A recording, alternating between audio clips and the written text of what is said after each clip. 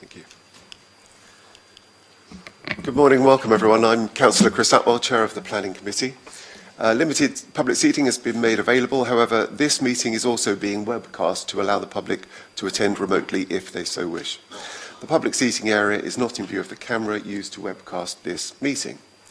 If the continuous fire alarm sounds, please evacuate the room and public gallery by the stairwells.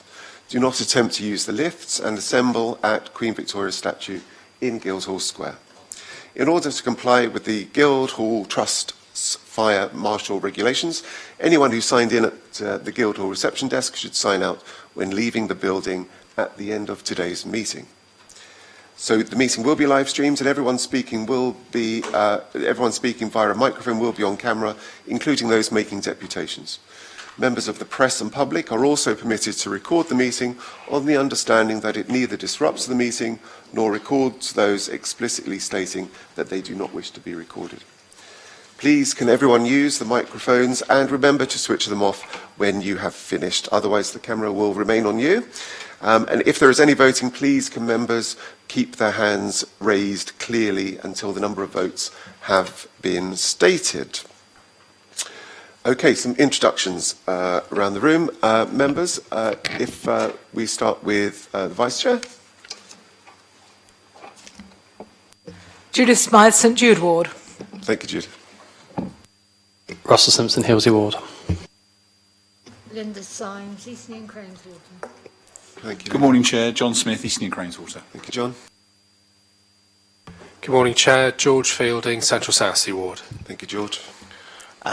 Good morning, Chris. Darren Sanders, Baffins Ward. Thank you, Darren. Good morning, Hugh Mason, St Jude Ward. Thank you, Hugh. Gerald Van Jackson, Milton Ward. Thank you, Gerald. Robert Newcopner Ward. Thank you, Robert. And officers? Good morning, my name's Kieran Laven. I'm one of the Council's planning solicitors. Morning, my name's Simon Turner. I'm the Acting Head of Development Management. I'm Jane Didino, the Local Democracy Officer. Thank you very much. And those giving deputations, if you could just introduce yourselves, please. Should we start over here? Yep, my name's Ruth Emery and I currently live on Margate Road. Thank you very much. My name's Matthew Kivell. I live on Wincliffe Road in Southsea. Thank you. Morning, Carrie-Anne Wells, and I'm the agent for Applecore PDM Limited. Thank you. Morning, my name's Simon Hill and I've got 5 applications in today. Thank you very much. So welcome everyone. Apologies, I have apologies from Councillor Hugh Mason, but you're very much here. Are you here for the duration, or do you have to go off and do some other things? It depends whether you go on beyond 5 o'clock this afternoon. I think we all hope that we won't be here at 5 o'clock this afternoon. Good to have you here. Thank you very much. Members, any declarations of interest for today's meeting? No? Thank you. Darren? It's not a declaration of interest as such, however, as I've called the St Pyramid's Avenue application, I will not be determining it and instead will make a deputation on behalf of my residents. Okay, yes, I'll come to this in a moment. Judith? There's an application in Victoria Road South, but I'm satisfied, and I've talked to Kieran, that it's far enough away not to be something I have any interest in, and I certainly don't know anything about the scheme. Thank you for making us aware of that.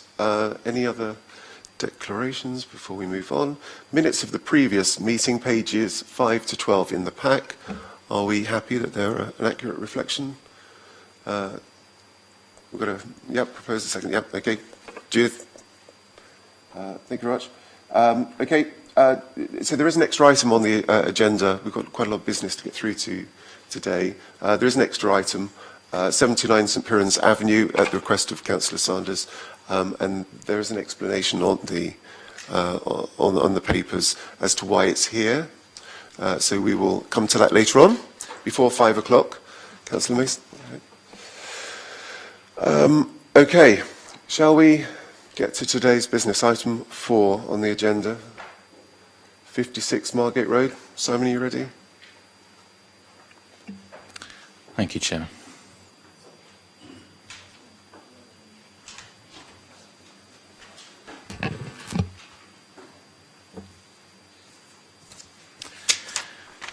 This is an application at 56 Margate Road for the change of use from a house in multiple occupation class C4 to a house in multiple occupation for 7 people, therefore an additional 1 person.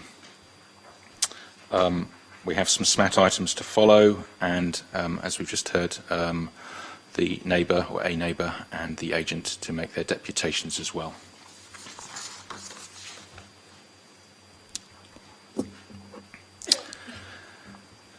The application site in central North Southsea, Margate Road. Terrace properties in the area, quite a high concentration of HMOs in the area. That's the application site in the middle. Existing floor plans, just clarifying that the extensions are built, a rear extension and a roof extension, as is common in many properties, be they Class C, C3 dwelling houses or HMOs. Some photographs of the site showing the rooms kitted out and looking to quite a good standard in terms of their finishings. Kitchen and living room on the left, top left and top right. That image is the kitchen at the rear of the property looking down the garden, and this is with your back to the garden looking up through the property. So that was, some more images of some of the bedrooms and so on.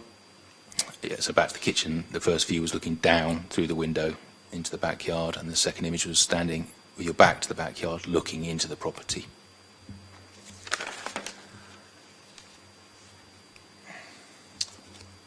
As members are familiar, following the Campbell's property appeal decisions of 2 years ago now, nearly 2 years ago, it may be deemed that, depending on the circumstances of each and every application, there may not be a material effect of 1 extra person, in this instance, occupation, and that means, if that's the decision, that planning permission is not required. And this is what is the first consideration, whether or not permission is required. In the officer's opinion, in this instance, it is not required. Should members go on to decide that it is required, we would look at the 2 principal factors, the local community balance and the standard of accommodation. Because there is already an HMO, there is no change to the community balance, but for completeness, the report sets out on the top of page 15 that the current percentage of HMOs in that 50-metre radius around the application site is at 57%, but that figure would not change as this is already an HMO. Moving on to the occupancy of the development, the bedrooms all exceed the minimum size standards, excuse me, which means that the combined living space requirement is the lower of the 2 figures, 22.5, but actually they happen to provide more than that, the 35.64 larger figure.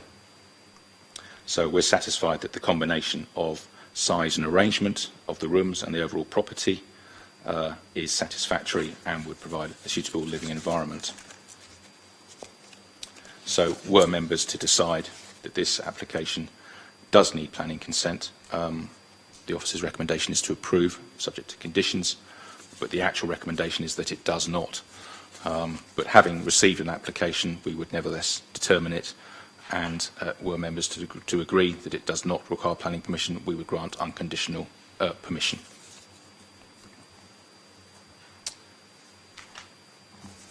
With respect to the supplementary matters report, which we call the SMAT, we've had some updates set out in front of you. The kitchen layout, members may notice that the layout has changed slightly in the plan on the screen in front of you compared to the published report. Just with the applicant, we've just confirmed the actual layout as opposed to what was shown previously. You do get some changes as the development actually happens, and so we're showing that correctly for you. Private sector housing have replied that they have no objection. The property would need to be licensed. And indeed it is, for 7 persons already.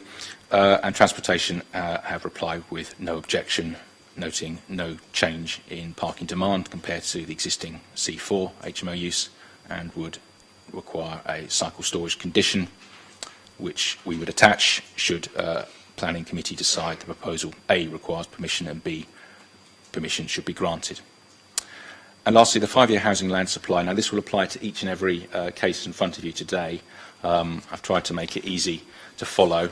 So that the 5-year housing land supply takes us to Appendix 1. And rather than repeat this 6 times, I've listed the 6 addresses it applies to, so hopefully that's helpful. The 6 addresses where there's 1 additional occupant proposed, which is at 56 Margate Road. So I'll take you through this properly the first time, and then hopefully in the next applications we can remember what's been said before. But in any planning application, the decision maker will need to balance any harms identified due to the development proposed against any benefits also arising. Principally, for this HMO application, the benefits are to the provision of housing through the provision of 1 additional bed space of occupation.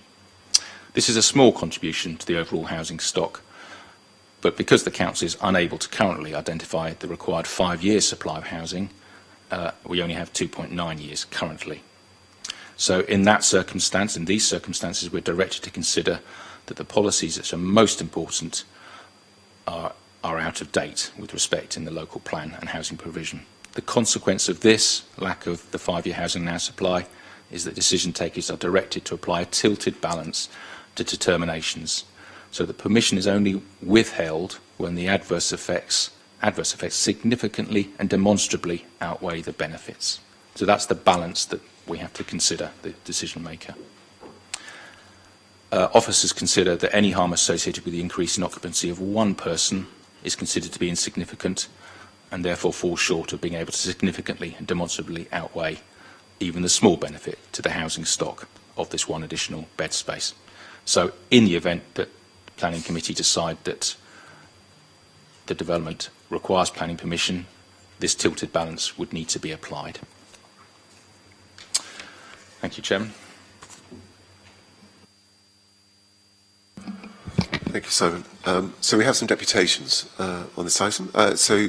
Ruth Emery is here to give you a deputation. You have 6 minutes to give you a deputation starting now. Good morning. I'm here on behalf of myself and also on behalf of the East St Thomas Residents Forum, who are a kind of a local group who are trying to come together to look at some of the issues outstanding in our council area. The members of that Residents Forum have also sent in 11 objections to this planning application, mostly on the basis that the area is already way over the SPD guidance of 50% HMOs.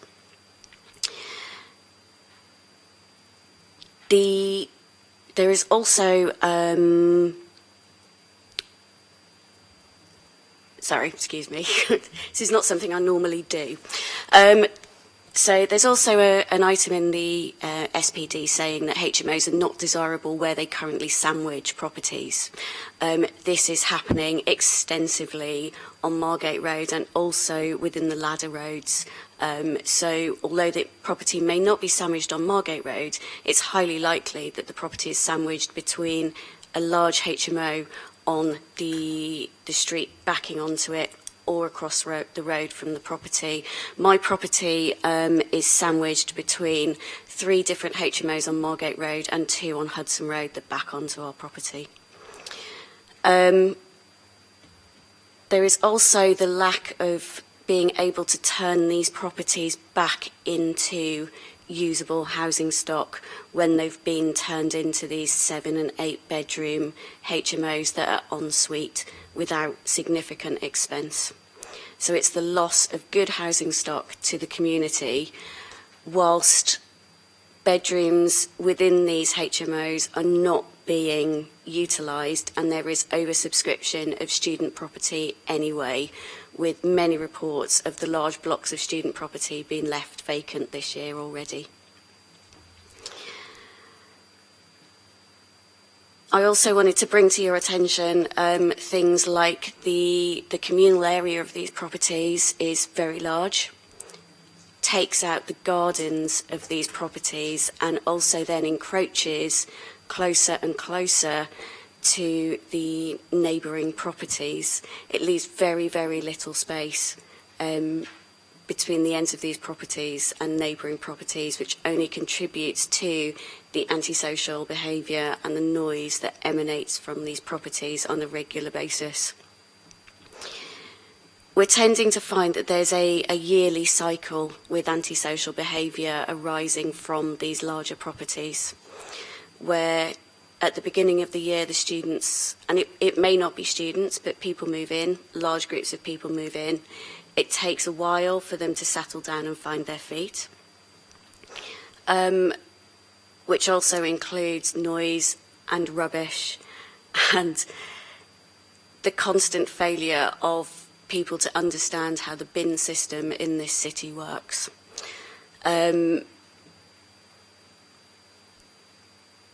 It then tends to settle down after New Year, when people are then into exams and things like that. But then in June, when exams are over, it kicks off again with parties and birthdays and end-of-year celebrations, and an additional strain on the local systems when end of year comes through and everybody is moving out and clearing out the houses. Because there is no effective means put in place for them to dispose of anything when they're leaving the house. They are fined if anything is left in the house, so it all just gets dumped onto the street outside. And it ends up with the council having to foot the bill to clean the streets up. We've had significant problems with antisocial behaviour in terms of noise and parties. The layouts of these houses make it extremely difficult for the neighbours to deal with this kind of activity as it's happening. Because as you can see from the plan, all the bedrooms are at the front of the house and the large communal room is at the back of the house. These houses are not fitted with doorbells as standard. So if you're trying to deal with antisocial noise at 11 o'clock at night, there's no way to actually rouse the occupants of the house to actually deal with it, because they are all having a party in the communal room at the back of the house, and you can't get them to actually answer the front door. This has been a common theme for the past 2 or 3 years. With these larger houses, the students tend to have less good relationships that move into them. No one will take responsibility for actually dealing with any of the antisocial behaviour within the house. No one wants to take responsibility as the lead student to actually deal with this kind of antisocial behaviour. There's been lots of comments that one extra person is not material. One extra person is exponential across all these developments, across all these houses. One extra person then becomes 2 extra people, 4 extra people, 8 extra people. And all of a sudden, you've gone from a balanced neighbourhood to one that purely exists to be small halls of residence for students who don't have any connection to the local community, who don't have any responsibility to the local community and feel that they're not part of the local community and don't have to act as such. So I would really ask you to just look at this application and look at the impact that these applications are having on the people that actually live in this community as a whole. Thank you very much. Thank you for your deputation. Carrie-Anne Wells, if you could give us your deputation, 6 minutes, starting now. Thank you. So, as most of you already know, at Apical we are passionate at designing high-quality shared homes for the benefit of your constituents.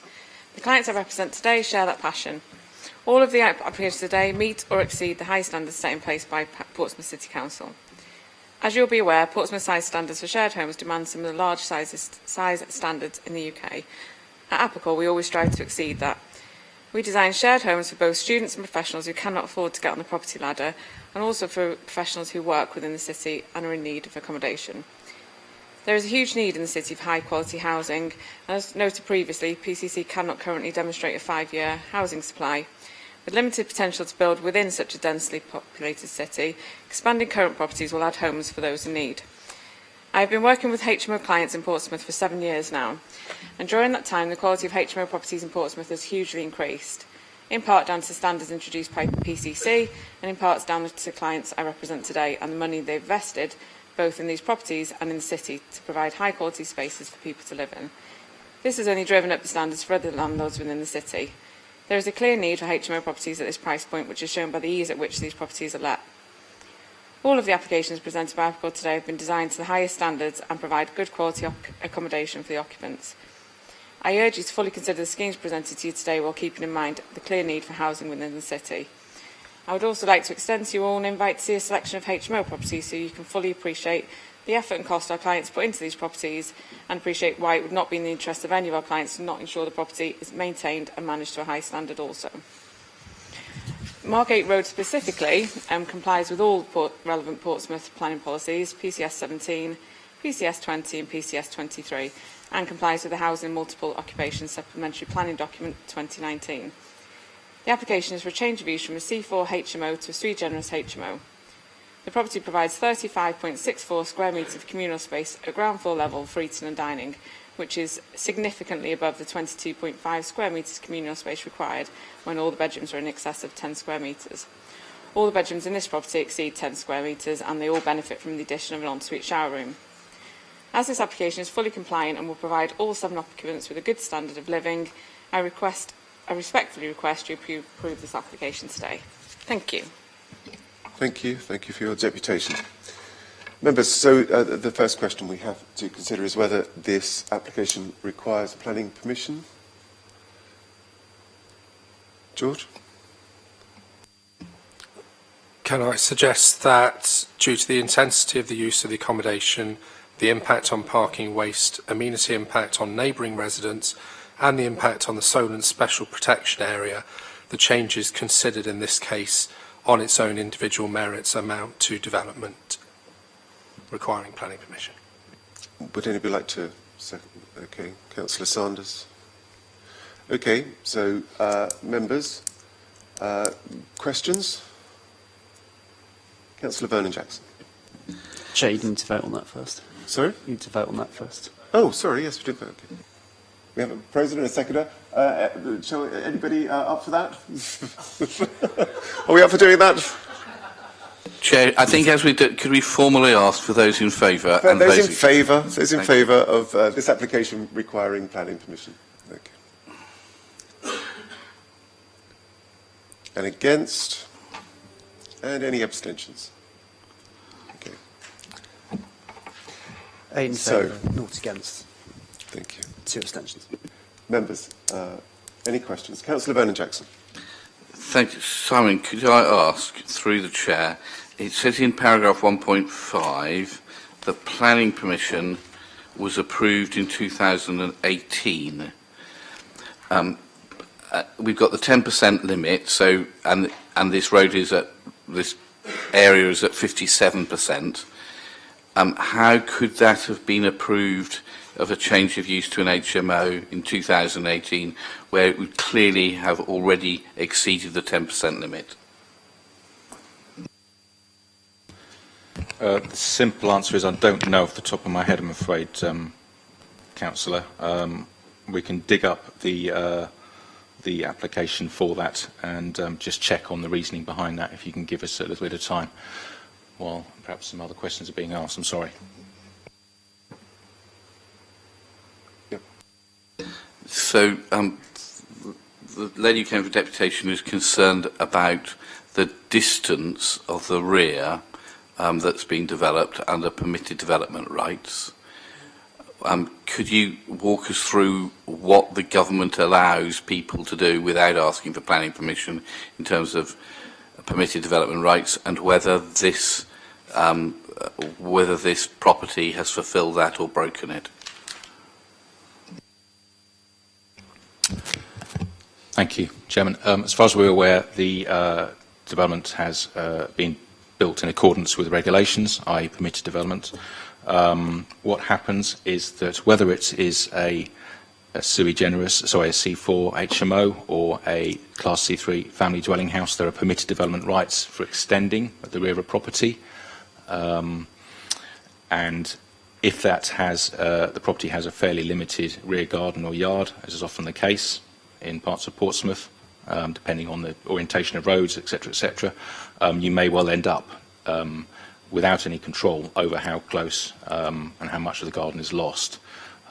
So it can happen, but it's usually outside of the local authority's control in determination. So, Simon, how far, there's a distance that they can't go up to, as I understand it, close to the back wall within permitted development. Right? You just looked on this one as if it was very, very close to the back wall. Much, much, much closer than normal.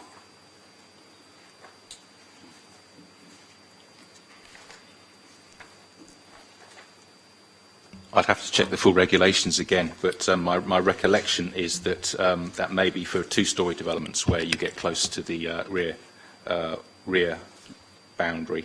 But in the case of single-storey, that distance doesn't come into play. That's my recollection before I actually check through for you.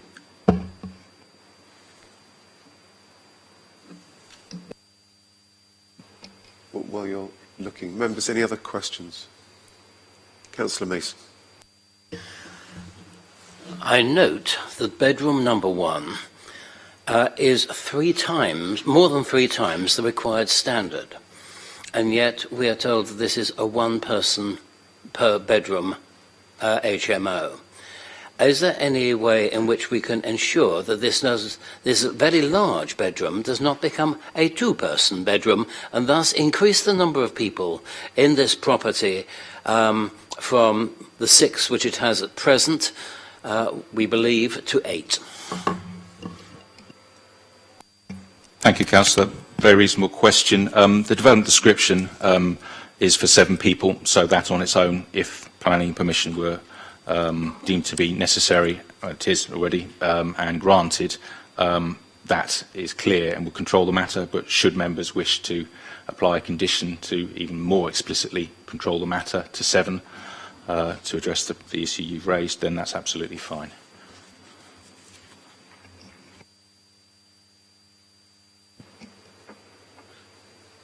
Members, anything else while Simon is looking to answer the previous questions? Councillor Sanders. Yeah, I think this would affect certainly how I would view this application, because I can't find anything on the planning committee from February or March 2018. I've looked through what's on the planning portal, and there's a decision notice and a site notice and a layout of 4 bedrooms. This was done under a previous regime. I appreciate that, so no one in the current planning department is responsible for this. This was decided on 28th of March 2018 as a HMO, when, unless we can prove to ourselves that this was below the 10% threshold at the time, which I have to say, knowing that road is a bit of a struggle. I agree with Councillor Vernon Jackson. I have significant concerns, not about this application, because I think this application, in my view, will go through. But the original application, it is not clear whether that actually satisfied our policies or not. That concerns me a lot. I realise that's a comment and not a question. I'm sorry, Chris. So any clarification from Mr. Turner would be hugely, hugely helpful. Thank you, Councillor. Yes, colleagues just confirmed for me. Yes, the history of HMOs in this area is long, and members will recall the Article 4 direction for other people's benefit, which came into force in 2012, which altered the previous position that change of use from C3 dwelling house to C4 small HMO did not require planning permission. Many councils have decided for certain parts of their areas, or indeed for the whole city, like Portsmouth, to actually change that permitted development and to make it require planning permission. We introduced that in 2012.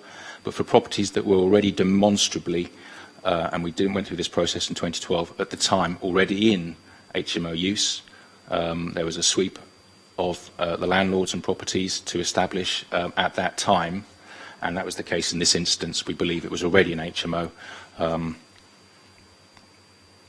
So there was no further increase. So it's like the issue we're talking about today, and with many items, when it's already an HMO, we generally will not resist further intensification. So they were seeking to regularise the matter, I think, in 2018, and that's how that was achieved with respect to the local balance. With respect to the other question, I just wanted to confirm, Councillor Vernon-Jackson, the distance between the rear of an extended property and the rear garden wall, as I recalled, it is correct. That only applies for two-storey development, not for single-storey developments. So in 2018, was it under or over the 10% threshold? Yes. Yes, it was over.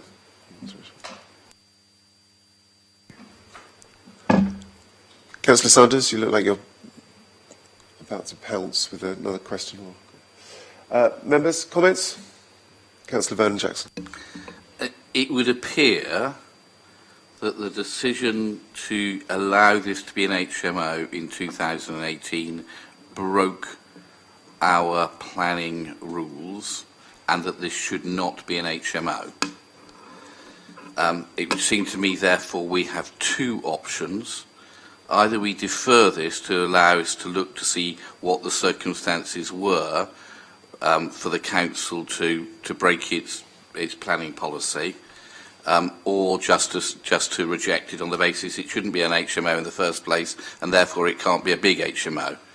I think probably it's more sensible to defer this so that we can look to see what circumstances there were and whether that grant of an HMO planning permission was wrong and therefore should be withdrawn. But without more information, I think it's quite difficult for us to decide. So I'm happy to propose that we defer this so that we get more information about why that went through in 2018 against policy. So we have a proposal to defer. Kieran?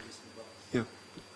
Members, as I understand what the officers have sought to explain, the application in 2018 was for moving from just the C4 use class to the option to be C4 or C3.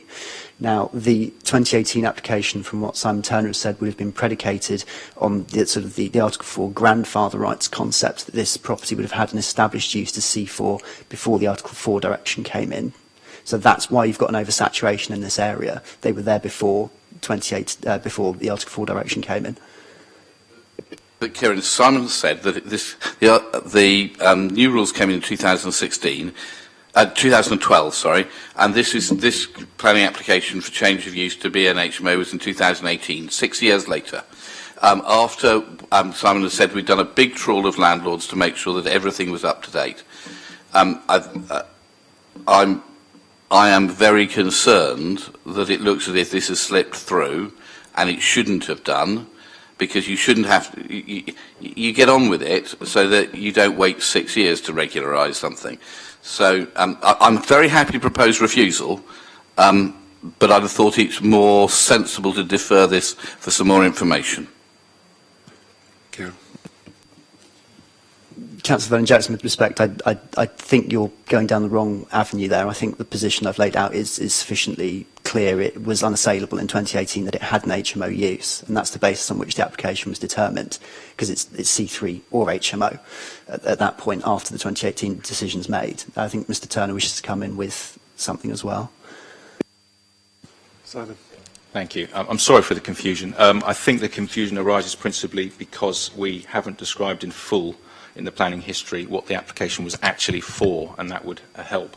So if I read it out to you, I have the officer report. It was an application for change of use from a house in multiple occupation class C4, it was already C4, to a flexible C3 or C4. So unfortunately, the reporting in the officer report in front of you wasn't sufficiently clear. So they had the phalanx of tenancy agreements, etc., to demonstrate to us that it was already in C4 use, and they wanted the flexible use that members are familiar with now. Since it was already in C4 use, there was no reason to withhold planning consent for the flexibility to move between C3 and C4 should they want to for that 10-year period. Sorry for the lack of clarity originally. What would you like to do? Thank you, that's helpful. Is your motion still on the table? No, it would just have been helpful if that had been in the papers. Yeah, okay. Any other comments on this application? Councillor Mason. If it is proposed that we approve this, I would like something to be written in to ensure that bedroom number 1 is not used for more than one person. Can we do that? Yep, we could do that. In which case, I'd like it written in. Okay. Any other comments before we get Councillor Vernon Jackson? Well, I think what we've done in recent meetings, Councillor Mason, is to say that it's limited to 7 people using the house. We are regularly told by the lawyers we're not allowed to do that, and we regularly do it. Okay. Are there any other comments, any other views? So, I thought we should be turning this down on the basis that it shouldn't have been an HMO, but if it has been an HMO for some time, we then have to look at what powers we have to say no. I think the Appendix 1 is very, very helpful in that it looks at about a balance, even though the balance needs to be struck between the benefits and the disbenefits. I think it is absolutely clear that in an area where there is 57% of houses that are already HMOs, an over-intensification of this, even on the balance of the supposed benefit of having an extra bedroom, the disbenefits to the community outweigh it so substantially that I think we have to. I'm happy to put forward a refusal on the basis of the wording in Appendix 1, which I think is very helpful from Simon for giving us reasons for refusal. So we have a motion on the table, Councillor Vernon Jackson's motion. Any other? Well, I have to find out if anyone's going to second Is it. anybody going to second? Just show us where Appendix 1. I'm sorry, I don't understand where that is. On the SMAT.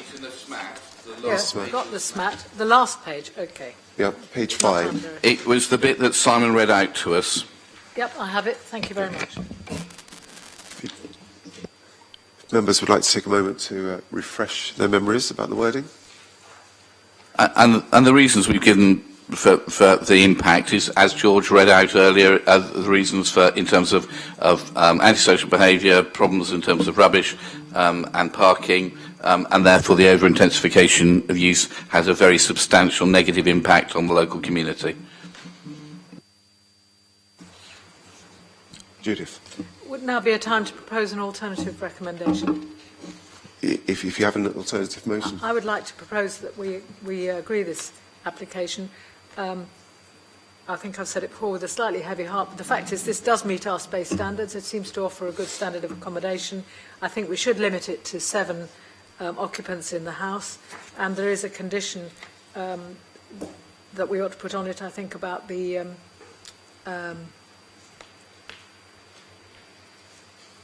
what does it say here? About the scheme of mitigation submitted to mitigate any impact on the special protection area, and I would propose that we gave permission with the subject conditions. to those conditions. Yeah. Okay, so we have 2 proposals, 2 motions, both requiring the seconding. Councillor Smith. Sorry, Chair, I'll second Judith's proposal. So Councillor Smythe, seconded by Councillor Smith. I'll second Councillor Vernon Jackson's refusal. Councillor Vernon Jackson's is seconded. Thank you, Russell.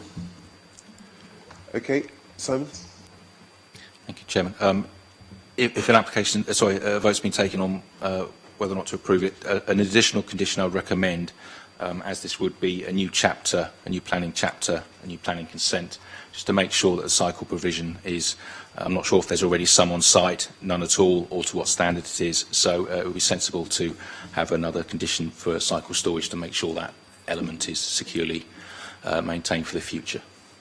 I'm certainly happy for that. I'm assuming it's the shed at the bottom of the garden, what's left of the garden, but I think it would be good to have a condition. Thank you for that. Okay. Chair, can I ask through you to Judith, are you happy to take on Hugh's suggestion of limiting it to 7 people? I already made that clear. Great, lovely. Okay. Could I just say, you know, back in the late 90s... Linda, sorry, if I could ask you to get a little closer to the microphone, just so we can hear you. That's fine. in the late 90s, when Lee Hunt was a Conservative at the time, stood in that area, Margate Road, every house but one was an HMO. So it has gone down, but I think it actually makes it very difficult with us, with the planning inspector, if it's appealed, that for 20, nearly 30 years probably, that road has had a dominance of HMOs. And people who've come and gone and moved in and moved out have moved there with that knowledge. So I think it makes it slightly difficult. Thank you. Okay. Well, look, so we have two motions. Councillor Smith's motion, Smythe's motion, changed the second to first, so I'll take that first. Before we go to that, can Simon Turner just give an overview of the reasons and the conditions, please? For a vote on approval. Yep, thank you. Very helpful, thank you. The report sets out a 1-year implementation period in compliance with the plans, an appropriate scheme of mitigation, which would be by condition and/or legal agreement. I wanted to make that clear. And then I've mentioned the bicycle storage, and members have asked for a limit to 7 persons' occupancy of the whole property. Thank you. And the Solent Special Protection Area mitigation. Thank you. So, members, so the motion before us is Councillors Smythe's and Smith's to approve with the conditions that we've just heard about. Those in favour? Those against? And abstentions? Kieran? That was 4 votes in favour, 3 against and 3 abstentions, so the motion passes and planning permission is granted. Thank you, Kieran. Thank you, members. We move on to the next item, 41 Margate Road.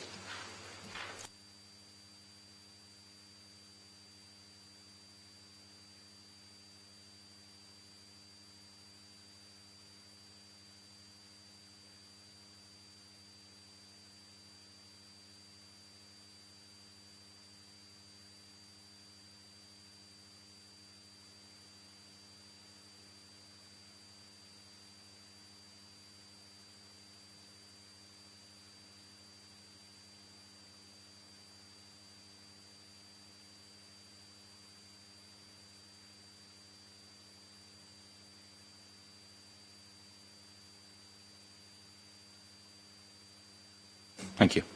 41 Margate Road. This is an application to change the use from a house in multiple occupancy, Class C4, to a 7-bedroomed house in multiple occupation. That is an increase of 1 occupier. With respect, so I will come to the SMATs later, and the agent will be speaking on this one. If I take you through the presentation. Obviously close by to the previous application. Terrace property.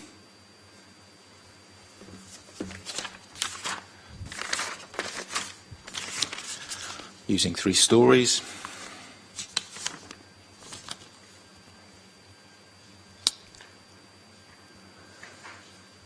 existing floor plans indicating, as with the previous application, already built permitted development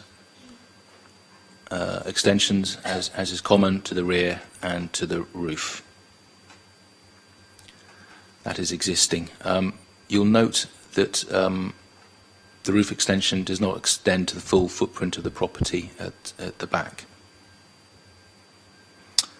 Photographs of the property as existing, including the kitchen, living room at the back. Not surprisingly, a similar layout to the previous application and many others, with the rear extension providing a long single communal living dining room. Pictures of the various rooms across the site, including in the roof there on the right, bottom right. Now, there's some planning history to the site. Previous applications have sought to achieve extension of the property in terms of occupation. Members can see that on page 20. There was a non-determination appeal for the 2019 application. That was dismissed by the inspector due to living conditions. A next application in 2020 sought to resolve that, but as you can see in paragraph 1.8, one of the bedrooms was still underneath the recommended standard, so that was refused at the planning committee. So the applicant has submitted again to try and address the issues of occupation. And principally, there is some rejigging of internal arrangements across the site, but the principal change is the further roof extension under the permitted development makes the difference and enables, in the end, in this current application, all the standards to be met. So if you can check down on the right-hand side, 6.51 for bedrooms. Here they are all 10 square metres and above, which means that the combined living space, communal space, should be 22.5 or larger, and here it is 28.8, so that continues to comply. So it was the bedroom 5 that was the problem before, below the 10 square metres. Here it's above now. So a rearrangement and an physical extension on the permitted development of the property has now brought the property up to standards purely in numerical terms, and then in terms of a judgment around the usability and adequacy of the property, also officers believe that is acceptable and will provide reasonable living conditions. So back to the overall scenario, which the Campbell Properties situation found that an increase in occupancy of one extra occupant, in this case from C4 to 7-person sui generis HMO, was not material, and so planning consent was not needed. In this instance, officers agree that is the case, and so the recommendation is that planning permission is not required, but since an application is made, the recommendation is to have an unconditional permission. However, should members decide that there is a material change of use and planning permission is required, then moving on to the merits of the case, we have some local objections, raising some of the same points as last time. But the site is already as an HMO in the area, so there is no change there, albeit with a minor increase of 1 person. And then you've just seen the room standards are all met. So officers would recommend, if members do decide planning permission is required, that it is approved, subject to the usual conditions, including the provision of the extra accommodation in the roof. And in this case, the development description does not say 7-person house, it says 7-bedroom house. So for clarity, we would positively encourage, in the event of a consent being granted, an occupancy condition to clarify that no more than 7 persons should occupy this 7-bedroom house.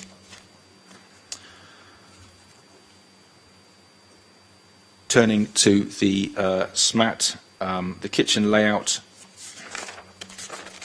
there was no kitchen layout shown in the actual report. The applicant has now provided that.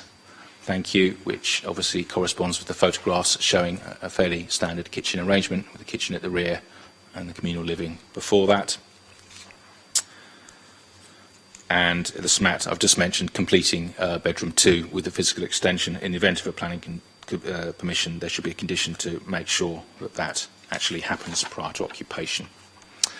And then turning the page back to the 5-year housing land supply, the tilted balance of any harms being balanced against the benefits. One of the benefits is one extra occupancy contributing in a small way to the 5-year housing land supply. Thank you. Thank you, Simon. We have a deputation. Carry-on Wells. 6 minutes, please. Okay, so the proposed works to this property will ensure that it complies with all the relevant Portsmouth planning policies, PCS 17, PCS 20 and PCS 23, and also will comply with the Housing Multiple Occupation Supplementary Planning Document 2019. The application is for a change of use from a C4 HMO to a sui generis HMO. The property was originally designed against the previous size standards requirement and therefore refused at planning and by the inspectorate due to not complying with the required room sizes at this time. Our client is keen to update the property to comply with the current requirement and is proposing changes to increase the bedroom sizes to meet or exceed the 10 square metres bedroom, which results in a required communal area of 22.5 square metres. The property will now provide 28.82 square metres of communal space at ground floor level for eating and dining, which is above the 22.5 square metres communal space required when all bedrooms are in excess of 10 square metres. As this application will now be fully compliant with the current HMO supplementary plan document and will provide all 7 occupants with a good standard of living, I respectfully request you approve this application today. Thank you. Thank you. Okay. Okay. Do we think this application requires planning permission? Russell? Thank you. A bit more powerful than this chair, isn't it? This seems a bit.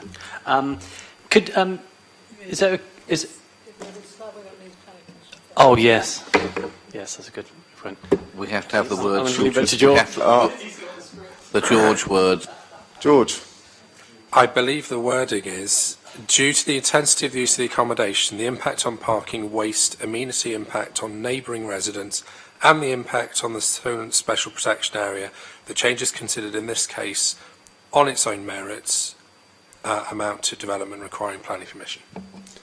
Thank you, Councillor Fielding. Okay, so we believe it requires. Anybody want to? Russell? I'll second that. You want to second that? Okay. Those in favour?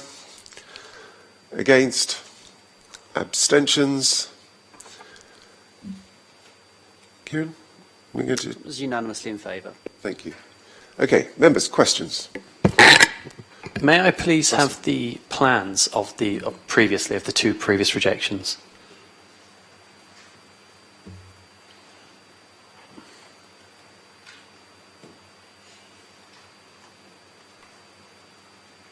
Okay. Right, okay.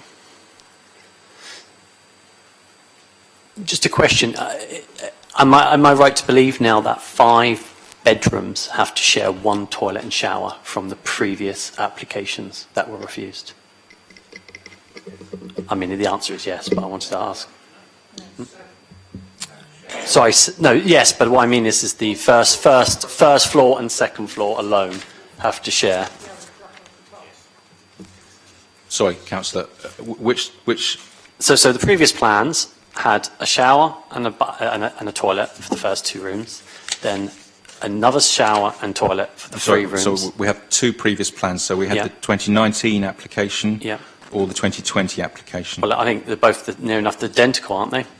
Okay. Well, perhaps shall I look at the last one, which was the one that was refused last, where bedroom 5 failed. Yeah. Perhaps do that one.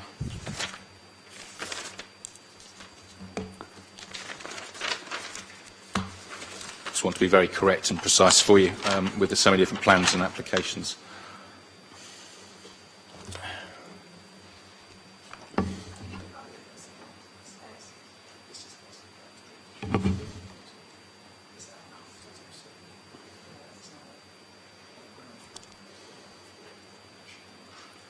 So we're talking about so if you can see this scheme.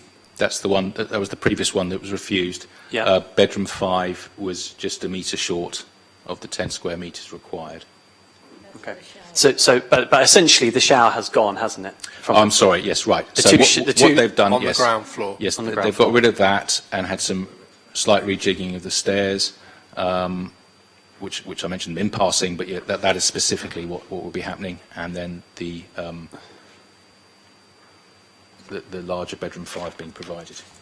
I mean, essentially, we talk about good standard of living and for people, and in this case, professionals. And I feel that 5 bedrooms, so that's 5 individual people sharing 1 toilet and 1 shower. I know there's another one on the top floor, but the first 2 floors will essentially have that. So if they're all getting up to go in the morning to go to work, they've all used that shower. That's just not good. That's not good standard of living to share that many bedrooms. As a supplement to that, can we have, as the plans we've been given to us, it looks as if there's no WC in the 2 showers that are provided. So my worry was they're all going to have to share 1 WC on the top floor. Could you first of all reassure us that there are WCs in the shower rooms? I think one of your plans you showed that, on the first floor and the second floor. Then the second question is that enough? And that's a perfectly legitimate question on its own. But certainly the plans we've got only shows 1 WC for a house, the whole house. Thank you.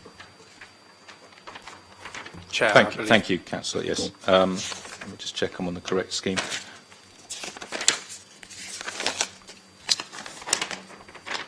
I do, yes, thank you. I do notice a difference in the plans in that the shower room on the communal shower room on the first floor in the published report doesn't have the layout of the sanitary ware. Here you've got it shown for you, the basin, the toilet and the shower.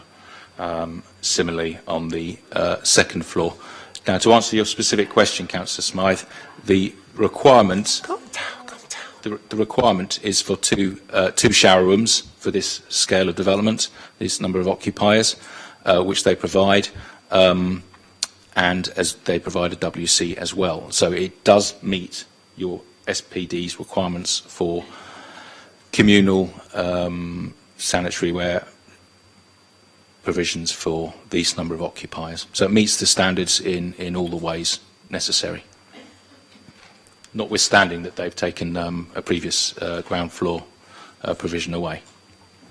I think it might merit some discussion of that. It does seem if you were in bedroom 7 and 6 and the loo is occupied, you then have to tramp all the way upstairs, potentially waking up other people in the rooms. We have got used to a much higher standard with en-suites, I have to say, and you're telling us that this is in accordance with the existing regulations. That's correct. And when we come to do the local plan, is that something we're going to be looking at, is those standards? I mean, it's not to do with this application, I appreciate, but I think we ought to. Okay, thank you. Certainly take that away. Thank you. Okay, thank you. Members, questions? Thanks, Chris. In the SMAT, Simon, it says complete bedroom 2. It says in the event the committee decides to grant this application, an extra condition would be required, my emphasis, to secure the construction of the rear roof extension under permitted development rights to achieve the required room size for bedroom 2.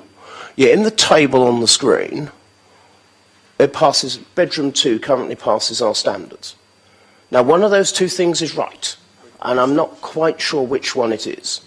So, grateful for your guidance, Simon. Absolutely, thank you. Well, they're showing bedroom 2 proposed to be extended, and as proposed, it would be 10 square metres as set out in the report. Right. So we're simply saying we want to make sure that happens in the event of consent, hence the condition to make sure it happens. So if this application were to be refused, would they still be able to do it anyway, under permitted development rights? Indeed. Okay, so the extension of the bedroom would happen in any case? If the applicant wants to. Okay. Thank you, Simon. Thank you. Simon, in PCS 23, one of the principles established within the local plan is that, and I just wanted to get the words right, that developments will be, quote, accessible to all users. How is this development, with no loo on the ground floor, accessible to people with limited mobility? I'm not an expert in accessibility across a property. That is an area for the building regulations. Since the licensing, we do obviously follow closely the licensing requirements. Remember, the last revisions were to follow them in terms of room sizes and provision and disposition across the property. So, if not licensing, but certainly building control, I imagine, deals with that precise issue. It must be the case that our requirements, otherwise we'd have a requirement, I would imagine, that said you need an accessible toilet, for example, on each and every floor. But I don't believe that is the case in terms of planning. Does that answer your question? It does, but it does not satisfy me, and my proposal will reflect that. Further questions or comments? Let's move on to comments. Comments, George? Yeah, I'm not at all comfortable with the living standard that this will create by the removal of the shower room on the ground floor. I don't think it's a good standard for occupants, and as such, I would suggest that we refuse it on that basis. I acknowledge that the room sizes meet the standards, and believe more could have been done to accommodate that within the, because if you look at the area provided for bedrooms 6 and 7, they've increased from the previous refused application, so they should allow space within which to accommodate a adequate shower room for the ground floor users. Okay, so and toilet. We have a motion. Sorry, Gerald. Happy to second that. Seconded. Oh, was it? But there you are, Councillor Councillor Symes. Okay, Councillor Symes is seconded. Okay, any other comments or thoughts? Councillor Sanders. Just some comments, really, if that's okay, Chris. This has been refused twice. And the first time it was refused on the grounds that the proposal be harmful to the living conditions of future occupiers, having particular regard to the internal space provision. And for completely different reasons to what was done in September 2020, that still stands. Because it's clear from removing the shower room that, in fact, the reasons for refusal have not been satisfied. This is a particularly difficult area, and this is mainly for Ruth's benefit, who's still over there. Hello. For policymakers, this is incredibly difficult. We all know that the area you call East St Thomas, I call East Somerstown, and everyone calls the Ladder, is saturated with HMOs. That's not down to either of the developers who are here. That's a historic thing that's been put forward. And policymakers of all groups, all parties, have been trying to deal with what to do with it ever since. I've certainly called for saturation areas to be brought in, to actually give people who can't sell in Margate Road and in other roads the chance to be able to offer something and be able to maximise the value of their properties. It is as a result of lobbying from people like you and Martin and Hazel and the rest of the team that we will be resuming licensing all HMOs across the city, because several of the issues you raise, sadly, can't be dealt with by this committee here, but can be dealt with by a whole range of other things. Because we want to try and reward good landlords, and despite what this committee may think about individual applications, the two people behind us are good landlords, and punish bad ones. It's as simple as that. With regards to HMOs, I have to say landlords do object to the space standards. They believe that the policies that Chris, Gerald and I agreed a few months ago to extend licensing will cut the number of HMOs in this city. I don't believe a word of it personally, but they do, and they say by more than 300. We shall see. That may cheer you up. But it is something we've been struggling with, and from a planning perspective, we do have to face the planning inspector, who's delivered things that politicians don't want to have to happen, but otherwise they're not ruled legal in planning law. And that's incredibly difficult for all of us. It's an issue we're having to grapple with, and I think we're all trying to muddle our way through. But we're very grateful to the St Thomas team for today, and decisions like this to try and make sure we can balance the needs of local people, landlords, and most importantly, tenants, is important. So sorry for the whine, Chris. I've been told to keep quiet, so I may keep quiet. Discourage speeches during planning committee, but thank you. Okay, we will have a motion on the table to refuse. That's been put forward and seconded. Any other thoughts, ideas? No? Simon, is there anything you want to summarise on that? You've got everything you need. Other than to say it complies with policy. Okay. Thank you, Simon. And the SPA is a reason for refusal as well, is it? Thank you, indeed, yes. So would it be helpful just to clarify the exact reason for refusal, including the mitigate? Yeah. Sharon's got some wording. This committee finds that the proposal will be harmful to the living conditions of future occupiers having particular regard to the internal space provision. As such, the proposal will be contrary to PCS 23 of the CS, Section 12 of the framework and guidance in the SPD.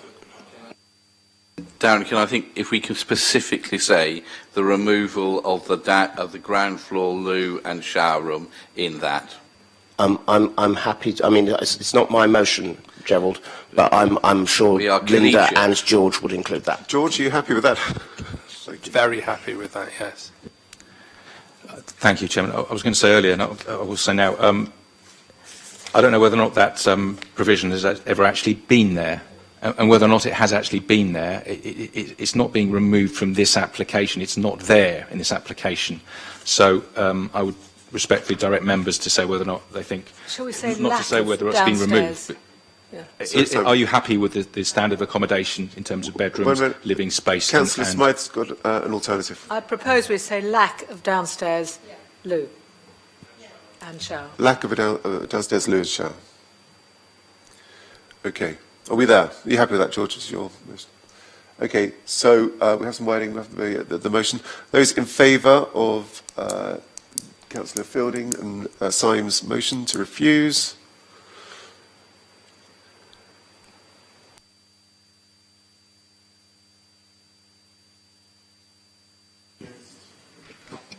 There can't be. I know. We're not going through the motions. Just in case.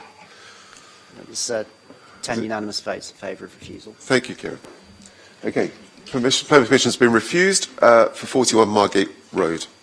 Powers Court Road, we move on.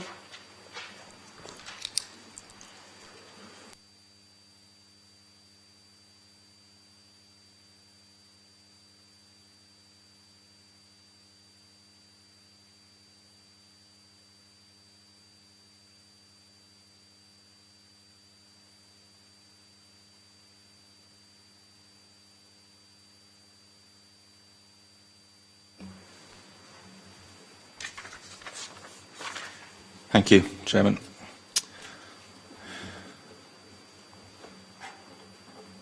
(31) Powers Court Road. This is an application from a house in multiple occupation class C4 to sui generis use for more than 6 persons.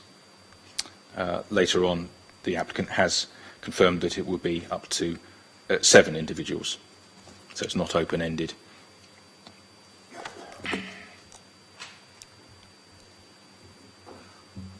Powers Court Road is up more in the middle of Portsea Island, second to the end of the terrace there, with the scaffolding built across 3 stories with the roof conversion. And the unusual scenario with this site is that it has a basement as well. That's the HMO count.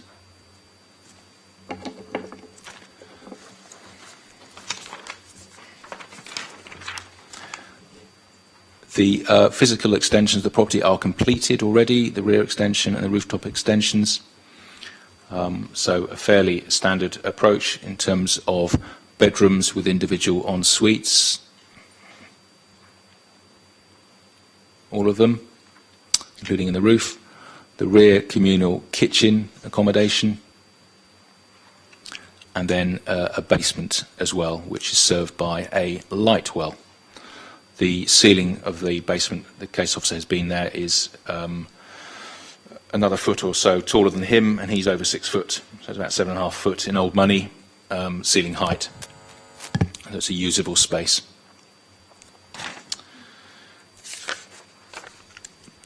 So the proposition of officers that looking at the Campbell principle, does the change of use, is it material effect in terms of the occupancy in being increased by one person? Officers conclude in this instance that it would not, and therefore we would recommend an unconditional planning permission for the proposed development. Should members decide that it does require planning permission, we move on to the merits of the case, which principally are the two matters of community balance and internal accommodation. As the site is already a Class C4 house, it makes no difference to the local community balance, which, as it happens, is 4.22% in the 50-metre radius, below the 10% guidance. With respect to the internal living accommodation, not all of the rooms, I'll scoot through there. Oh, we don't have the table, I'm afraid, sorry. It's in the report on page 29. Not all of the rooms exceed the 10 square metres, but they do meet the normal 6.51 square metre for single occupancy of a bedroom. Therefore, the combined living space should be 34 square metres. At the bottom of that table, members will see they're slightly below it at 30.28.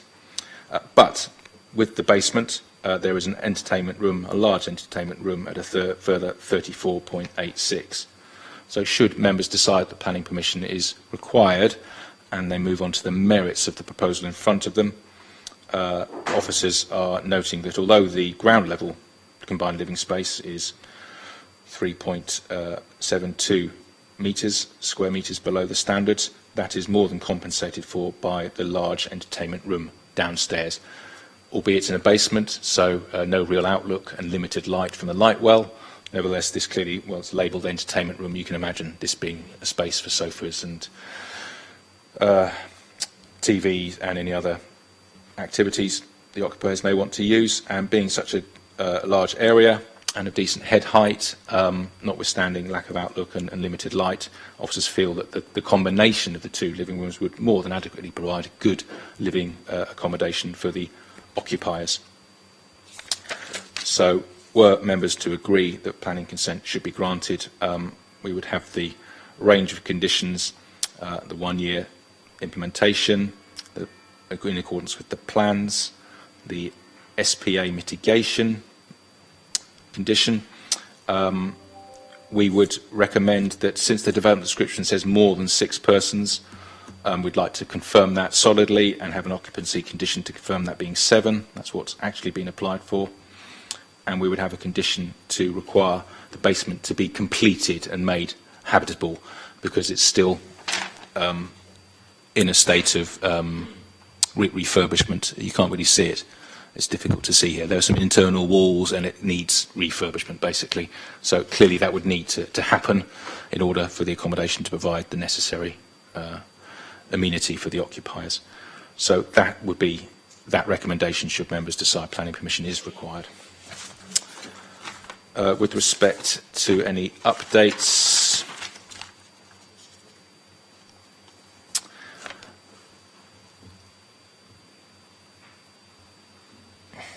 just on the floor plans, reading from the SMAT, following the publication of the officer report, again, a slight adjustment on what has actually been built.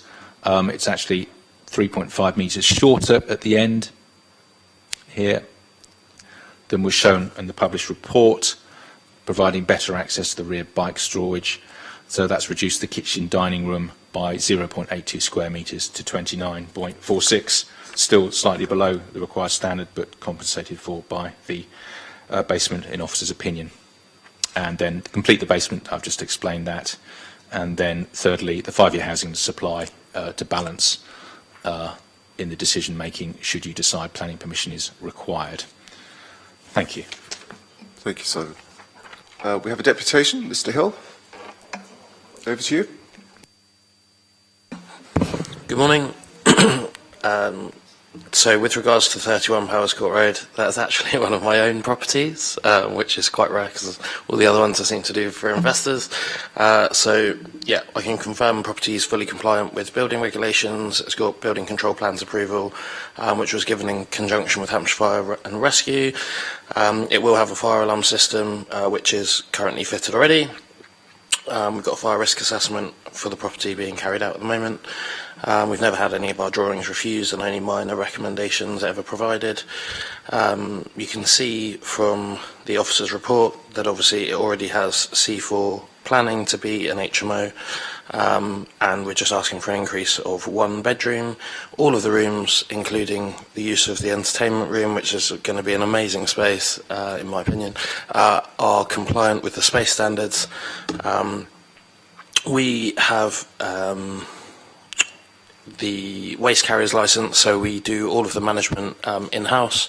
All of our staff are either ARLA trained or ARLA qualified, so Association of Residential Letting Agents. So we're taking a significant amount of care and attention to make sure that the properties are well managed, and that ultimately both the neighbours and the tenants experience the best possible experience by living in one of our properties.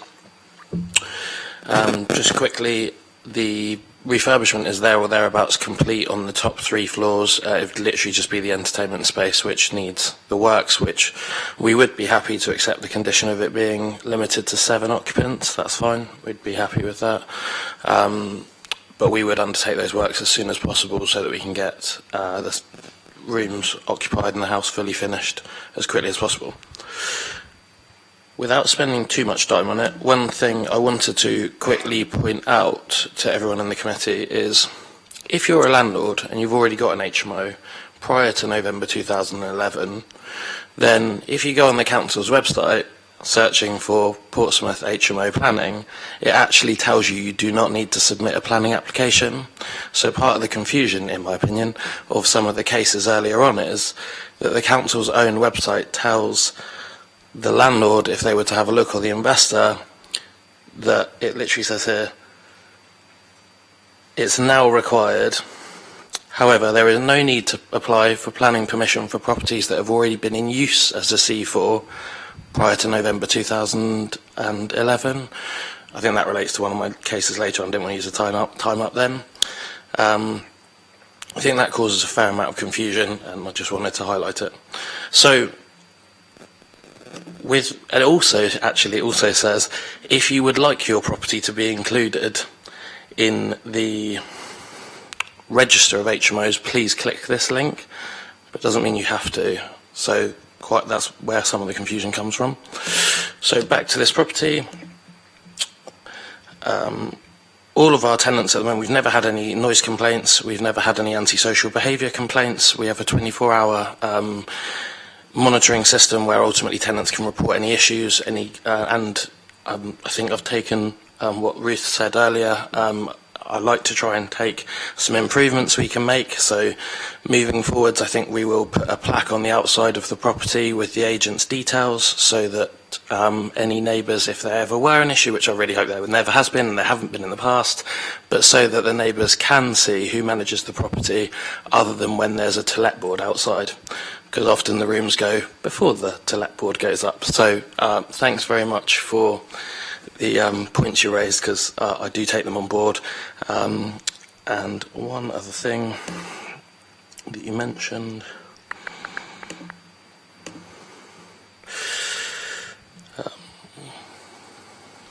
we'll also make sure there's a doorbell fitted, to each property as well, because you highlighted that too.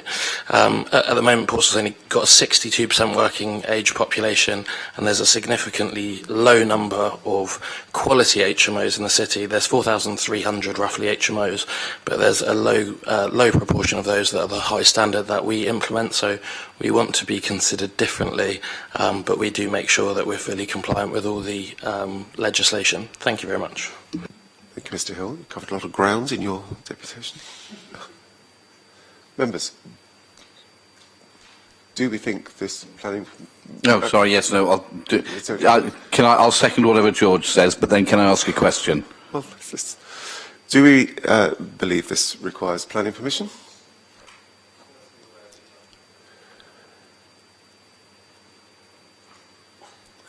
He's lost his place.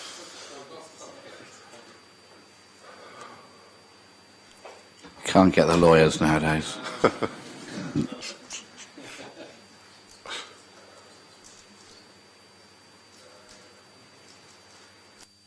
Thank you, Chair, for bearing with me. Due to the intensity of the use of the accommodation, the impact on parking, waste, amenity impact upon neighbouring residents and the impact of the Solent Special Protection Area, the changes considered in this case on its own individual merits amount to development requiring planning permission. Thank you, George. Members, seconded by Councillor Vernon Jackson.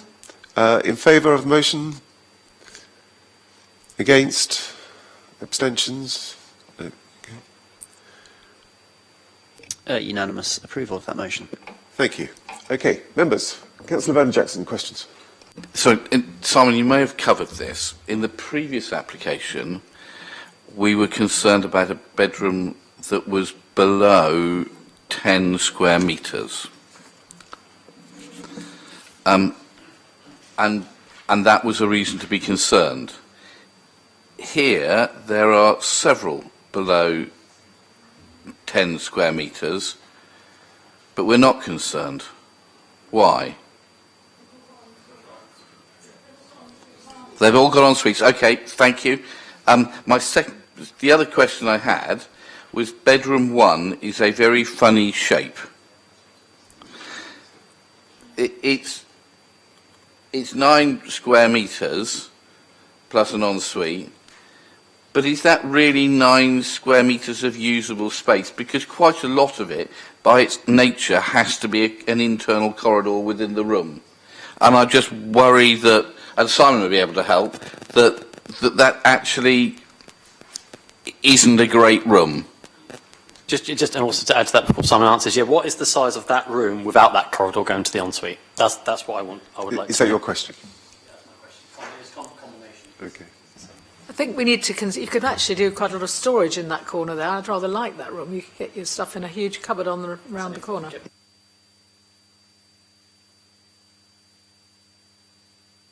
Thank you. Before I forget, I'll come to your question in a moment. I forgot to say that in the event of a planning consent, we'd also want the bike storage for the same reasons as set out earlier on. Councillor Vernon Jackson asked about the bedroom sizes. We were concerned in the previous one that they were below 10. They all seem to be, or many of them seem to be below 10 here. Why? Is that a problem? Well, members said that's because of the en-suites. No, it's to do with the size of the communal living area, if you remember. So, if it's below the normal standard of 34, but all of the bedrooms are more than 10, we're likely to be able to grant planning permission, subject to the layout of each one, as well as the size. In this instance, they're not all above the 10, so we move to the that they comply with the 6.51, which therefore means we need 34. They don't quite reach the 34, but they have the entertainment room in the basement. Just to clarify that. Bedroom 1, thank you, councillors. We do look at the individual layouts of each of the rooms, not just the size, but also the configuration. I'm in Councillor Smythe's camp. That's the back half of the room outside the ensuite is not just corridor. You could have a chest of drawers or cupboard there behind the door, depending which way the door actually opens, and more space there. You can't fill every last square foot or metre of a room with use in terms of furniture. You've got to be able to move around a room. in any room. But here, it's not just movement. There's that small area that is moving, but behind every door you have space for the door to open, but you can hang something on the back of the door. So although there's a pinch point in the room there, there is nevertheless, I think, a decent disposition of layout and size. To answer your question, Councillor, how big is that area? Your question is that 9.07 metres squared, including that hallway and the bedroom? Or yes. So then what is the size of the bedroom without the hall? Without the little corridor? You're talking about that corridor? No, I'm talking about the bedroom one. Here, that space there? No, the next space. So the actual bedroom itself, yeah. Sort of the little square box. bit. The bedroom consists... Yeah, what size is that without, if that 9.07 is with the corridor, what is that bedroom without the corridor? You're calling this whole area, the second half, the corridor, are you? Yes, I'm saying right. if bedroom one includes the corridor under the 9.7. If I may, I don't think that second half is just a corridor. I don't have the measurement to it, but it's quite clear to me that even if you excluded that strip, the middle third of that rear area, you're still way above the 6.51. So, in officer's opinion, it's a perfectly decent room. It's just an unusual layout, but it's a perfectly adequate layout. You've got space for storage in this area, as well as in the slightly larger half of the room. No, I don't have a measurement on that. We didn't think it was necessary. No. Okay. Councillor Fielding.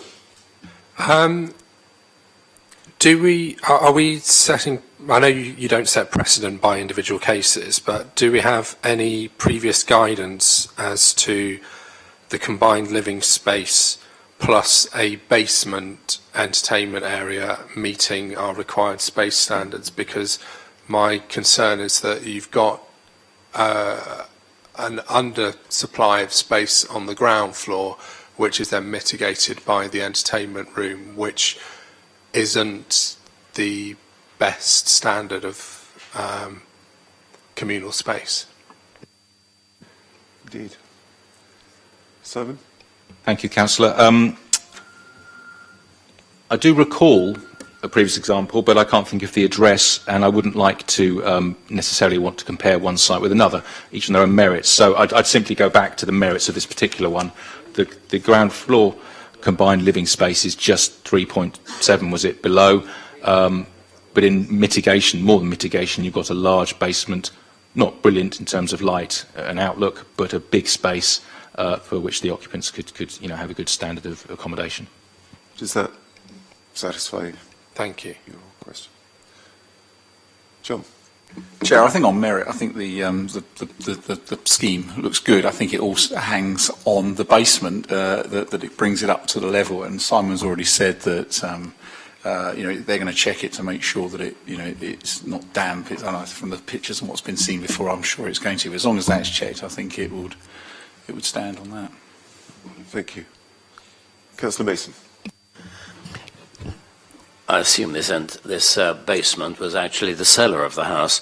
How is it lit apart from that very small window in the front? It's a question of whether this does provide adequate light to be a living space.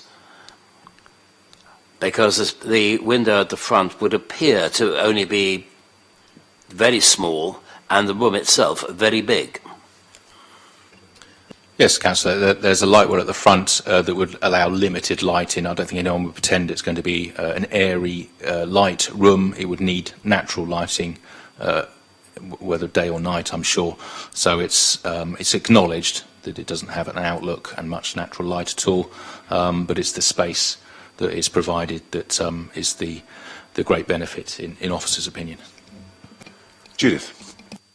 It's not shown on the plan, but is there an additional sort of clerestory window on the right-hand side of the utility room? Because that presumably would have some light, would enable light from both sides. Thank you, Councillor. I can't see a window to the utility room. I wasn't aware that there was another light well. And anyway, there's a door and walls. So I'm talking about the right-hand side of the room, where it's below bedroom 6. No, I think that's just a dotted line, just demarking the property boundary. No, I mean, I don't think I'm making myself clear. It's the we see where the utility room is on the left, and then it returns. That one? And I was going to ask a question about what's that got in it. Oh, Has there. it got washing machines in it, the Oh. utility room? Is it actually a utility room, or is it just a kind of glory hole? And then second of all, on the right-hand side, it comes down from the utility room, and would there be a high-level natural light? Could that come in through that wall there? The utility room it'll be up to the occupiers how they use that, just storage, or whether or not they have a washing machine. It's entirely up to them. But it is a useful extra space of some sort or another. In terms of light, we haven't been shown another light well. You wouldn't need it really into the utility room. So I think we're just seeing one light well to the front. I mean, would it be possible to put a window there? I don't know, Councillor. Various practical considerations on site, drainage, stability, as well as cost, etc., against the benefits of what are the benefits of that. Yeah, I dare say there are more practicalities involved as well as cost. We think the main thing is the space as opposed to the light. Councillor Mason. Coming on to that, the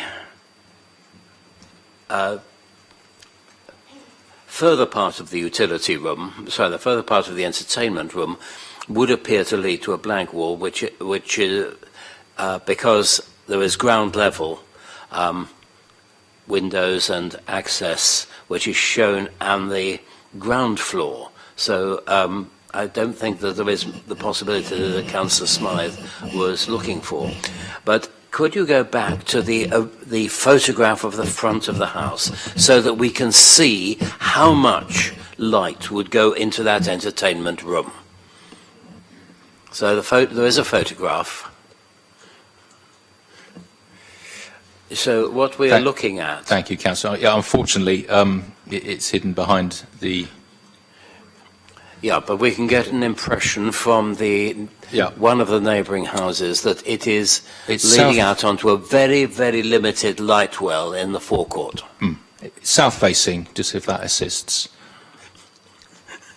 Okay, south-facing. It'll get a bit of sun. Thank you. So, and I know you're itching to get in. We don't get into conversations during the committee. Okay, members' comments on this application. Councillor Fielding. I propose that we grant permission on the basis that there are various conditions attached to it, not limited to 7 occupiers, individual occupiers, that the basement room is finished prior to occupation by the 7th person, bike storage, solar SPA. I think that's all of them. Probably it, yeah. Thank you, George. And seconded, Councillor Smith. Any other proposals? Thoughts? No? Okay. Those in favour... Just a quick recap on the conditions there, because I think there's a slight nuance to your condition that you proposed was to finish the implementation of the basement, and I think the key issue is actually retention of the basement during the lifetime of the development, not merely getting there in the first place, if you see what I mean. Yes. To amend your motion in that respect. Thank you. Shall I read through them all again? Thank you very much, Councillor and Kieran. Yes, so the standard 1-year implementation condition, plans condition, mitigation of the SPA condition, completion of the refurbishment of the basement and its retention as such for the continued occupation and enjoyment of the occupiers. Next condition, 7-person occupancy maximum. And last condition, bike storage. Okay. Those in favour? Against? Abstentions? Kieran? The motion passes. Planning permission is granted with 7 in favour, 0 against and 2 abstentions. Thank you, Kieran. Planning permission is granted. We'll move on to Telephone Road, and we'll have a break after this one. Thank you, Simon.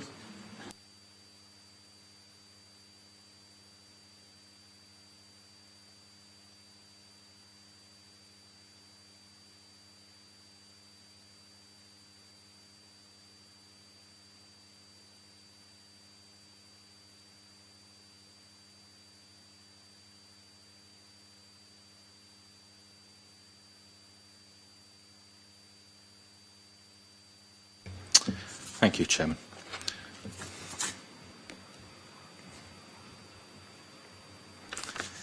This is an application at 32 Telephone Road for the change of use from a C4 house of multiple occupation to a sui generis house of multiple occupation for more than 6 persons.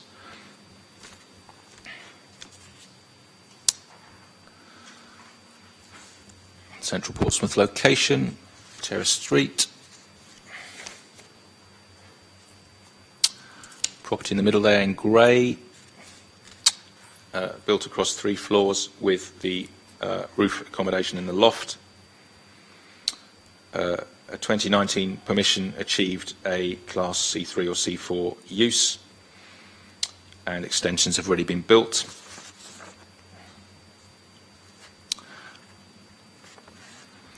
So, applying the Campbell Properties principle, in this instance, officers consider that the addition of 1 extra person would not cause such a material change that planning permission is required, hence the recommendation that the application be approved unconditionally.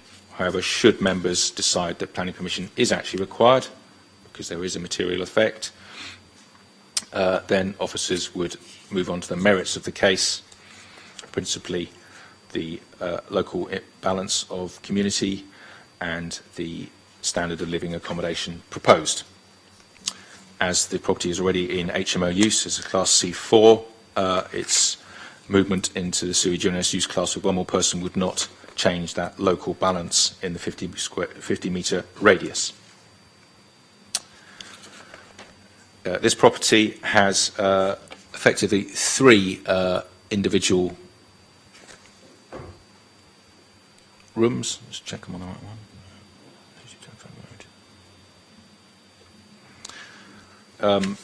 Just to clarify that the floor plans for the proposals on the screen have changed slightly.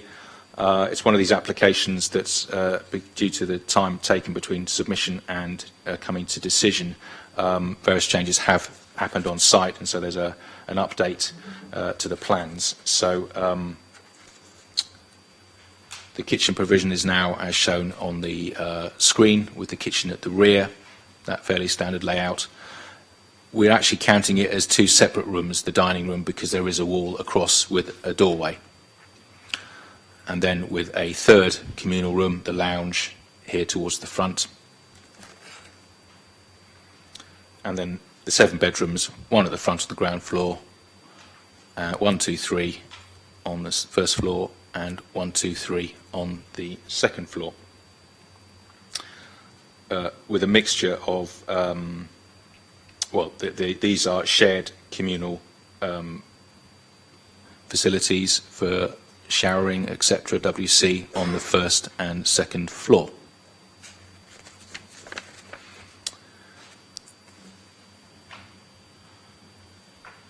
I don't have the table on the slide, but if I can take you to the reports on page 35, the right-hand side column, the bedrooms should be 6.51 for single occupancy.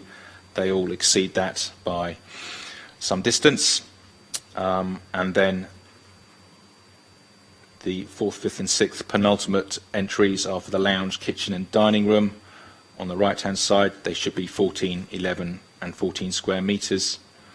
And they exceed those limits. There has, for completeness, been a slight change with the amended plans.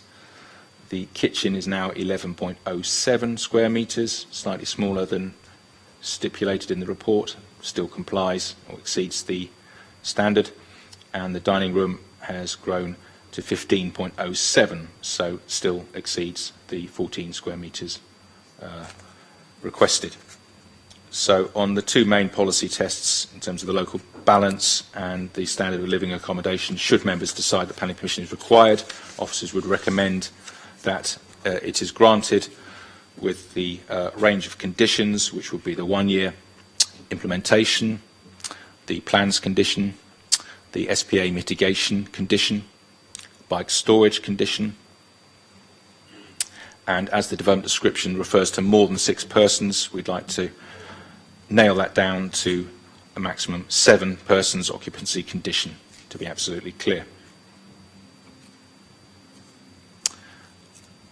Moving to the supplementary matters report,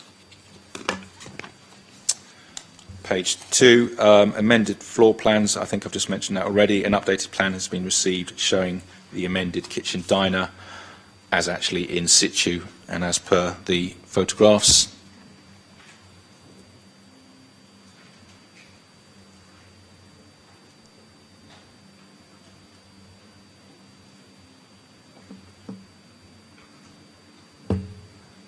Oh, yes.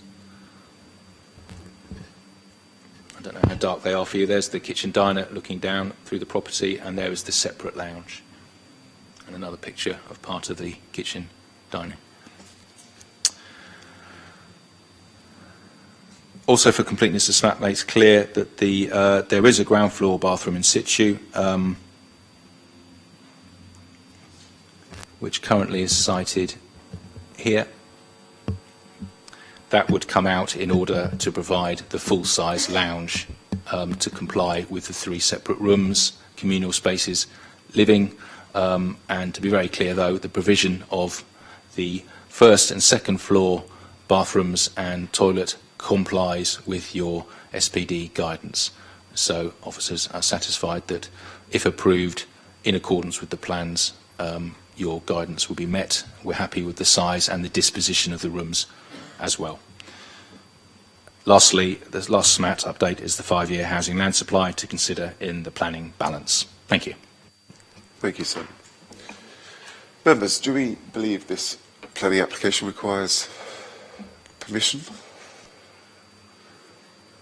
Can we refer to the words George has given for previous applications? We've done this before. I think we need to hear them. We need to hear them. Sorry. I think. Yeah. Due to the intensity of the use of the... Oh, yes, sorry. Oh, sorry, yes. Deputation, sorry. Thank you. I know, it's terrible. Thank you. Can't get the chairs. This application is for a change of use from a C4 HMO to a sui generis HMO. This property was designed to meet the previous HMO supplementary document and was submitted in July 2020, so it's been in the system 2.5 years. Internal works are now required in order to meet the current supplementary plan requirements. The proposed works will provide a lounge at 15.07, a dining room over the minimum and a kitchen at 11.07. This will then meet the required size standards for 7 persons. On your previous application, you refused, or the previous one that I did, you refused based on the shower rooms. I feel like I need to note that this has actually been heard by the inspectorate previously and dismissed, as this is not dissimilar to many family homes. They may go upstairs to the toilet or the bathroom. They don't need to have a shower room on the same level at which their bedroom is. I don't believe the applicant should be penalised by refusing today when all he's doing is proposing to spend additional money to comply with the current regulations due to the time that this application has been in the system. The application will now be fully compliant with your SPD, which was put in place to protect residents of Portsmouth, and I believe that you should recommend this for approval today. Thank you. Thank you. Apologies. I got the order wrong. Okay. Do we believe this application requires permission? George? Thank you, Chair. Due to the intensity of the use of the accommodation, the impact on parking, waste, amenity impact upon neighbouring residents, and the impact on the Solent Special Protection Area, the changes considered in this case on its own individual merits amount to development requiring planning permission. Thank you, Councillor Fielding. Seconded by Councillor Simpson. Those in favour? Unanimously in favour of that motion. Thank you, Kieran. Questions, Councillor Simpson? If there wasn't a wall between the kitchen and the dining room, and that was a kitchen diner, would the requirements then be 34 metres squared? Yes, Councillor. So, because there's a wall there, it fits just within the requirements. Yes. Thank you. Councillor Saunders. Thanks, Chris. Just for my clarification with the updated stuff, Simon, I'm assuming that the bathroom that has now been removed did not form either of the two shower rooms in the original proposed table, correct? So still two shower rooms, that is correct? Correct. Okay. And what amenities exist on the ground floor? Is there a toilet on the ground floor? Because there's now no bathroom. No. So the provision is as per the presentation, a first floor bathroom or shower room and a separate WC and toilet. Actually, 3 different toilets and 3 different rooms, and 2 showers. So it's above and beyond the requirements of your SPD. And it was a good point that the agent made, that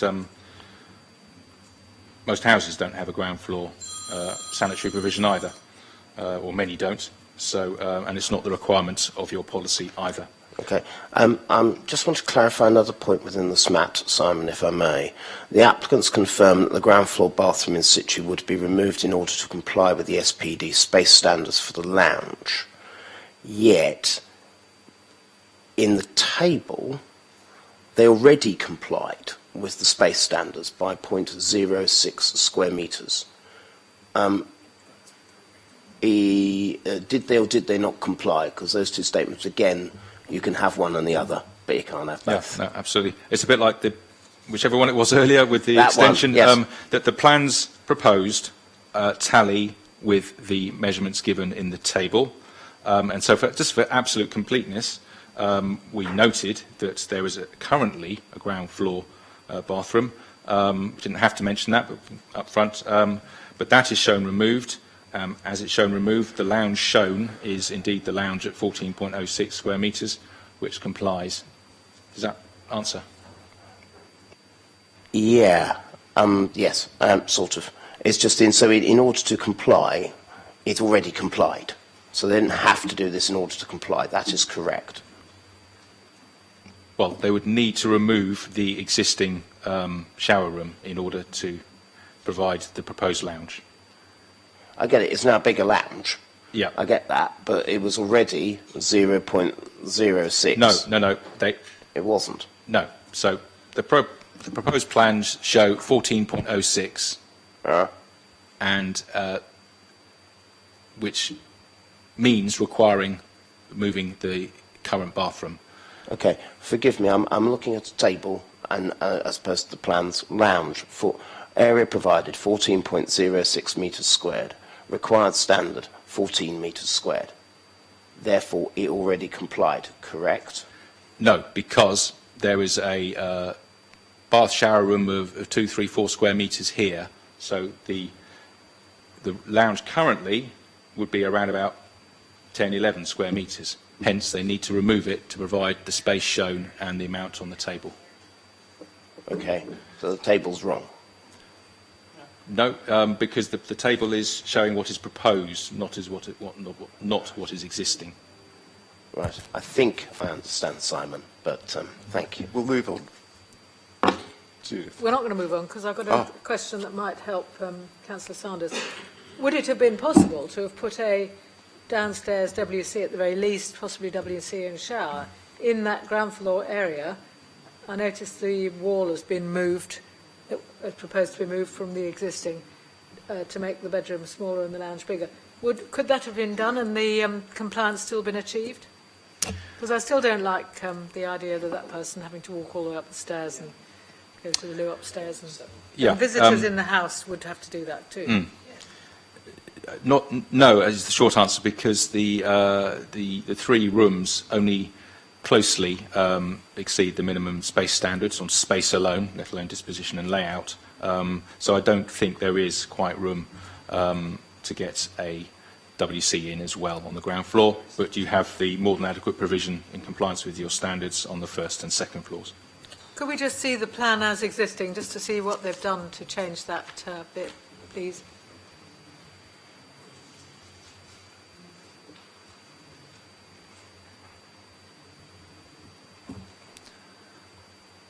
So what does the addition of those 3 communal rooms add up to?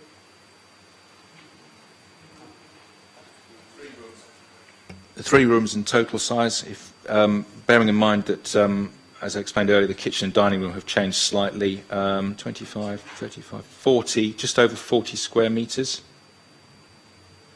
in So total. that does add up all right, including the... Well, yeah, the sum total of the 3 rooms, the sum total of the 3 communal rooms would exceed just the communal I'm not interested in kitchen that. dining. Please, could you go back to the existing plan? Is the sum total of the three communal rooms, the communal spaces, what's that? I don't have the size of that, do I? But as by eye, that would be about 2.5, 3 square metres. No, I don't mind. I'm sorry, I'm so sorry. I'm not very concerned about the size of the loo and the shower. I'm asking the question about how big would the communal area be if it was one of those 2 rooms and the 2 in the back extension. How much? What would that be? Are you asking for the lounge, dining and kitchen together? But in the previous layout, in the existing layout. Well, in the current layout, my mental arithmetic says, as I said a moment ago, 40 square metres. That's the lounge, dining and kitchen. And by eye, say that's about 3 square metres. It would be more like 37 or so.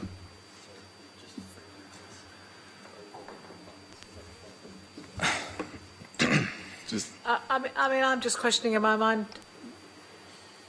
3 rooms and it will be 37 metres squared, so 2 metres squared under the required standard of 39.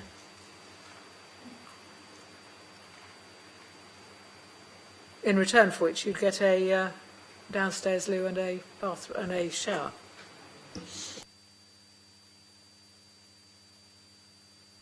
George? It's more of a comment to be helpful to Judith. Were it not for the increase to a 7th bedroom, the existing shower room could have been retained under the existing space standards for communal parts. So whilst I heard the deputation and that the planning inspectorate is happy with having a isolated bedroom on a ground floor with no access to toilets or shower facilities on that floor, I believe it's over-intensifying the development, because you've got 3 bedrooms on the first floor with access to a shower room. You've got 3 bedrooms on the second floor with access to a shower room. I think adding a 7th bedroom over-intensifies the development, and as such we should refuse the application. Thank you, George. So we have a proposal and a seconder. Councillor Symes. Councillor Mason? I disagree.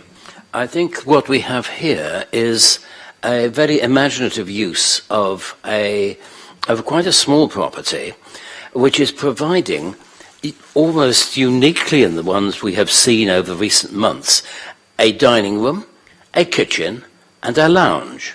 Now, everything is likely to be some form of compromise, and the compromise here is that you lose one of what would otherwise be 4 toilets.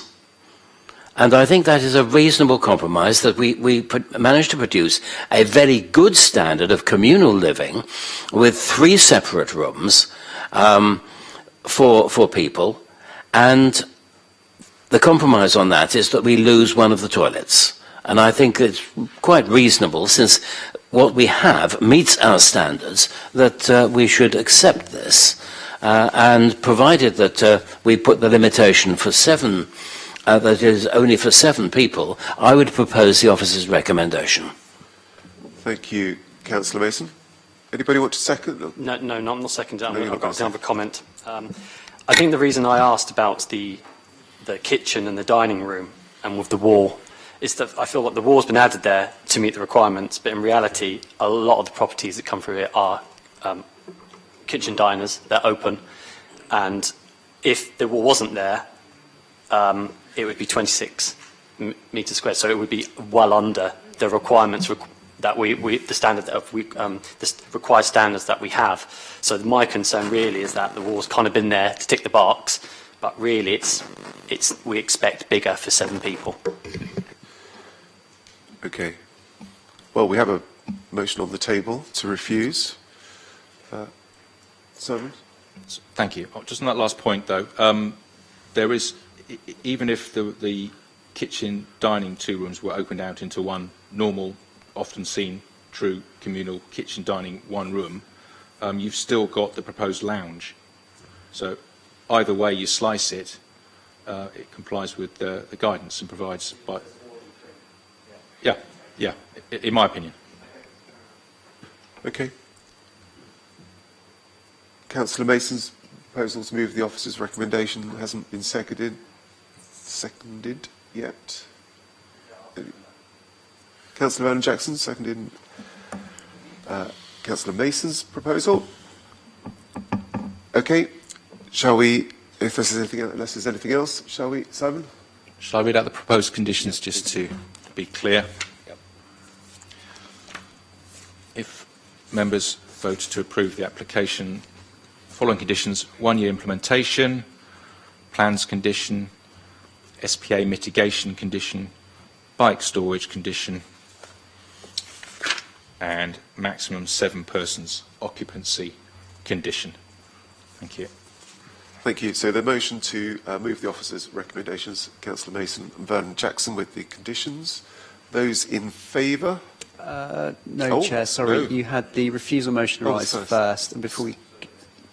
Yeah, the motion to refuse from Councillors Fielding and Simons went first. They've not indicated they wish to remove that at all.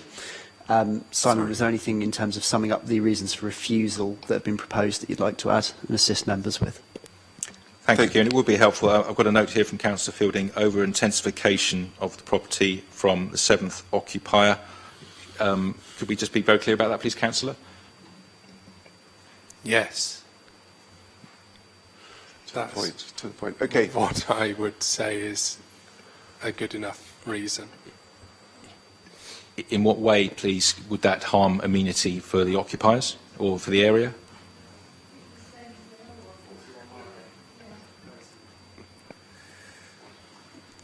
Yes, referred to 41 Margate Road. The wording we use for 41 Margate would apply in this instance. Simon, do you want the wording for that? Okay. Kieran? So, I mean, just been trying to unpack that for you, Yeah. with you. It's essentially the lack of ablutions again, the lack of washing space and toilet facilities represents an over-intensification. Yes. For 7 people to be using that number of toilets and showers. Lack on the ground floor specifically. Okay. Does that assist, Simon? Have you got that? Okay, I think we're there. So, Councillor Fielding and Symes, Smith and Symes. It gets very confusing in the front row. Motion to refuse, given the wording that we've just agreed to. Those in favour? And, against? And any abstentions?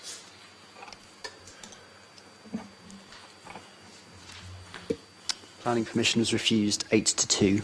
Thank you, Kieran. We'll have a 10-minute leg stretch, if that's okay with members.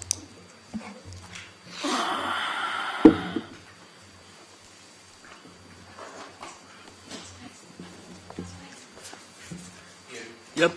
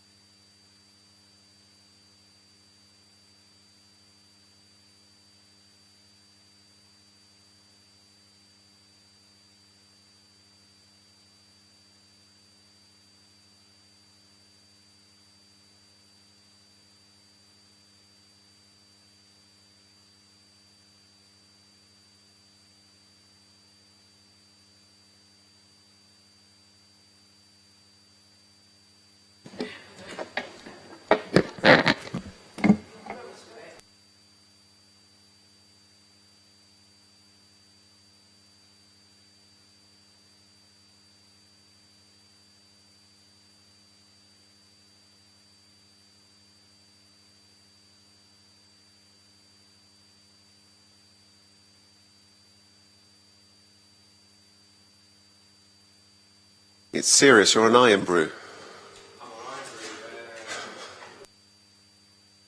Is it the low sugar? I don't know. I'm doing the microphone just to let everybody know. Just let everybody know you're.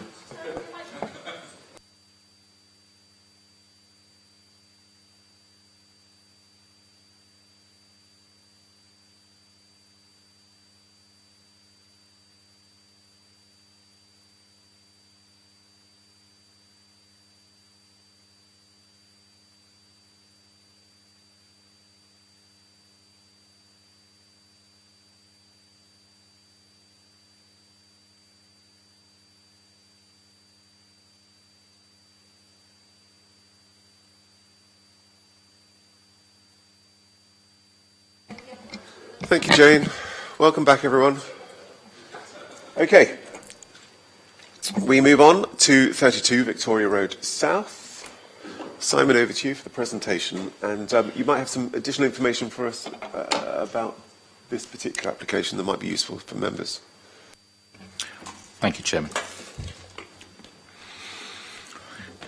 This is an application at 32 Victoria Road South. Unlike the other applications, this is already a sui generis property.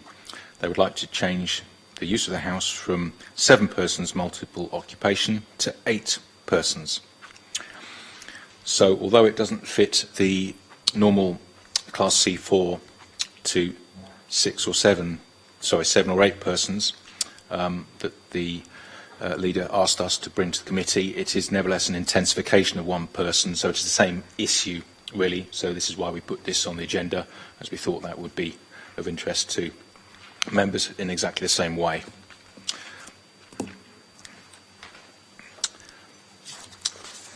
It's the issue of intensification as per the Campbell Properties principles, and in this particular instance, officers consider that the intensification of 1 extra person would not result in a material change of use that requires planning consent. Hence, the recommendation is for unconditional permission.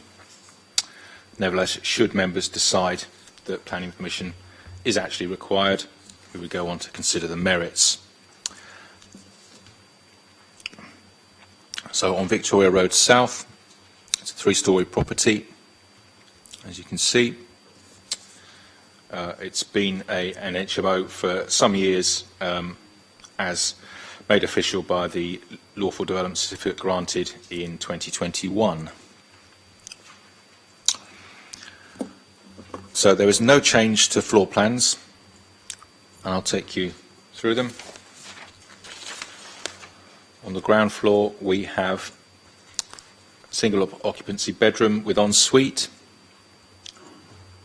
another bedroom and ensuite, and a communal WC, and then a kitchen diner at the rear.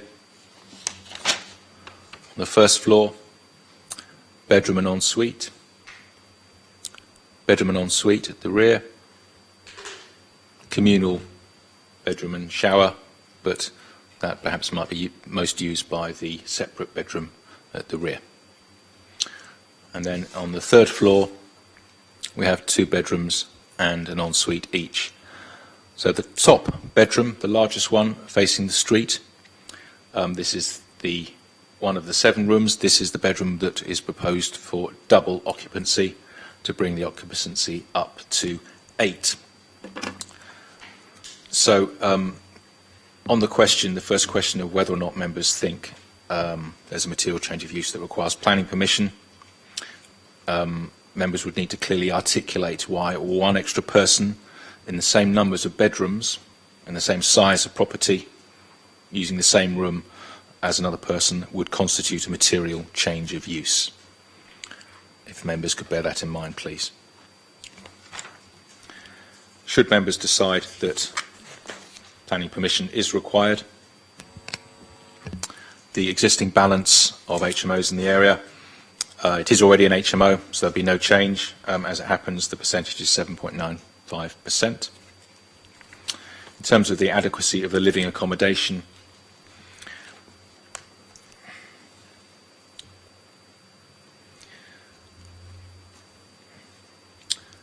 the bedroom sizes comply with requirements, and because they all meet or exceed 10 square metres, the combined living space can be the smaller of the two available options at 22.5 square metres, and it would be actually 24.23. So it meets the standards set out in terms of spaces, in terms of the layout of the rooms.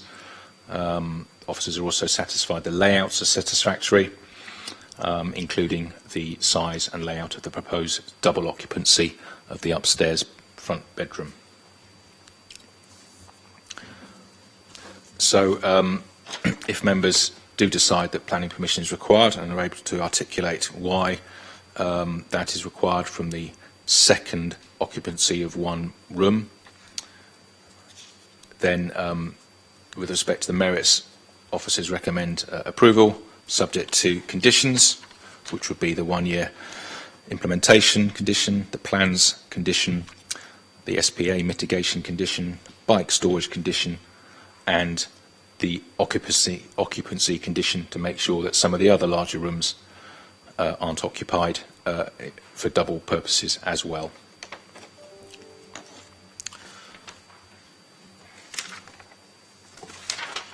Take you through the supplementary matters. It is just the 5-year housing land supply matter in this instance. It's still an increase of 1, so that's the balance we're asking you to apply as set out in Appendix 1. I think that's it from me, and then we have deputation from the agent. Thank you, Simon. Over to you. This application for 32 Victoria Road South is for a change of use from a sui generis for 7 persons to a sui generis HMO for 8 persons. Unlike my previous applications today, this property is let to professionals. The property provides bedrooms which are significantly larger than requirement, ranging from 11.42 square metres to 19.29 square metres. The communal area provided is 24.29, which exceeds the required standard of 22.5. The application is to allow the applicant to provide accommodation for a couple instead of a single occupant within the largest bedroom of 19.29 square metres. Due to the rise in the cost of living, there have been increasingly higher inquiries to letting agents in Portsmouth for HMO accommodation for couples. The applicant would like to be able to make this offer to a couple for whom shared living would be a more affordable option for an all-bills-included living package. As the application is fully compliant with the size standards required for occupation by 8 persons and will provide all the tenants with an excellent standard of accommodation, I respectfully request you approve this application today. Thank you. Thank you. So members, bearing in mind what we've heard from Simon Turner, do we believe this application requires planning permission? I mean, think... Can we ask George to do his formal words? Thank you, Chair. Due to the intensity of the use of the accommodation, the impact on parking, waste, amenity impact on neighbouring residents, and the impact on the solar and special protection area, the changes considered in this case on its own individual merits amount to development requiring planning permission. That's what I propose. Okay, thank you. Seconded by... Formally. Councillor Sanders. In favour? Against? Abstain?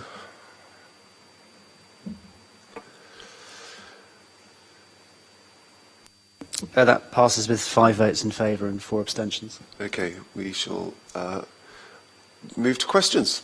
Councillor Simpson. Bedroom 1, double occupancy. I'm guessing that does change the required standard to 14 metres squared. Is that the reason why it's 40 metres squared requirement? That's right. Okay, thank you.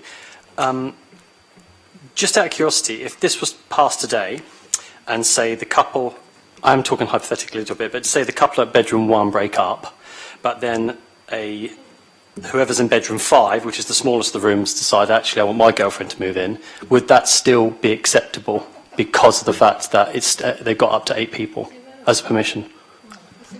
That was because if the required standard is 14 metres squared and the smallest one and the other is not 14 metres squared, then technically the room's not big enough, is it, to the standard? But that was an interesting question.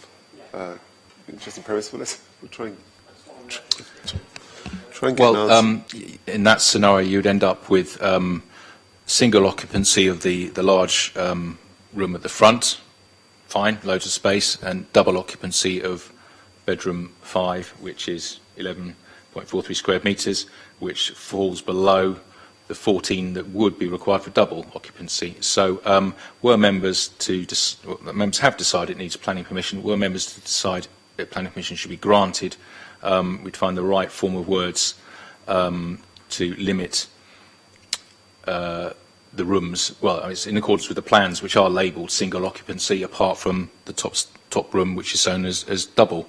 So we'd find the correct form of words to make sure there's no swapping around, as you've alluded to. Yeah. Okay. Thank you, Russell. Am I right in assuming that any bike storage would be at the rear of the property? Thank you, Councillor. It may be I think the property forecourt here is relatively deeper. So I think we discussed this before. That the merits and demerits of having a store on the front. It's handy. It's more susceptible to vandalism or break-in, but of course they do need to be robust and weatherproof anyway. Whether or not it's appropriate for the area, I'm not sure if this is a conservation area or not, off the top of my head. But there's certainly possibilities, and with that condition, we could control where it is, whether it's split into two, front and back, or just the front or just the back, but we'd find a workable solution.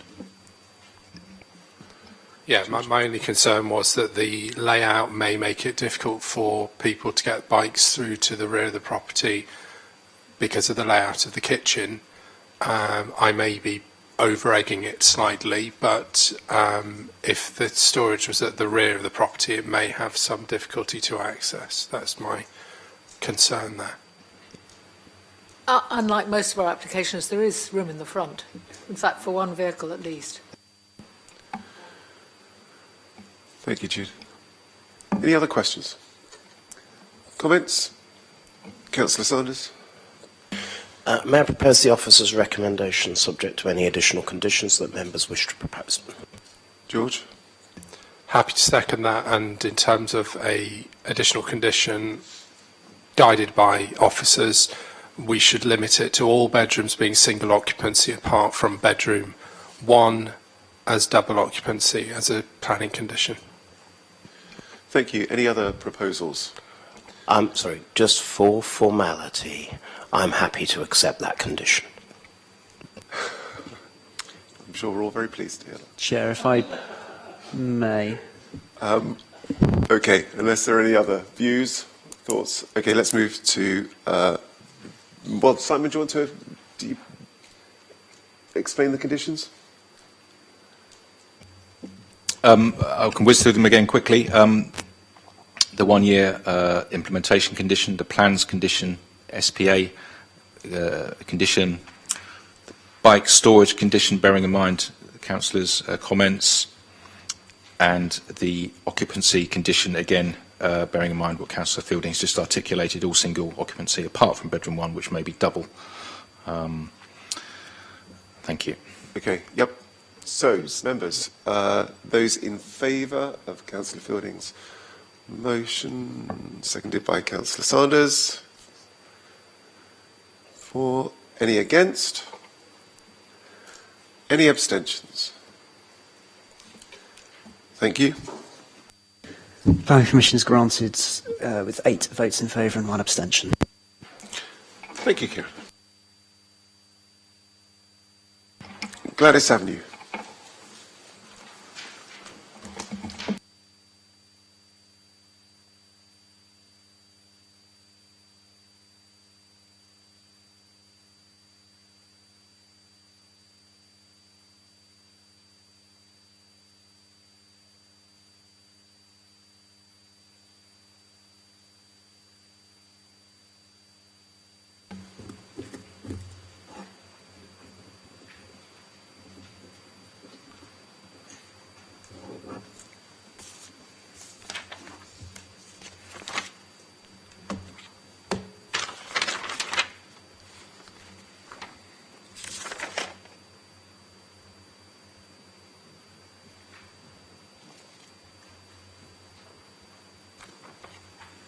Thank you, Chairman.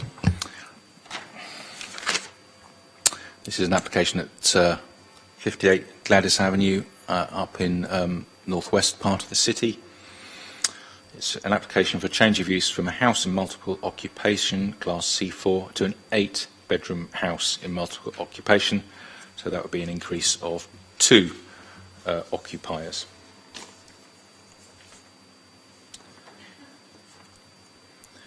The property has already been extended and now has 3 floors. As the location, briefly, screen there, west frontage, more detail there, the back garden, HMO count. There the arrangements. So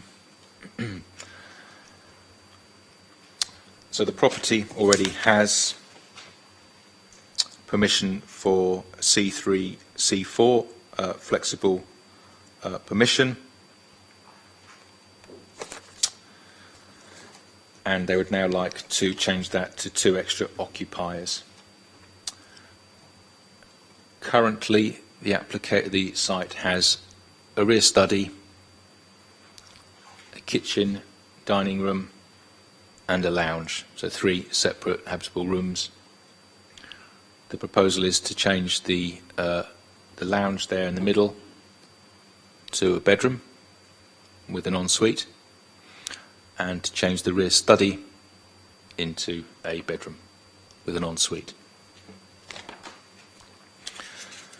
So the application, in officer's opinion, following the Campbell's principle, in this particular case, it is also considered that there would not be a material change of use that would require planning permission, and so the officer's recommendation is to grant unconditional consent should members decide that the increase in occupancy would amount to a material change in use that requires planning permission. We'd invite them to go on to consider its merits, of course. The 2 principal strands are local community balance and standard of accommodation. The local community balance is at 6.9% as it happens. That would not change as it is an existing HMO. There'll be 2 extra occupiers. In terms of the living accommodation, the bedrooms all exceed 6.51 square metres.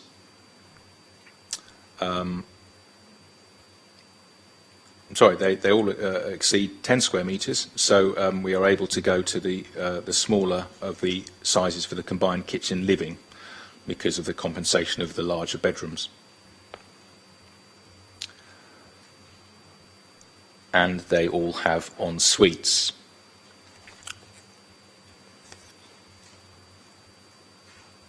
So the property, you can see an ensuite for each of the bedrooms throughout the property, and then the combined kitchen living room would still comply with the space standard by a clear 3 or so metres.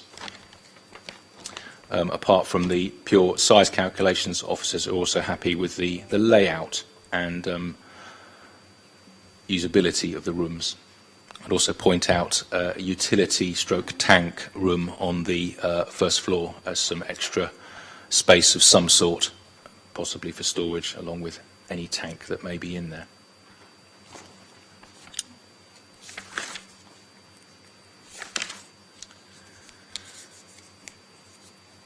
So, were members to decide that planning permission is required on its own merits, officers recommend that the application should be approved. In that instance, it would be with 1-year condition, plans condition, SPA mitigation condition, bike storage, and sensible to confirm 8-person occupancy, not least as the development description refers to 8 bedrooms. So we would like to make sure that was 8 persons by way of condition.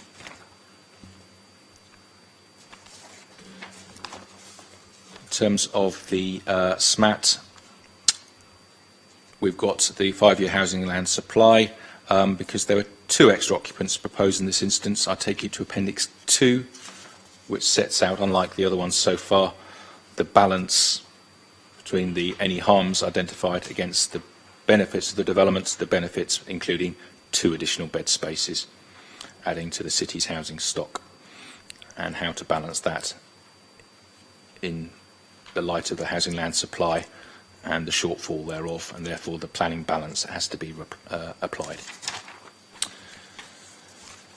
Otherwise, I think that's it. Thank you, and we have the agent. Mr. Hill, over to you. Hello. So, as the officer said, 58 Gladys Avenue, all of the bedrooms are compliant with the space standards. There's 8 en suites, and there's also a separate toilet on the ground floor. The communal space is fully compliant. We've got a bike storage shed as well for this property. All of the planning conditions previously imposed have been met. As I said in the last application already, pretty much all the same. We've got our own waste carriers licence. We can get rid of the waste if there's any waste quickly. This one actually has a block-built bin store out the front as well, so the waste is sort of super tidy from the front, if there were ever any. These bedrooms, I think it's important to note that a lot of these bedrooms are significantly over the 10 metre square minimum requirements, and actually we don't determine the rents, the market determines the rent because of economics, but ultimately these rooms we've achieved typically a 20 to 25% uplift in rents, which for me demonstrates the standard and size of the accommodation in this property compared to the upper end of the market that we were already operating in other properties. Happy with a condition of it being limited to a maximum of 8 occupants. I think that's everything on this one. Thank you. Thank you, Mr. Hill. Okay, members, do we believe this application requires planning permission? Oh, we've got another. This is on the grounds of George is finishing his lunch. 5:14. Right. We believe, this is probably Councillor Fielding and myself, that due to the intensity, due to the intensity of the use of the accommodation, the impact on parking, waste, amenity impact on neighbouring residents, and the impact of the Solent Special Protection Area, the changes considered in this case, on its own individual merit, amounts to development requiring planning permission. Thank you, Councillor Sanders. Seconded by Councillor Fielding. In favour? Thank you very much.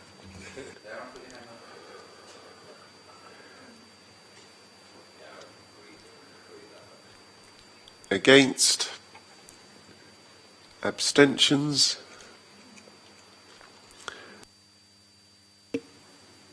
The motion passes with 6 in favour. Okay. I think it was 3 against. Sorry, Thank you, 3 Kieran. abstentions, sorry. Thank you, Kieran. Members, questions? Councillor Sanders. Thank you. Simon, this is clearly currently a functioning HMO because there's 6 people in it. But in order to get the 2 extra bedrooms, we need to remove a lounge and a study. Has the agent or the applicant or the owner told you what is currently in the lounge or study? Is it things like televisions or books or anything like that? If the answer is no, the answer is no. I don't believe so. I don't think we would have asked or got to that detail. Yep, I have no more questions. Councillor Vernon-Jackson. I kind of want something from Simon here. Looking at the one remaining communal room, it looks remarkably small for 8 bedrooms, most of which will have several people in. But that's it.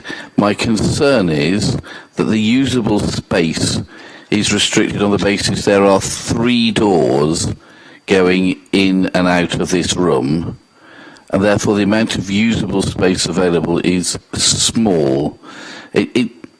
you clearly couldn't get both a dining room table and sofas in there because you've lost two rooms of shared accommodation. Simon, is there anything in terms of the openings causing restriction in the amount of space available? Thank you, Councillor. It's a wider and shorter communal room than many that we see.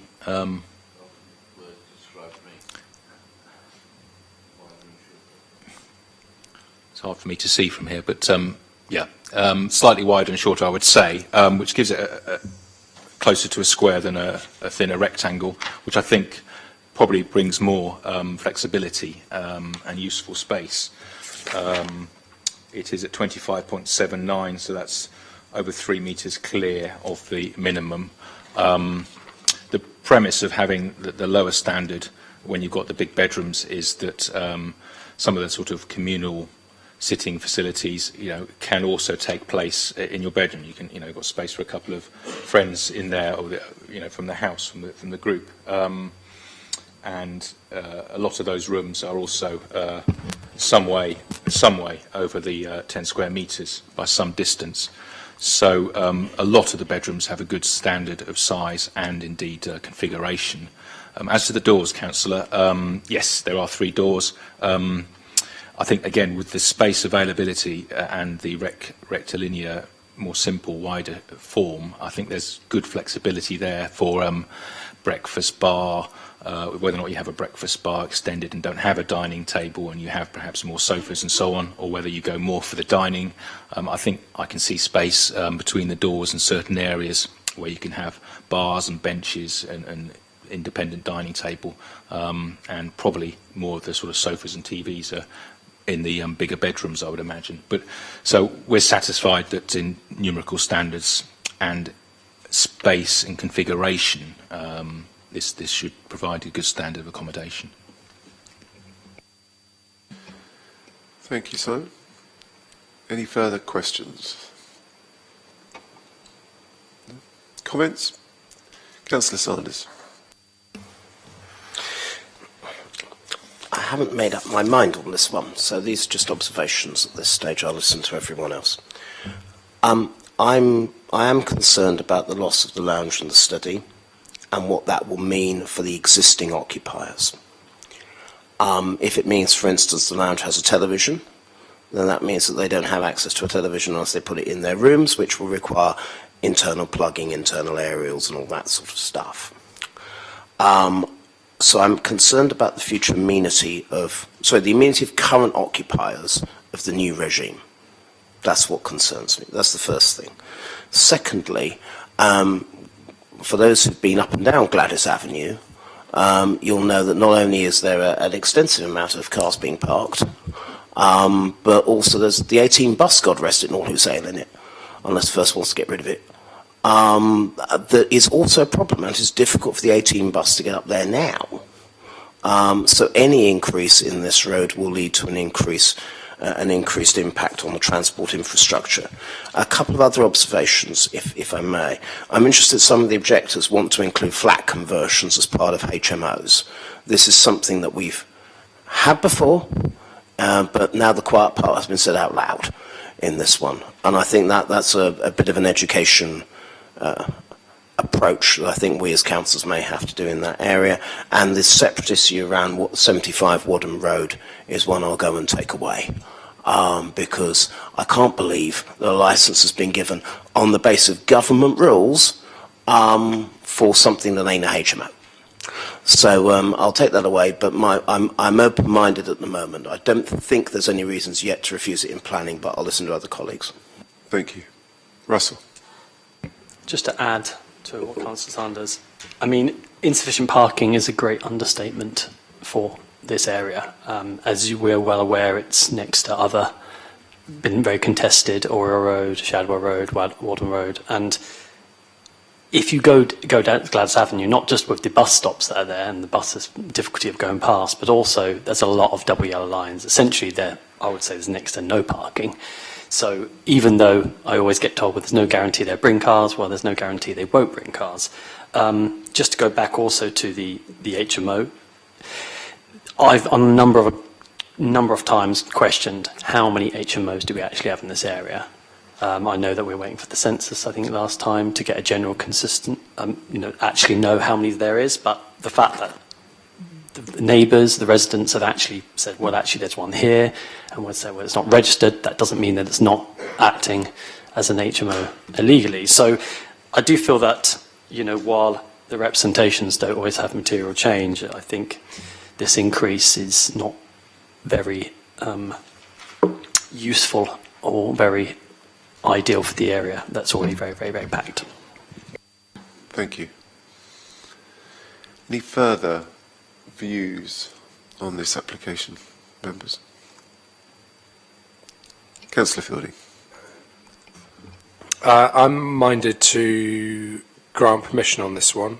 Yes, I acknowledge that the removal of 2 communal rooms would have potentially an adverse effect on the existing occupiers of the property, but in terms of our space standards and the general amenity for people, everybody's got their own ensuite bathroom, for example. One thing I was concerned about is the fact that there's now going to be 9 toilets in a property. That is something that we need to be aware of, that the amount of... Use your words. Yes, indeed, I'm trying to be quite careful. The effluent output of the property would be quite considerable on the local sewage network.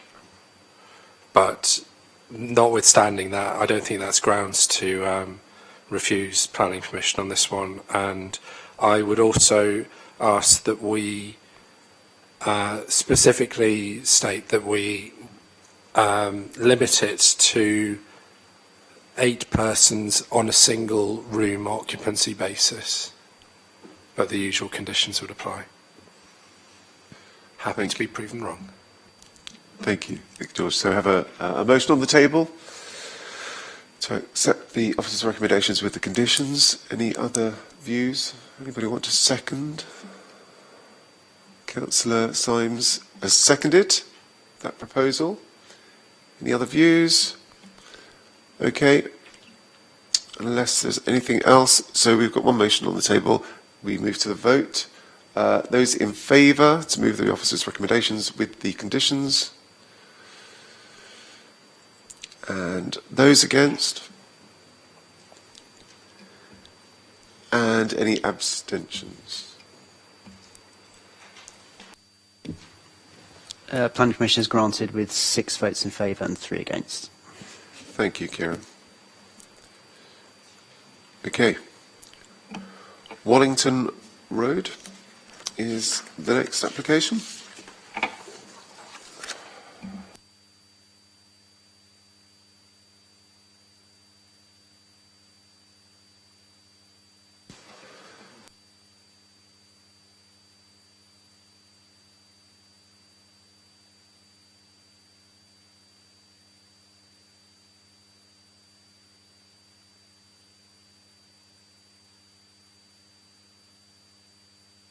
Thank you, Chairman.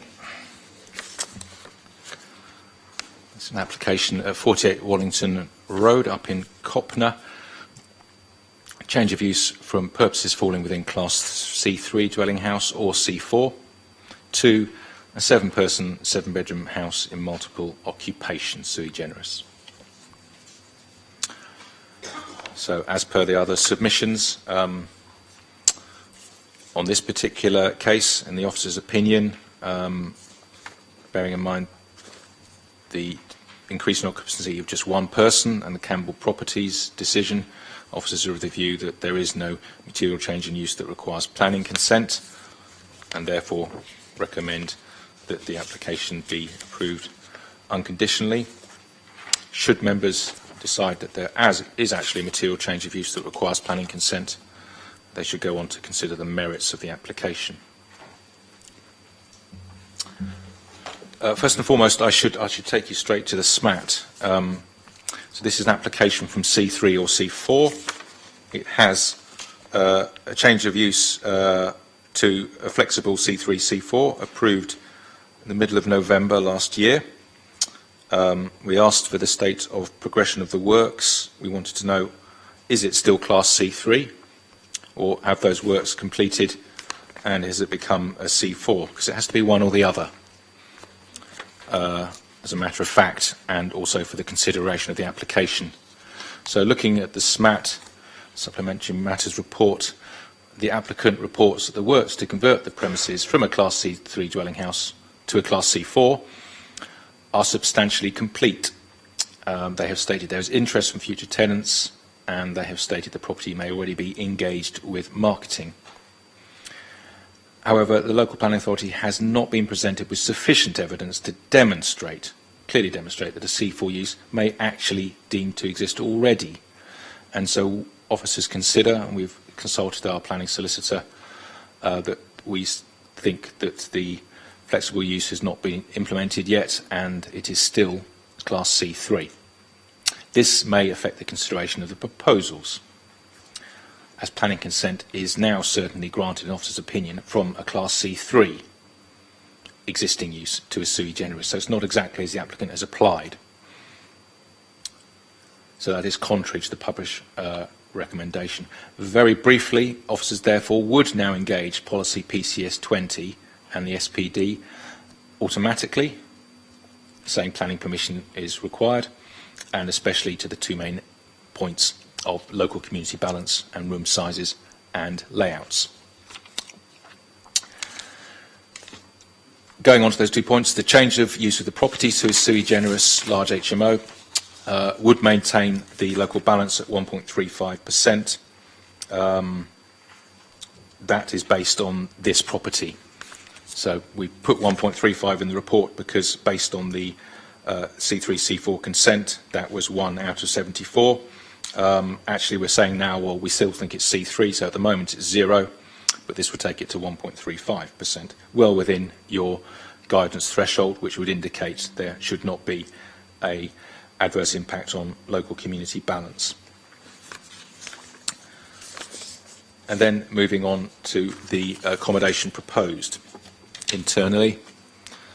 It's a north-south property there, south-facing, north-facing rear garden as the HMO count. Those are the approved plans under the C3, C4. The proposed floor plans. Front door, a front bedroom and ensuite, a shared bathroom, a kitchen diner, and bedroom and ensuite at the rear. On the first floor, a bedroom and ensuite at the front, 2 more bedrooms that would need to use the shared bathroom on the ground floor. And on the top floor, 2 bedrooms with 2 ensuites, with an ensuite each. In terms of their sizes, the bedrooms all squeak in at 10 square metres, or just a little bit bigger, one of them. That means that the combined living space can be the lower amount of 22.5. That is achieved in the table on page 54, 22.99. And then the combination of bathrooms, ensuites and shared are deemed acceptable. So the overall size provision and the layout is just about deemed to get there in terms of adequacy of accommodation. Excuse me. And so on those grounds also officers would recommend the application positively,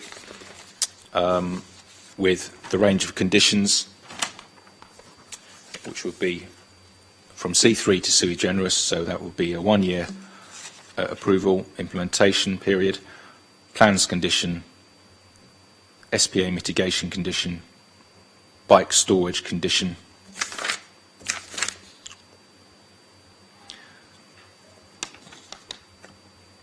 It is specified as a 7-person occupation in the development description, so officers wouldn't say that a condition for occupancy is necessary, but should members wish to attach one, if they were minded to grant planning consent, they may wish to do that.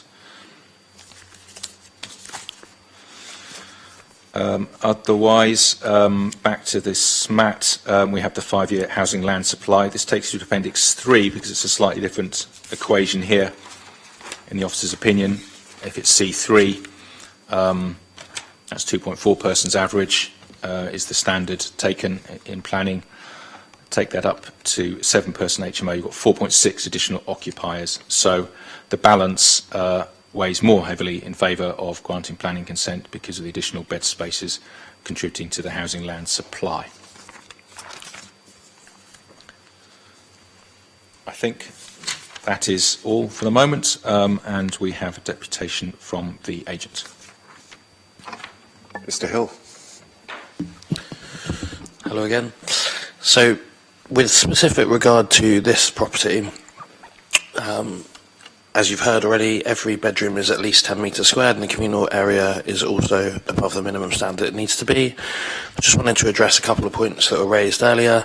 So firstly, in terms of number of toilets and waste, for every single one of our properties, we upgrade the both incoming water supply and also every single waste pipe in the whole house to make sure that we can cope with any volume of waste that is excreted within the property. We also put a TV in every single room. So I noted the question earlier about when we're moving from C4 to C4 sui generis and potentially the loss of a living room. We put a TV in every single bedroom as well as in the main communal room. We also put Cat5 cabling into each bedroom so that they can have their own internet connection. We completely rewired the property so that all of the electrics are up to standard. We also put spotlights in every single room. So one thing with this case is that obviously, I think my phone might be calling. One thing with this case is in terms of building regs, this property's been approved for building regulations. We've used a method which allows us to measure basically the height of the house and the area, the distance from the rear wall of the property, which we've explained to the planning officer, and ultimately they are satisfied with all of the bedrooms, all of the fire regulations, and so are building control. Again, pretty much everything that I've said in every other deputation stands in terms of waste and amenities. This property is very nearly complete. Marketing has started.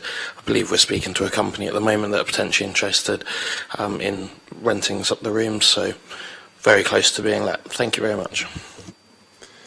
Thank you. Members, do we believe this planning application requires permission? Is it, George, is it your understudy? We don't need to do the wording on this one because it's going from C3 to sui generis. Sorry, yes. That's Yes, officers agree in this instance agree. that it would be a material change of use by virtue of going from C3 we get to into a rhythm HMO. Indeed, these things, that's don't the we? danger. Okay, so what is this? Questions, members?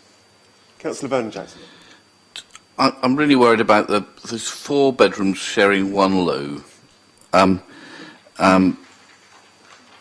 I think Simon has been very clear and very right in the deputations that he's given, that moving to having everybody having their own ensuite has significantly improved standards and quality in the city, and I think that's been a helpful outcome of the work the committee has done. I just think for 4 people or 4 bedrooms trying to share one loo in the morning, I just think is going to be very difficult. So I think that's bedrooms 3, 4, 5. No, maybe it's 3 bedrooms. So bedrooms 3, 4, and 5 having to share it seems to me too much. So I don't know what other people think, but it just seems to fly against what all the advice that Simon has given us over the years, that having everybody in en suites is a good thing.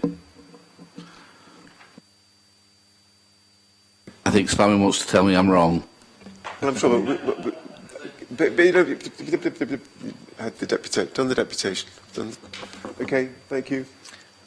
Thank you.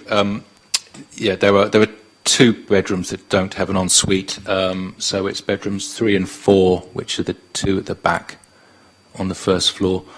Otherwise, the other 5 bedrooms have ensuite, and then there was the shared bathroom on the ground floor. So if you look on the first floor, as far as I can see, there are 3 bedrooms on the first floor. None of them have en suites.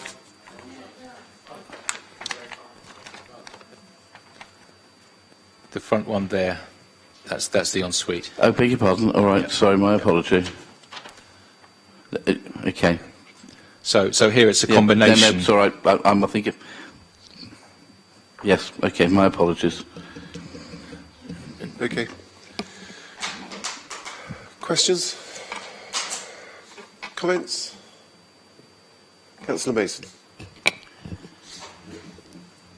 I'm not happy with this in that, for the reason which Councillor Byrne-Jackson has laid out, bedrooms 3 and 4, being on the first floor, that they have to go downstairs for a single one. If this were a house where there was adequate room and people had space, then perhaps we could see this as a compromise. But this is really tight all the way round. If we look at the combined kitchen living space, it is only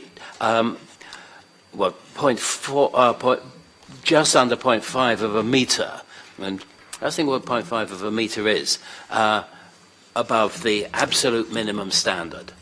The other comment I would make at this stage is that the time space between this being granted permission to be a house in multiple occupation for 6 and the application to make it a house in multiple occupation for 7 was 11 days.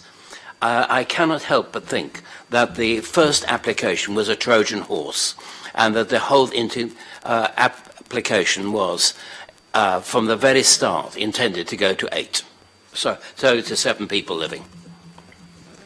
I think it's an abuse of the planning system we see here. Thank you, Councillor Mason. Councillor Simpson. I've been told this has been said many times, but I think it's just this real worry, really, that we're getting these continuous extensions from Class C3, which then makes it into seven persons, essentially making super HMOs, when really, you know, obviously one could say you could do whatever you want with an extension, but it's just the kind of, I think, really what Councillor Mason's, there's just the dishonesty of it, really, you know, to make so many super HMOs in areas that are not really characteristic for it. So, yes. Okay. You're stopping short of... okay, all right. George. Sorry, Councillor Mason, if I ask you to turn your microphone off. Okay. One thing I struggle to square on this one is the fact that we're going straight from a C3 dwelling house to a sui generis C4. Normally we go through the process of C3 converting to a C4 before applying for sui generis. No?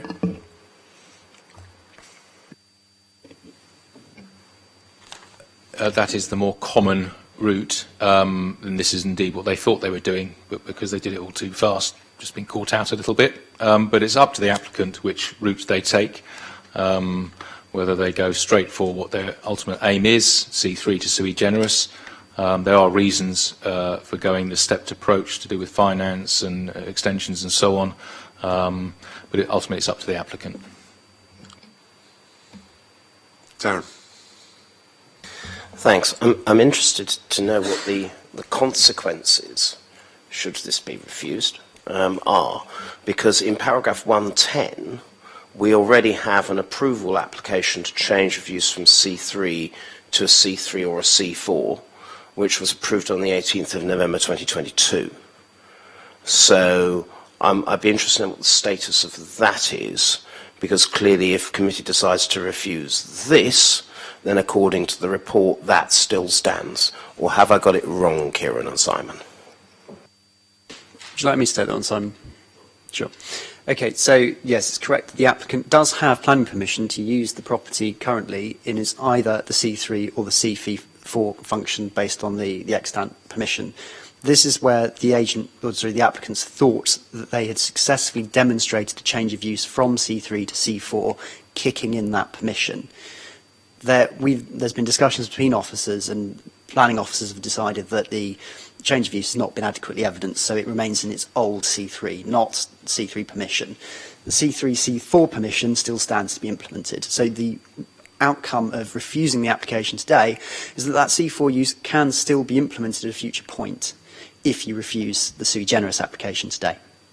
It's entirely legitimate to have two different sets of planning permission. Wonderfully clear, and thank you for that. For Simon, how many people were due to be in this? How many people was this application approved for if it becomes a C4 usage? Up to 6. Thank you. Judith. Can we just have the plans up again? I'm very worried about this kitchen communal area for this number of people. We talked about the number of doors off a previous kitchen, and 3 was seen as a lot. This has got 4 doors off it. It's also means that the 2 people coming downstairs from those two bedrooms at the back up on the first floor have to come down almost into the kitchen to go to that shared bathroom. I think this is a very, very tight communal area, partly because people would need to, especially if we add to it the need to bring bicycles through. Would they need to bring bicycles through? It's really very, very small, that, and it, as indeed the measurement, which is only just the right size, 22 square metres, demonstrates. But you think some of the 22 square metres is taken by the landing coming down from the stairs and into the loo for some. It's not really usable space, that bit. I think it's too small, that. Thank you. Any other comments? We don't have any proposals at the moment. Councillor Sanders. On the basis of what Kieran has advised us, I propose that we refuse this application on the grounds of an over-intensification of use. I can't put this in the minutes, but what Judith has just said, an over-intensification of use, particularly around the communal areas, and also around communal areas and around community balance. I do so on the basis that there is an extant consent for it to be turned into a HMO anyway. Officers do not believe that has been fully implemented, but as Kieran has just outlined, it's there, so that they can use it as a HMO for 6 people. But clearly the intensification of use for 7 is an over-intensification in my view, and therefore goes against PCS 2320 and any other policies that survive officer discussion. Thank you. Thank you, Darren. Seconded. But, Councillor, do you have anything to say with regard to it being under the 10% limit in the SPD?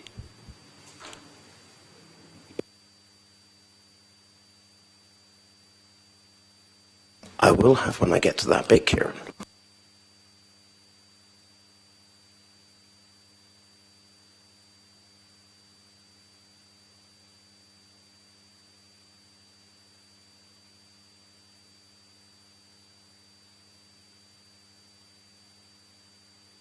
No. You have no explanation for why you're not taking account of that particular piece of guidance on policy? I think what he's trying to say is yes, and that the concern is about the over-intensification of use in terms of traffic, antisocial behaviour, rubbish, etc. If I'm not putting words into the councillor's mouth. You are not leader. So we have a proposal to refuse. Simon, have you got the wording? Yes, from Councillor Sanders, originally we have over-intensification, especially of the communal area, echoing Councillor Smythe's comments about circulation space, the tight size standards, bikes coming through, restricted head height, and Councillor Sanders returned to the community balance stroke extra person intensification, and that has widened out to traffic, antisocial behaviour and rubbish. And I would add, if it's being refused on those grounds, we would also have the technical matter of no mitigation for the SPAs, so that would be a further reason. Okay, we're happy. Unless there's anything else, the proposal as just explained, in favour of Councillor Sanders and Smythe's. We have one, well, unless there's another motion. There's only one motion, isn't there? We haven't, nothing else? Yeah, to refuse. So, in favour of Councillor Sanders Sorry, did we get a and seconder Smythe's on that? motion to refuse? Smythe's second. Yeah, no, we've got a second. So, in favour? And against? And abstentions? So planning permission has refused, 7 in favour and 2 abstaining. Thank you, Kieran. Okay, Manners Road.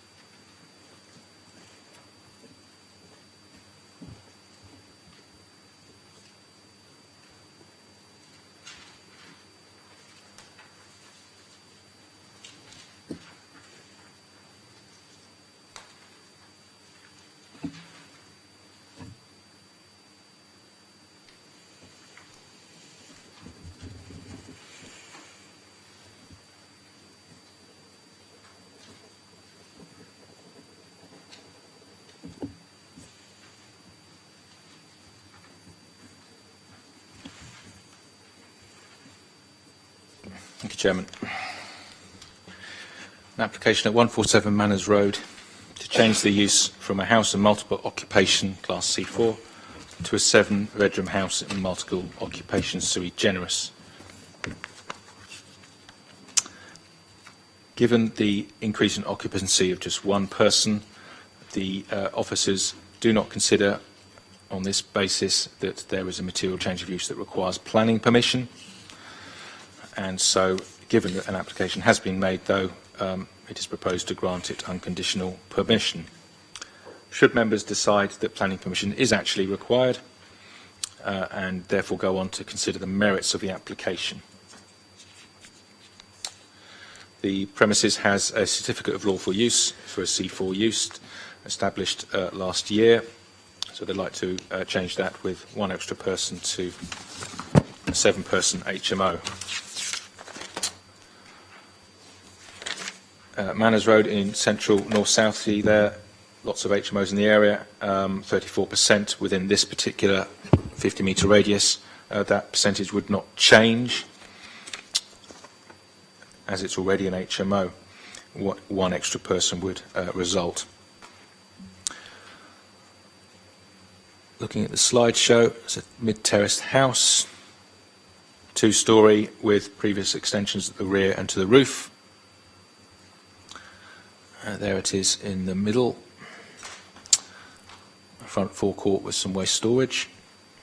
HMO data count. The proposed floor plans.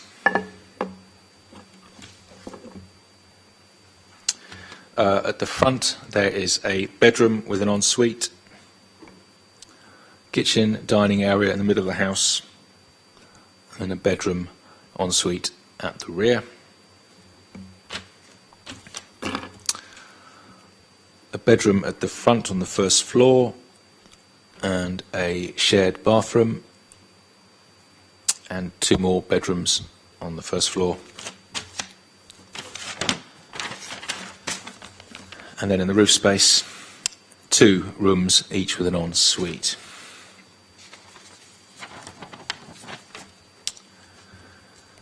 Each of the rooms squeak past the 10 square metres. Bedroom 7 is rather more at nearly 13. So since they all exceed 10 square metres, the combined living space as a minimum falls to the lower amount of 22.5. They will provide 23.2 at the back. Otherwise, the en-suites comply or exceed the minimum size standards.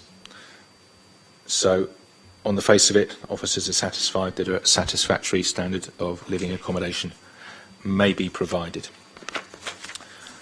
In this instance, were members to decide planning permission is required and may be inclined to grant planning permission, the conditions would be 1 year time implementation, the plans condition, SPA mitigation, and bike storage. An occupancy condition not necessary, as it's set out in the development description as 7-person, but members may wish to apply it were they to get to that point. I think that's it really. With respect to the SMAT, we're back to a occupancy of 1 in the planning balance and the 5-year housing land supply, so that's set out in full in Appendix 1. And then otherwise it's back to the agent for their deputation. Thank you, Simon. Mr. Hill. Hello. So 147 Manners Road. There's a couple of points I want to be super clear on. So this property has historically been used as an HMO prior to November 2011, and therefore lawful development certificate was granted, which doesn't mean that it needed to meet the 10% when that was applied. However long ago that was, not very long ago.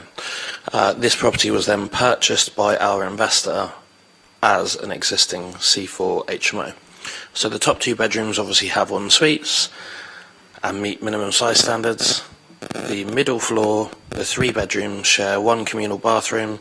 An important point on that, when I last met the licensing officer at one of our properties, was one of the reasons he gave for the minimum size standard of a communal bathroom being different to an ensuite was that a communal bathroom, you need the additional space to be able to take your clothes into that room and get changed, which is why there isn't the need for people to be wandering around the middle floor of this property in their towels or less.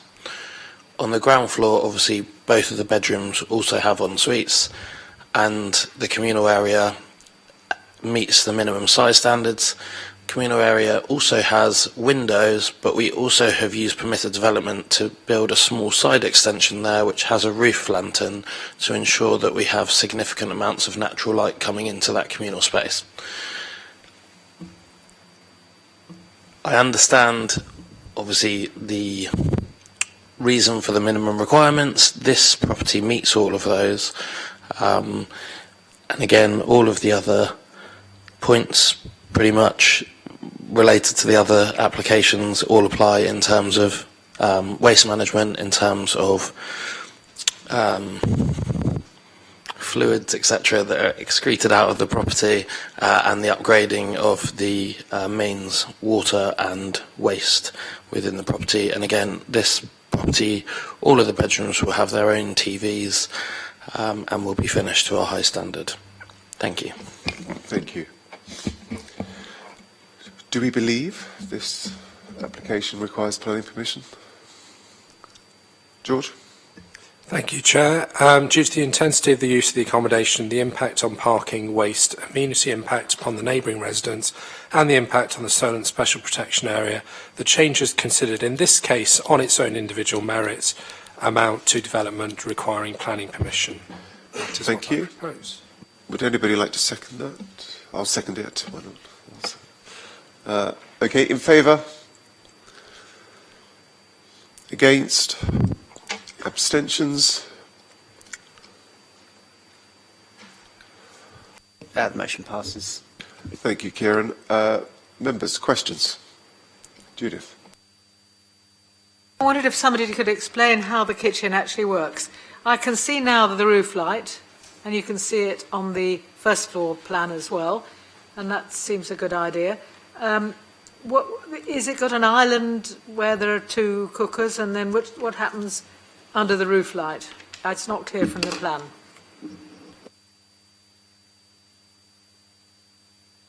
Thank you, Councillor. Sometimes the plans can be a little bit confusing because previous structural elements are sort of ghosted on and so on. As far as I can see, yes, it would clearly be this indication of some sort of island in the middle of the kitchen there, a structural column retained there, which I think is the rear corner of the existing or the previous corner of the house. So underneath the light well, as you asked about, Councillor, that's until you get to the back door. I'd say there's space there for built-in kitchen cupboards and appliances and so on. Yeah, so that seems like a workable kitchen dining layout, I would say. I think it does too. Thank you for that explanation. Questions? Comments? Councillor Vernon-Jackson. Sorry, I'm again concerned that bedrooms on the first floor all share one loo, which is also the loo that people will use if they're in the communal area as well. And I see that there's a little bit more room to be able to put clothes, but I don't think you could actually even put a chair in there to put clothes on because the walls just don't allow it. So I'm sorry, I am concerned by that, and that's not a good use of space. I think it doesn't provide the amenity that people expect, and that Simon has told us is good to expect. Stopping short of a motion. Can I just ask a further question? Yeah. I'm assuming that bathroom narrows down and the shower is alongside the stairs. Is that correct? So it is quite big, and you could have hooks on the wall quite easily, I think. The first floor communal bathroom, I think, yes. So if you come in, you turn left to the WC and the hand basin, and you turn right. I don't know if that's just a big shower pan that's rectangular in form, or whether it's a proper bath tub.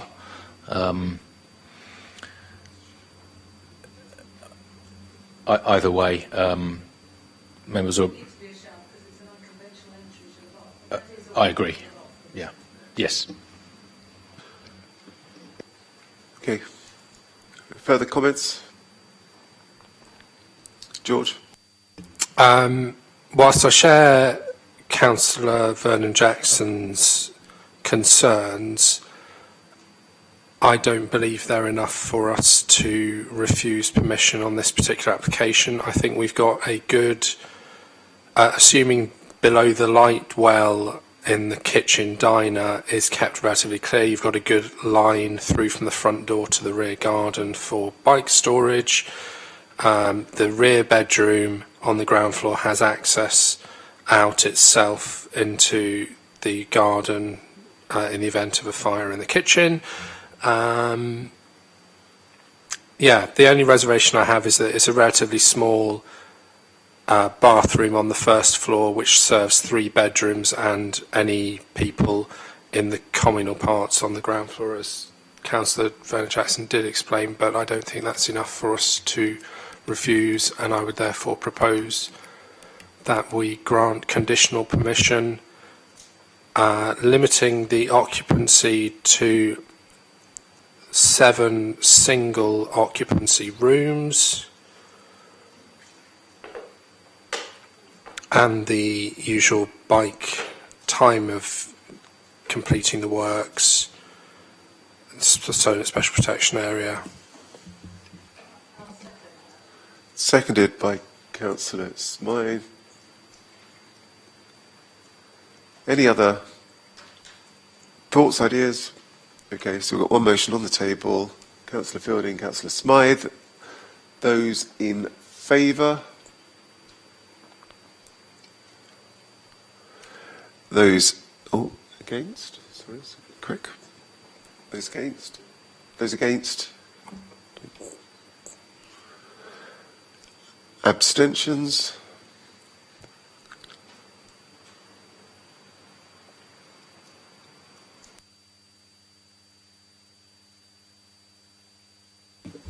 I made that 4 votes in favour, 1 against with 2 abstentions.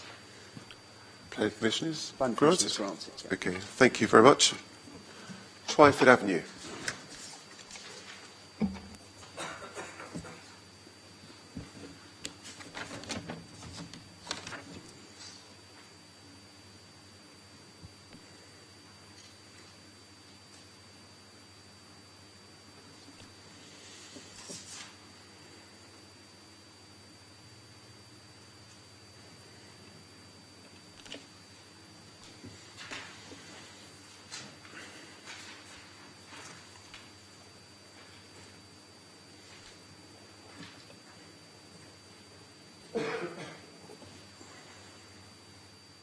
Chairman, could you draw the curtains behind you, because there's quite a lot of light coming into the back of that screen.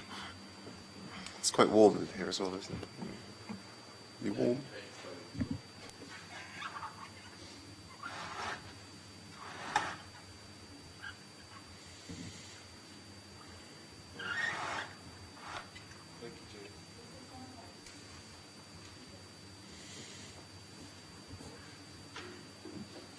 Thank you. Application at 293 Twyford Avenue up in northwest Portsmouth. It's an application to change the use from a C3 or C4 dwelling house or multiple occupation to an 8-person house and multiple occupation. So this is an increase of 2 persons beyond a C4, 6 persons.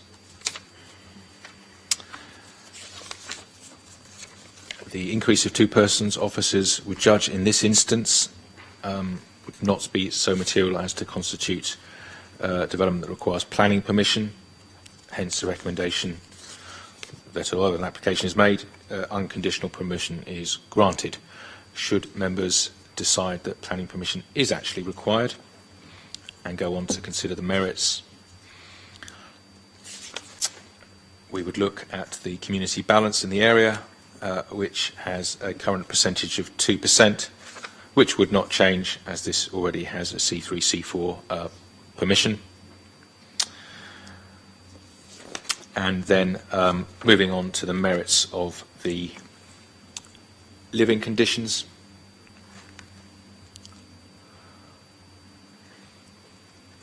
Mid-terraced property across 3 stories using the roof space with previous extensions. HMO count. Here are the proposed floor plans. It's probably easiest for you to see in the actual report. They're quite big here, but up on the screen here we have a front bedroom and ensuite and a second bedroom and ensuite. Communal kitchen dining and a rear bedroom and ensuite. At the first floor, all the bedrooms actually across the whole property have en suites, a 4th and a 5th and a 6th bedroom, and then 2 more bedrooms with en suites in the roof space. So the bathroom facilities are more than adequate and meet all standards and expectations. The bedrooms all exceed 10 square metres or metre nose on. There's a couple that are a bit bigger, which means in turn that the combined living space can be to the lower minimum of 22.5. What is shown is 23.3. Those are the size standards in terms of the disposition, the layout of the rooms. They're pretty regular and appear not only to meet the standards in terms of size, but also to have adequate layout. On that basis, officers, should members decide the proposal does need planning permission, officers would recommend approval with conditions for 1-year time implementation, plans condition, special protection areas mitigation, condition bike storage. The development description has an 8-person house in the development description, so an occupancy condition is not necessary. Members can make their minds up if they get to that position whether or not they'd like to apply a condition. Otherwise, I think that is it succinctly, apart from the SMAT, where we have the 5-year housing supply balance to take into account. In this instance, it's Appendix 2 because this property proposes an additional 2 occupiers. Otherwise, we have the deputation from the applicant's agent. Thank you. Thank you, Simon. Mr. Hill. Afternoon. As you can see from the plans, all of the bedrooms in this property are ensuite bedrooms. All of them meet minimum size and space standards. The property is a really good sized property. It's located on the main road in Twyford Avenue. Pretty much everything I've said before applies to this one in terms of waste, amenity, TVs, cabling, etc. There isn't anything specifically different about this one that I think needs to be spoken about. Only thing that I would mention is there is rear access to the garden for this property in terms of the 8th bedroom, which is at the back. So there is an alleyway which goes past 2 other houses at the rear and comes out onto, I don't know what the side road is, but a side road off of Twyford Avenue. Thank you. Thank you. Members, do we believe this application requires planning permission? George? Yes, I believe we do, on the basis of, due to the intensity of the use of the accommodation, the impact on parking waste, amenity impact upon neighbouring residents and the impact on the Solent Special Protection Area, the changes considered in this case on its own individual merit amount to development requiring planning permission. Thank you. I expect you to do it without notes. Going forward. Seconded by Councillor Simpson. Thank you. Members, questions? Oh, we need to vote. Those in favour? Against? Abstentions, right, give me that. Abstention? No, questions. Questions. Can we move on? Yes. Yeah. 3 questions.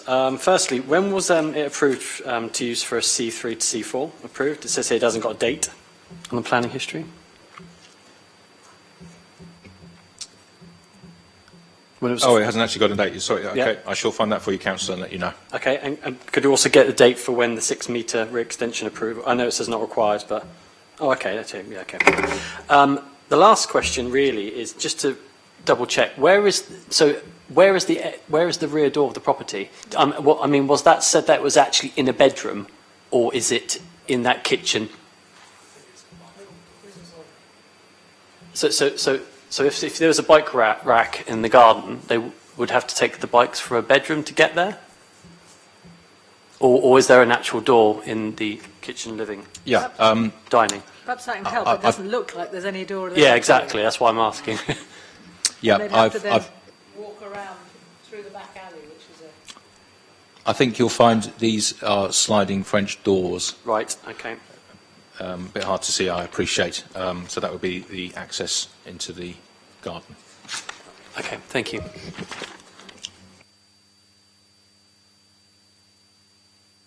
Bifolding doors. Okay. Judith, did you have a question, or was that covered it? Darren, then George. Thank you to assist Simon and Russell. It was granted C4 approval on the 29th of July 2022, according to the planning portal. I can't see any of the documents relating to it for reasons with the portal, but there we go. I'm interested to know, given that it's been in the HMF for 8 months, why there hasn't been why there is still no licence, given that it falls within the mandatory licensing scheme. Because I'm concerned that this may not be a proper HMO. This may not be a planning reason, which some will no doubt say it's not a planning reason, but I'm interested because this is such a big gap. and either Simon can answer it.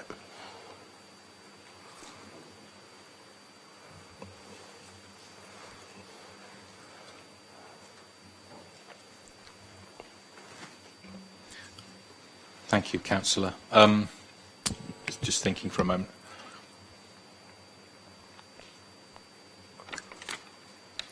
I think because, to go back to one, the flexible permission between C3 and C4 was 29th of July. I think you just said that a moment ago, Councillor. Yeah. Thank you. You were faster. And then the prior approval was the 20th of September last year. Unlike 48 Wallington, I think it was, consent was granted about 4 months earlier than that one, which gives the applicant a longer period of time. So we didn't question whether or not the works had actually been implemented, and it was already a C4. But I'm struggling to answer your question about the no licence. That's fine, Chair. I was asking whether either Simon could answer it, as there's more than one in the room. George.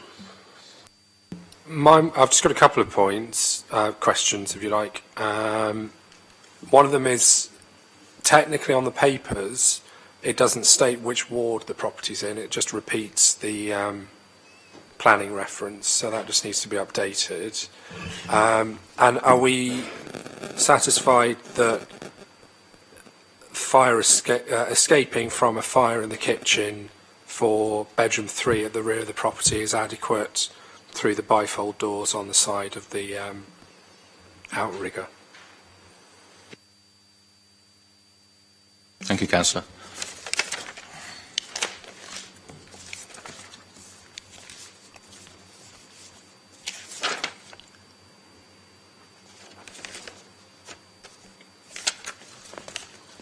That is a matter for building control. I don't have the answer.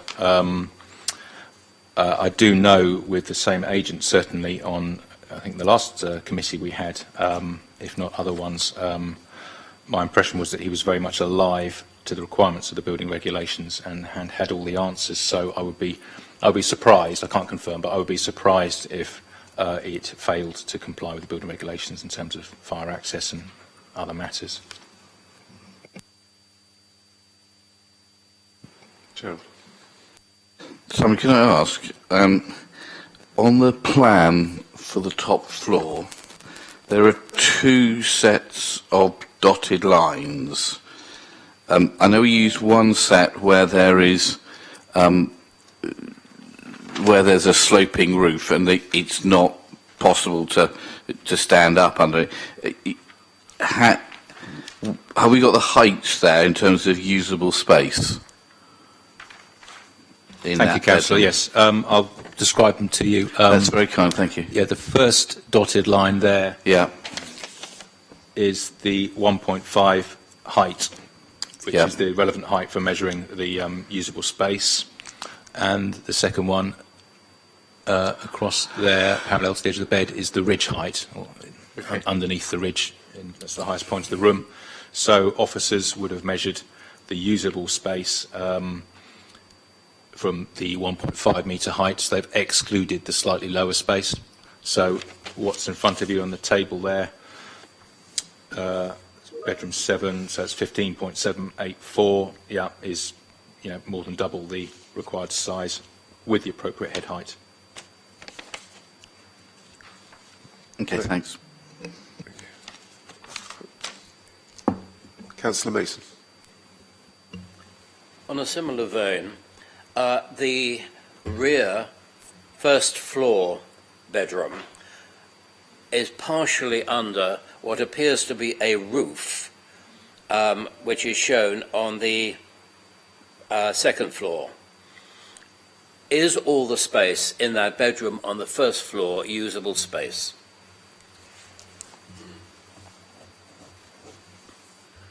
Thank you, Councillor. I think, so you're referring to this bedroom here? Yes. Yeah. And the roof which you would see to the right. That one, Yeah.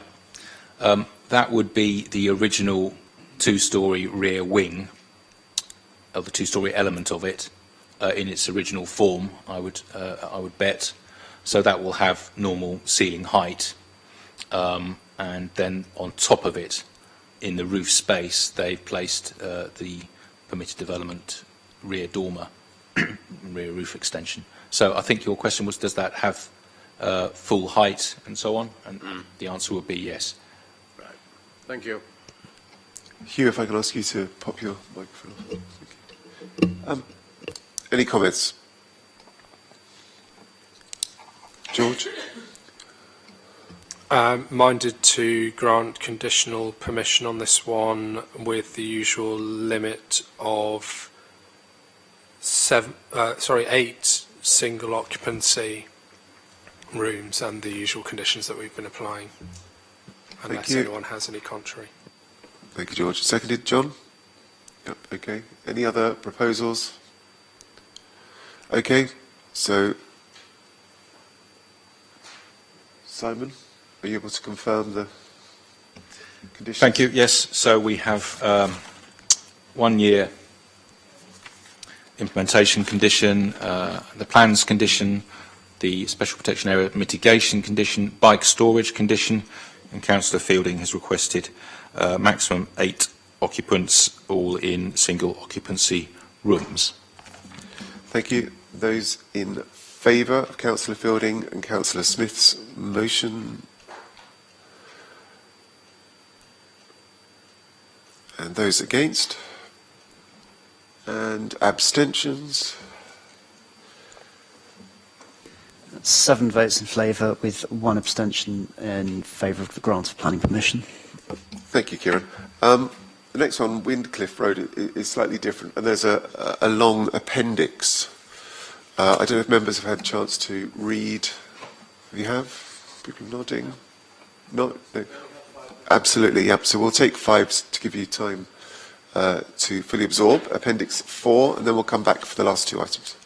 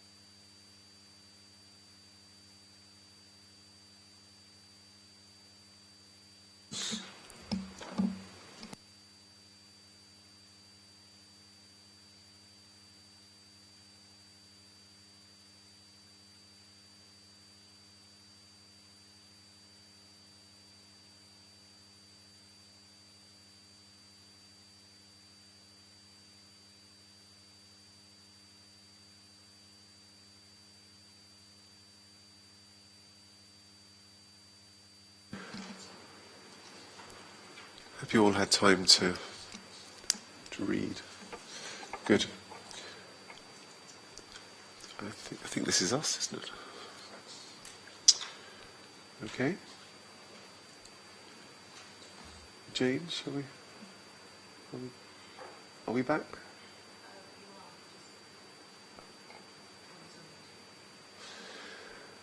Okay. So, item 13, Windcliffe Road.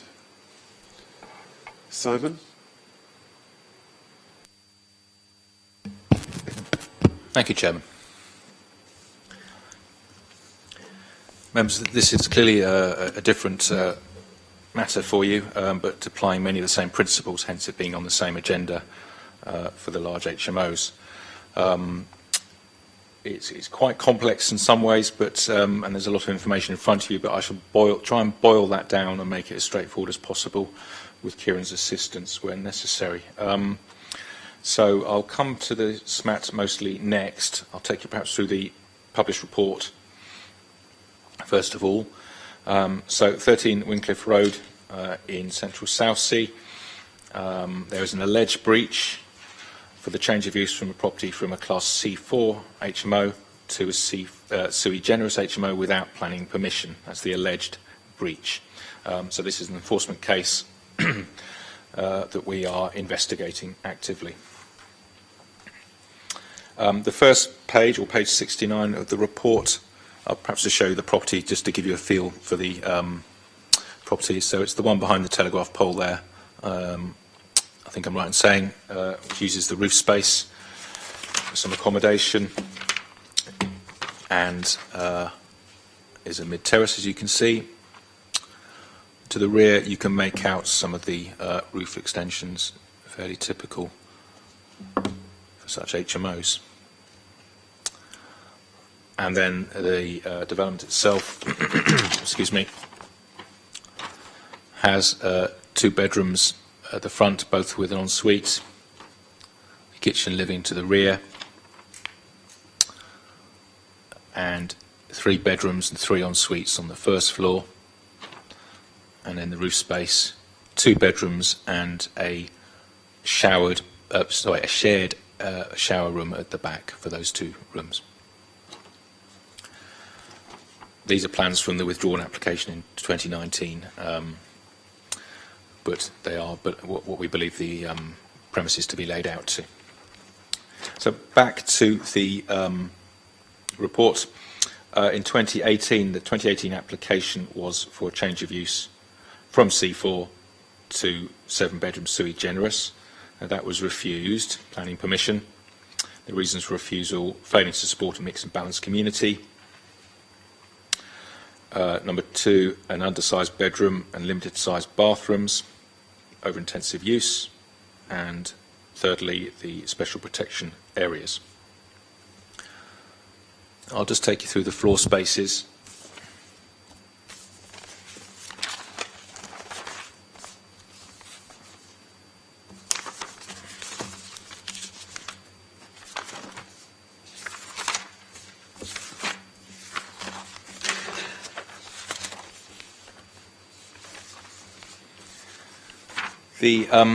I should add that this application was considered under the previous SPD, which had slightly different standards. The principal problem was bedroom 5, 6.58. So bedroom 5 is that one. Bedroom 5 at 6.58 was below the then standard of 7.5 square metres. And then the en-suites are all relatively small. If you think about our current standards, 2.74, they were quite small, and indeed appear relatively small on the plans. So that was the bedroom as well. So the bedroom and the en-suites was our reason for refusal number 2. Turning the page to page 70, the decision to refuse was appealed. The planning inspector dismissed the appeal. He or she agreed on the high concentration of HMOs, cumulative effect, agreed with the SPA mitigation, but disagreed about the standard of living, they found that to be acceptable. Moving on to the further part of page 70, it's an application, it was an enforcement case for an alleged breach from Class C4 to sui generis. So the local planning authority is considering, has there been a material change of use that requires planning permission? If there hasn't, there's no breach of planning control and the enforcement case should be closed. If there has been such a breach, then we need to consider whether or not to take enforcement action. We refer back to the Campbell Properties judgments, and in this instance, the officers feel that the increase of one person does not make such a material change as to require planning permission. So the long and short of the officer's position is that there is no breach of planning control, and so the case should be closed. Members will take a view on that. Should they believe that there has been a breach of planning control, because planning permission should have been sought and granted or gained before the alleged breach took place, we'd go on to consider the merits of the application. So first of all, is there a breach, and then what are the merits? So I'm cantering through the officer report in front of you. That takes us to page 72, the planning merits of the use. Again, we look at the mixed and balanced communities objective, the 10% threshold within an area, and the space standards. Page 73 goes on to consider the mixed and balanced community issues in much more detail.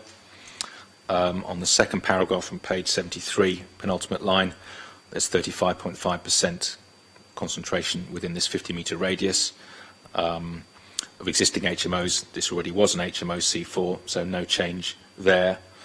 And then we've gone on in the middle larger paragraph of page 73 to rehearse what does this extra occupancy mean in terms of effect on that local community balance. And using standard occupancy presumption of 2.4 people per dwelling, as against 6 for a C4, we calculate there'll be 343 people who live in this area, 199 of them living in an HMO. That would change to 200 people,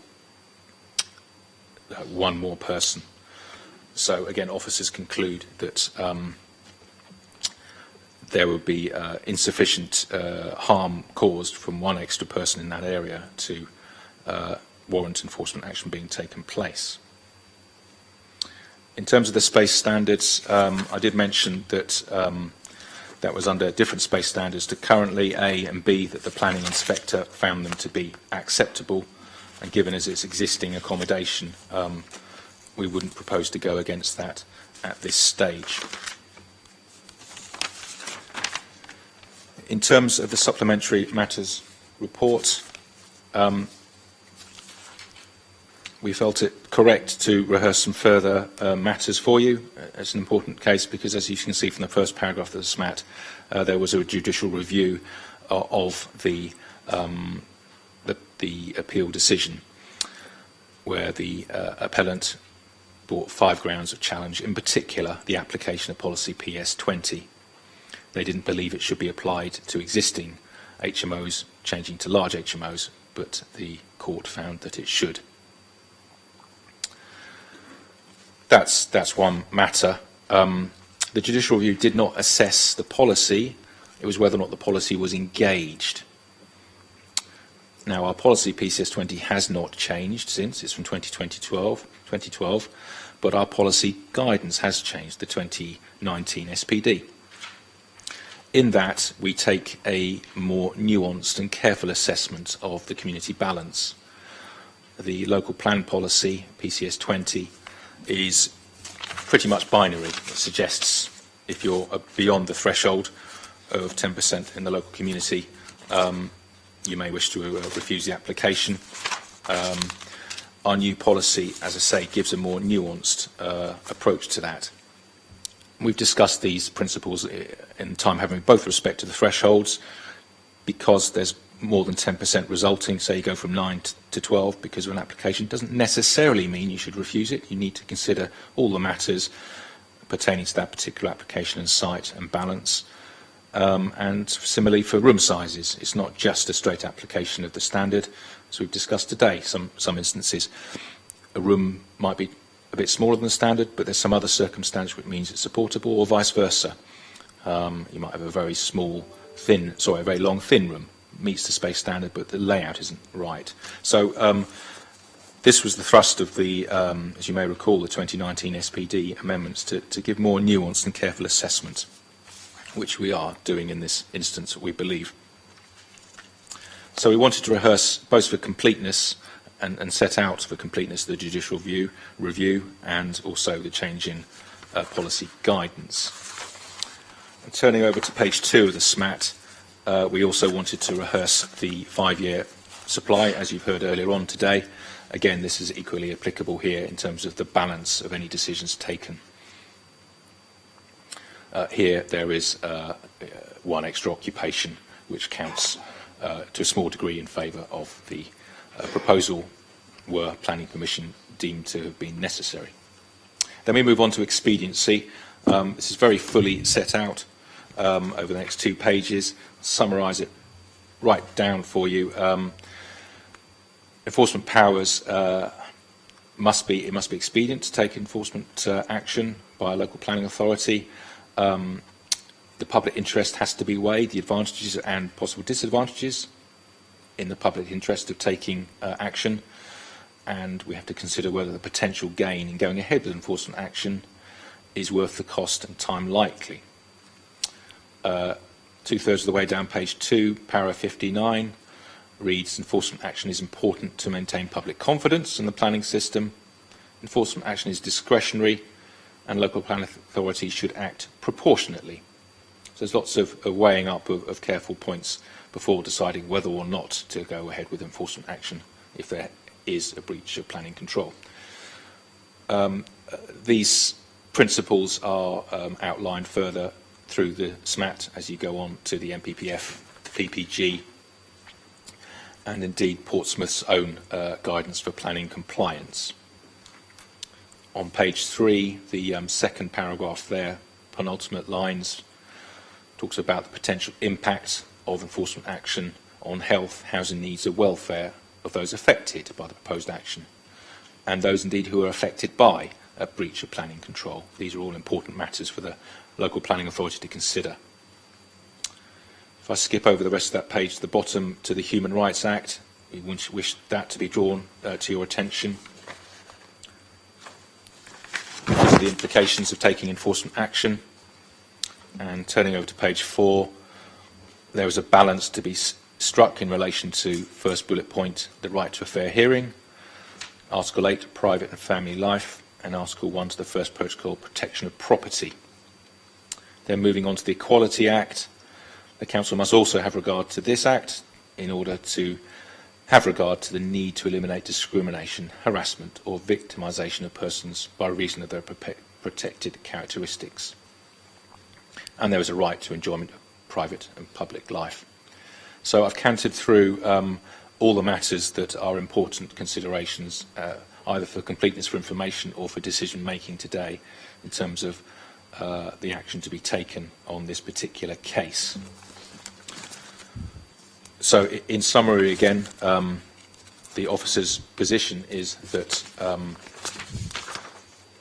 considering the Campbell's properties findings, the change of occupation by just one person from 6 to 7, officers do not consider that is something that requires planning consent, ergo there is no breach of planning control. As such, without a breach of planning control, planning officers would recommend the case is closed, of course. Should members decide that actually planning permission is required, we need to go on to consider whether or not action should be taken, which is based on the merits of the development and the expediency of taking such action. Thank you, Chairman. Thank you, Simon. We have a deputation. Mr. Kivell, hello, welcome. Hello, thank you. 6 minutes Okay. to give you a deputation. Thank you. Thank you. I'd just like to echo what Ruth said earlier. She basically described the same experience we've been having with regards to the property, because we live next door to number 13 Wincliffe Road. Just a couple of things I want to clarify as you were going through some of the details there, because I've been into the property itself. The en-suites and the bedrooms don't have toilets, they're only showers. So there's the toilet on the first floor, and then there's a shower room, bathroom on the second floor, which has a toilet in as well. So there's only 2 toilets between the 7 people. Also, to say as well that the property did have 5 tenants to begin with. We never had any problems when there were 5 tenants, 5 students in the property. This changed in the summer of 2018 when the landlord did the works to the house. So there's been 7 students in the house since 2018. 1 year, there was definitely more than 7 because there was that year, that cohort of students the landlord told us were all male, but there was a female there at the same time. So there was obviously 1 couple in 1 room as well, so that would have made 8 people in total. In terms of the house and the problems we have, there are kind of two sides to it really. There's what we call the problem with the landlord and the house, and then the problems with the students and their behaviour. So the house itself, the doors, I mean, it might sound quite trivial, but the doors are very loud. So it's got fire regulation doors, and it's a bit like being in a hotel. So every time you hear a door close, it slams really loud. So you've got 7 rooms along with the external doors as well, which are all very loud doors. And we asked the landlord to put some soft closing kind of mechanism on the doors, but he refused to do it. He's also got a couple of Saniflow products, which allows him to put some things into the house, so like the toilet on the first floor, that will use a macerator, so it's not in with the plumbing and everything. So every time that toilet gets flushed, we can hear it in every room in our house. He's also, the other Saniflow product is a hot water pump. So every time they're using hot water or putting the boiler on or whatever it might be, that kicks in, and while it's not as loud as the toilet, we can hear that in near enough every room as well.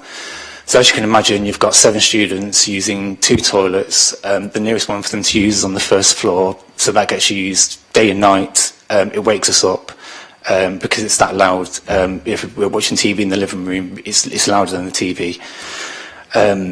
We've informed the landlord since all these changes were first made. We went to his house and gave him a letter. We've got his phone number. We try to engage with him. We've always been polite, but he just really isn't interested and just gives us empty promises, really. He'll say he'll do things and then he never acts on them. Same with a doorbell. We said about people coming to the house late at night if they've been out drinking and stuff, because we're only round the corner from Albert Road, and if they're getting takeaways, people are banging on the front door all hours, and again they can't hear it because they're down at the back of the house in the communal room. So he said he put a doorbell on. That's never happened. So that's the problems with the actual kind of house itself. In terms of the students, I'm sure you can imagine the sort of thing we get. It's all, parties, loud music, shouting and screaming, drug taking, leaving rubbish out the front of the property, throwing litter into our back garden, throwing cigarette butts into our back garden, urinating on the garden partition wall. I don't think there's anything else in there. I think that's the majority of it. The landlord himself left a mattress in the front garden for a matter of months when he changed them. When he changed the students this summer, usually comes in and gets the property ready for the next set, and he left a mattress out in the front garden rotting for a couple of months. So I had to inform the council about that to get it moved. Whenever we've tried to speak to the students about the issues with noise and things, they generally don't care. One previous year, when we went to speak to them, a large group of them came out of the house and intimidated me and my girlfriend and started abusing us in the street. So since that point, we've kind of stopped going around really to complain. We've always been polite, we've never shouted or swore at them. We've always tried to be as friendly as we can. But unfortunately, it's difficult because they're there for a party for a year. Unfortunately, we're not. We're there. It's our home. We know we've got to work and be up early and all the other things that go within, living in a residential house.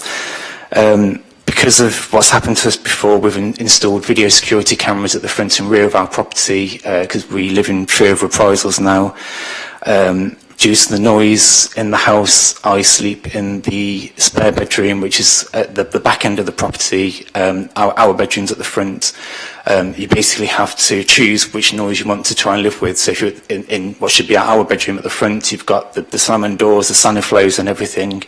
At the back of the house, then you've got where the communal room is, so that's where the kind of party will be.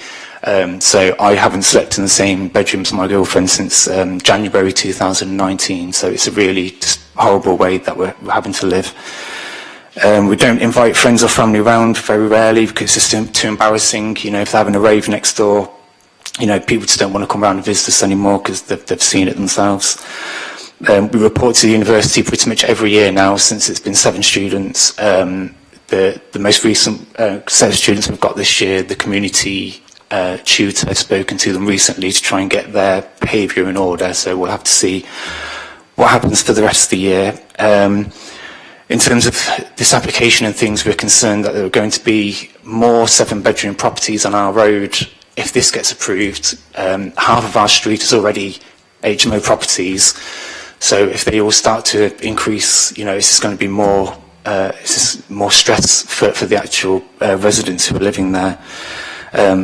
All of the residents who live on the street, or near enough all of them, put in rejections when these applications went in to begin with. No one supported this action. We're concerned as well that our property would be worth less. We won't be able to move. Who'd want to live next to 7 students? So we're not able to do anything now. We know generally in Southsea, with the amount of HMOs, we've got friends who have left the area and don't want to live in Southsea anymore because there's too many HMOs and it's spoiling their quality of life like it has ours. I think that's pretty much it really. One thing I did want to say, when it comes to these things like the room sizes, and on paper things might be being met in terms of planning permissions and maybe some different bits and pieces, but maybe there should be some requirements about the condition and some conditions put in place to support residents. So if landlords aren't taking their responsibilities seriously with how their tenants are behaving, then do they get their license revoked, the HMO license revoked, or something like that? Just an idea. Thank you. Thank you, Mr. Kivell. Thank you for your deputation. Okay, well, members, we have to decide whether this required planning permission. Can I ask George to read the words? You may.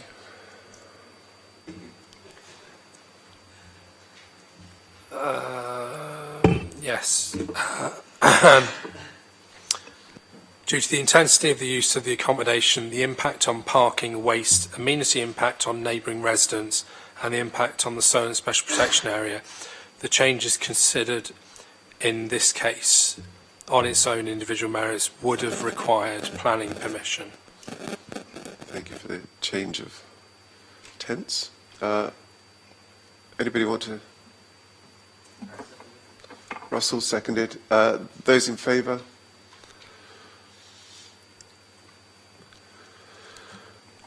It's unanimous, 8 votes in favour. Okay, Councillor Bowner-Jackson. Sorry, I'm going to have to go in a minute to my next thing. Can I first pick up on what Simon has said? Simon, I think you said in your very helpful run-through that the inspector decided that it was appropriate for the council to be looking at this for planning application, and that the SPD applied. Am I right in that? It's just the bit that they didn't agree with was the space standard on their room. On the first question, whether or not it was appropriate to consider as a planning application, inspectors invariably, almost invariably, will not come to the question of whether or not something in front of them actually needs planning consent, unless it's a lawful development certificate application. Invariably, they don't do that. They will simply determine what's in front of them, in this case, C4 to sui generis. And in terms of the SPD, yes, certainly the inspector had in front of him or her the then SPD, 2018 one, and the local plan policy, PCS 20. But Simon, we get quoted back to us all the time Campbell Properties appeal decision where we're told the inspector said it wasn't right for planning application to be made, which is why we go through all this rigmarole with your advice to us we shouldn't, and which we ignore you and the lawyers on every single occasion and will do for the next 150 years. But it would seem to me that response from the planning inspector did not say the same as the Campbell Properties one, where they said you don't even need planning permission. This inspector did not comment on that, and therefore I think that is really helpful in weakening our dependence upon an erroneous judgment from an inspector about Campbell Properties. So I think we will be able to get rid of all this rigmarole and be able to make sure that we are doing this properly, and I think that's enormously helpful. And I think we will need to look at that outside of this environment, because that's very helpful.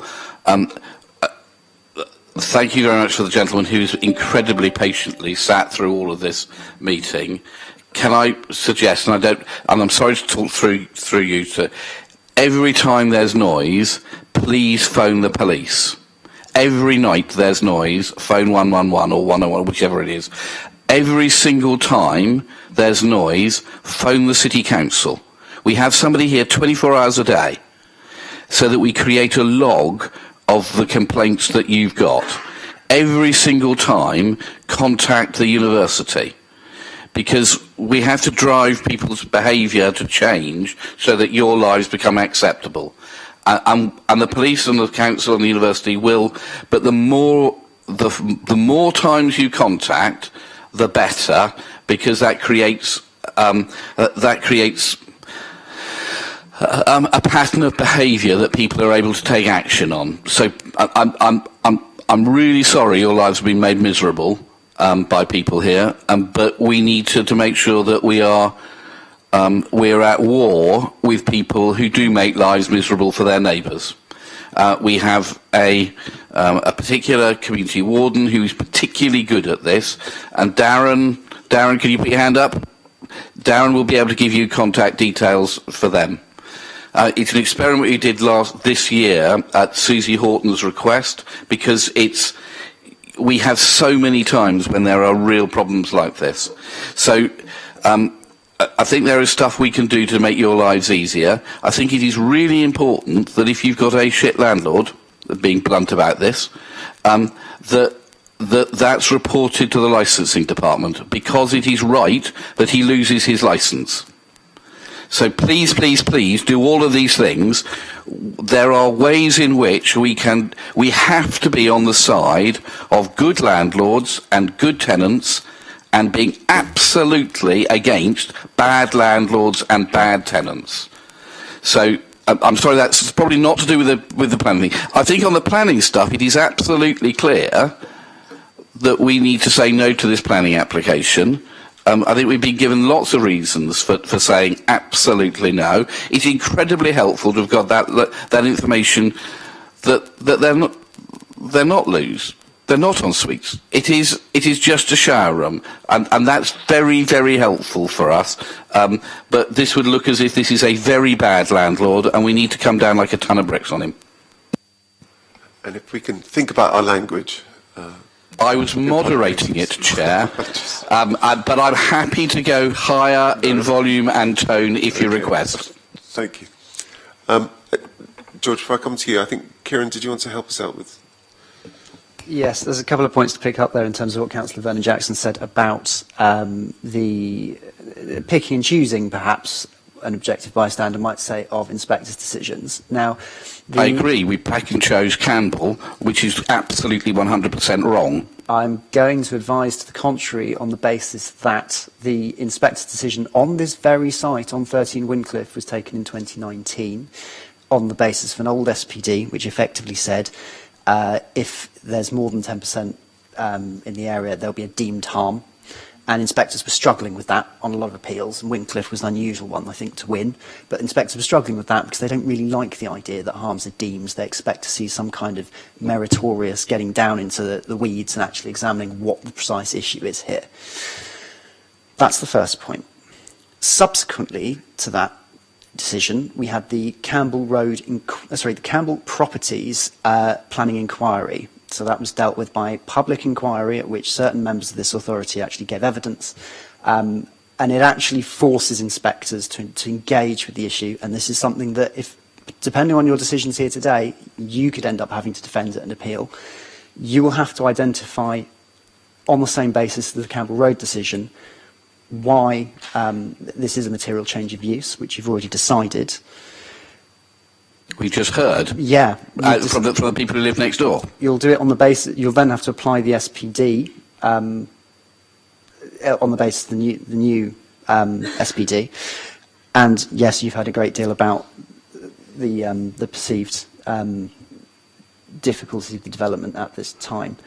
The problem is in the cold. Yeah, but we're not. No, by the way, forgive so my have conversations. Can we just not have conversations? I don't mean to sort of discredit anybody's evidence. I mean to be as neutral as possible and being overly loyally. It's my job.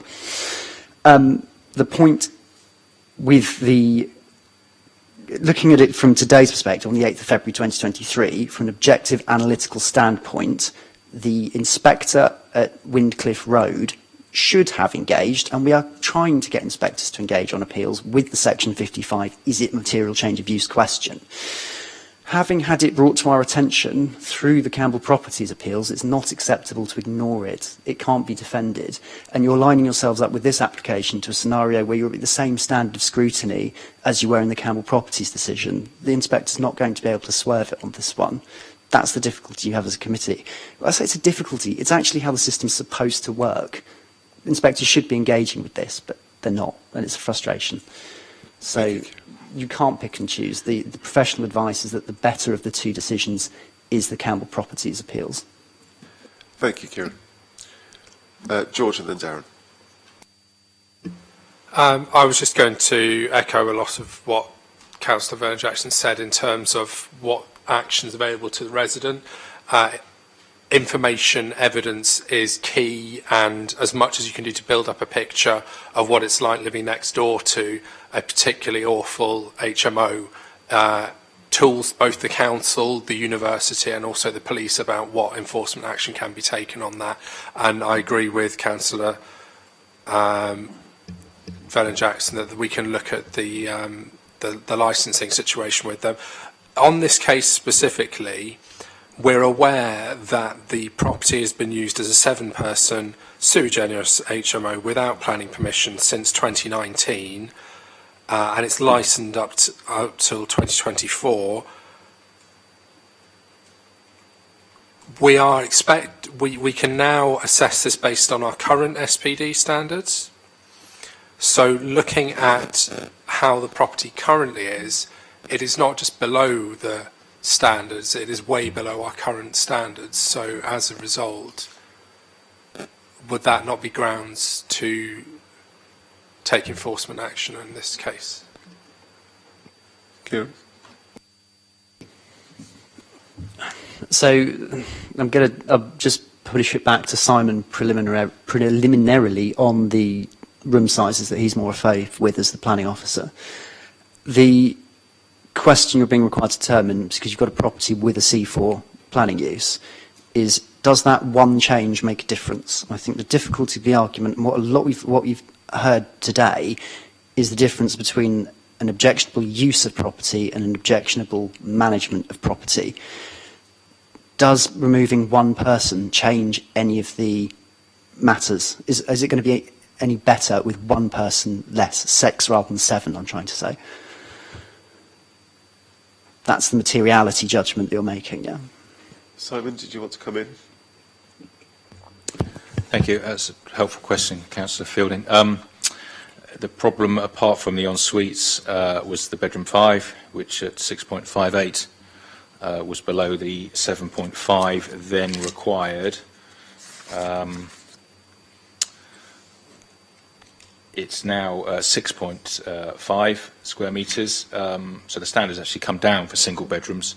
So bedroom 5 would now comply on its own, but the communal area isn't big enough. So it's kind of swings and roundabouts. I can remember making this point in a year or more or so, perhaps.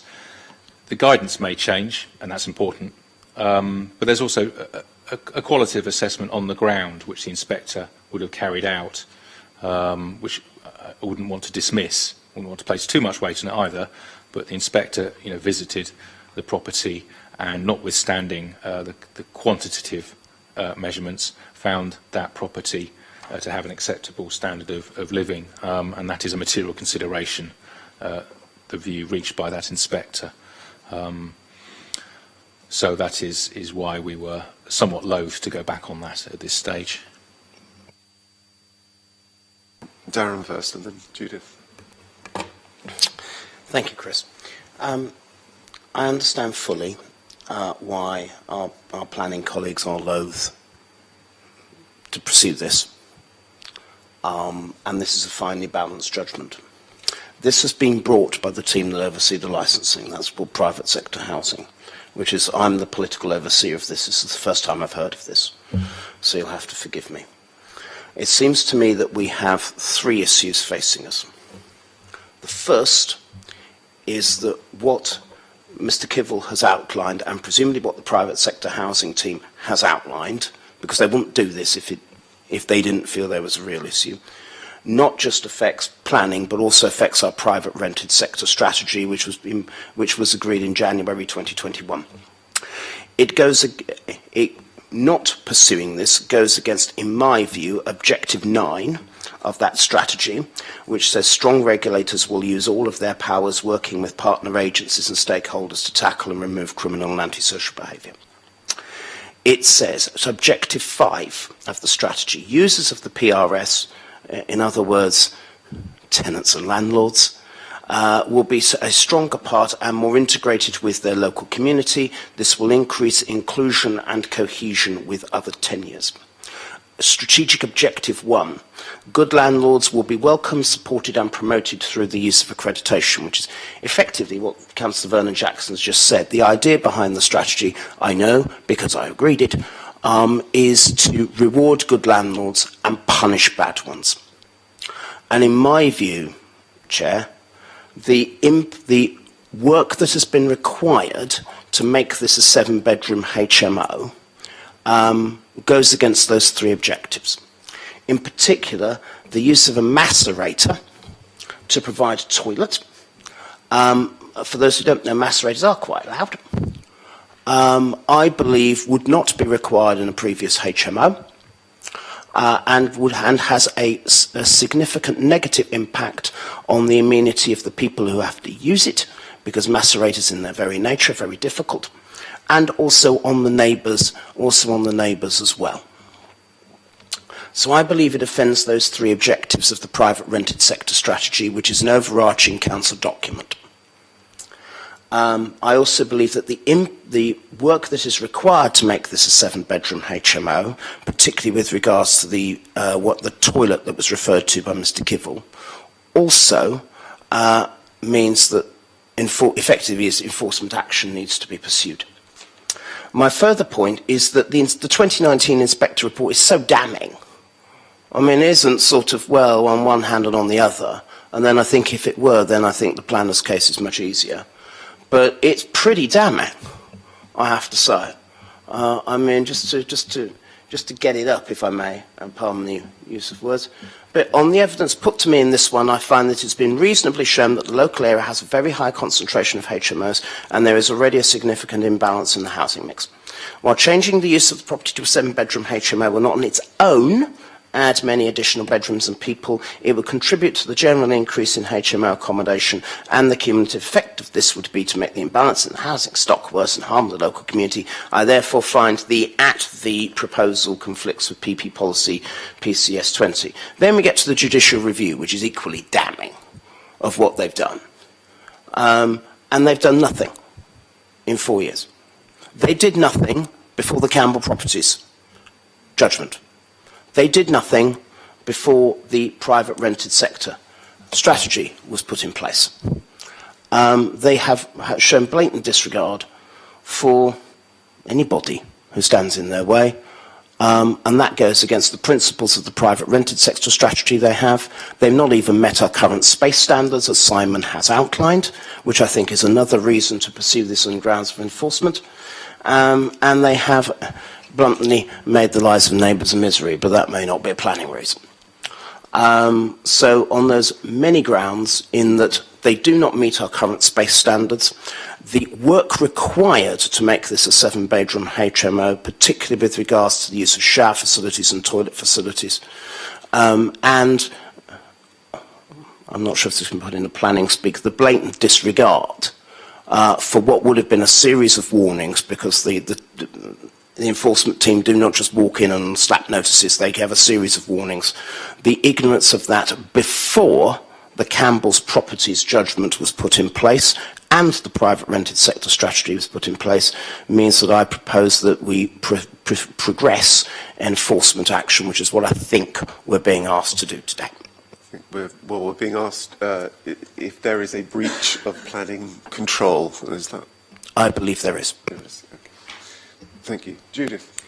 I think we do have to separate out the apparent poor quality of the management here, and I urge Mr. Kibble to take that advice about going to the police and so forth. That's not directly a planning matter. We have to be careful with that. However, if you look at all our decisions today, there's a clear pattern.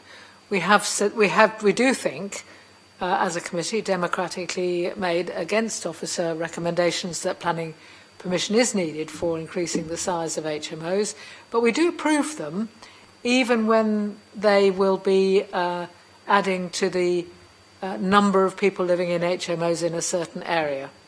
That hasn't been something that we've done. We could consider it and might after this inspector decision, but we haven't in the past. But what we have done is absolutely been extremely firm in our own standards, which are to do with the space available, to do with bedroom size, to do with communal space size. In fact, we've refused a couple of applications today on those grounds, and on inadequacy of toilets and shower arrangements. And certainly one loo for that many people is something today we would have refused. So based on those precedents, I think we have no alternative, unless we're just going to undermine the whole of a day's work, but to move forward to enforce with enforcement action. We can't make a kind of planning decision because we haven't got enough information, even if we were minded to. But we've heard we would need more information in terms of detailed plans, measured out, and those sorts of things, in order to make a planning decision, even though we would probably think that we should make a planning decision.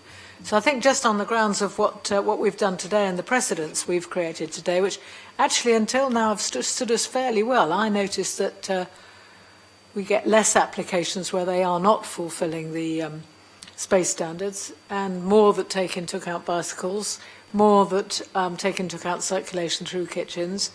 I mean, I've been quite pleased over the last 2 or 3 years that developers and owners of HMOs do seem to understand what it is we're trying to get to.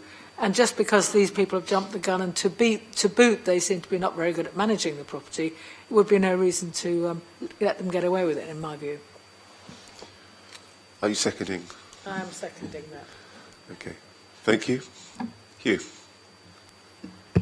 Judith, sorry if I can ask you to take your mic. It seems to me in logic that we either have to deal with this as if it were 2019, with the 2019 planning standards which we had and the 2019 SPD, or we deal with it with the new SPD and the new standards. We have been told it is expedient to regard the new SPD. Therefore, it is surely expedient that we should impose the new standards, and this does not meet our standards.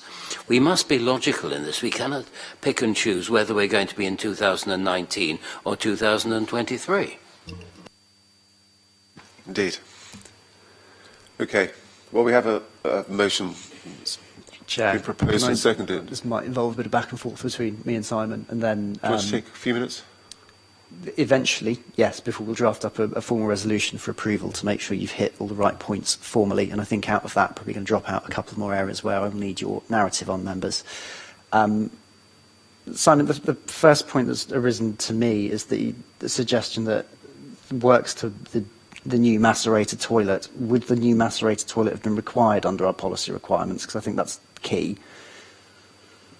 Because there seems to be an implication that we might remove the toilet, which is not looking good for an enforcement notice requirement. But can you just lay the basis on the requirement for I don't think it is, because we don't in planning want or need or ought to get into that level of detail, and that is for other regimes, particularly licensing. We do, of course, reference to the licensing standards with respect to the room sizes, but I don't believe we go to that level of detail for that matter now.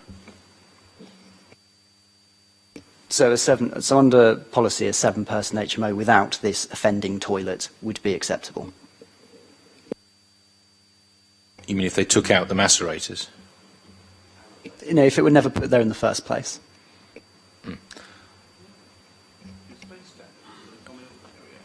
Well, Sorry, there's a red herring here, Yes, because yeah, we deal with planning applications, not with building Aren't we going control. down an odd route?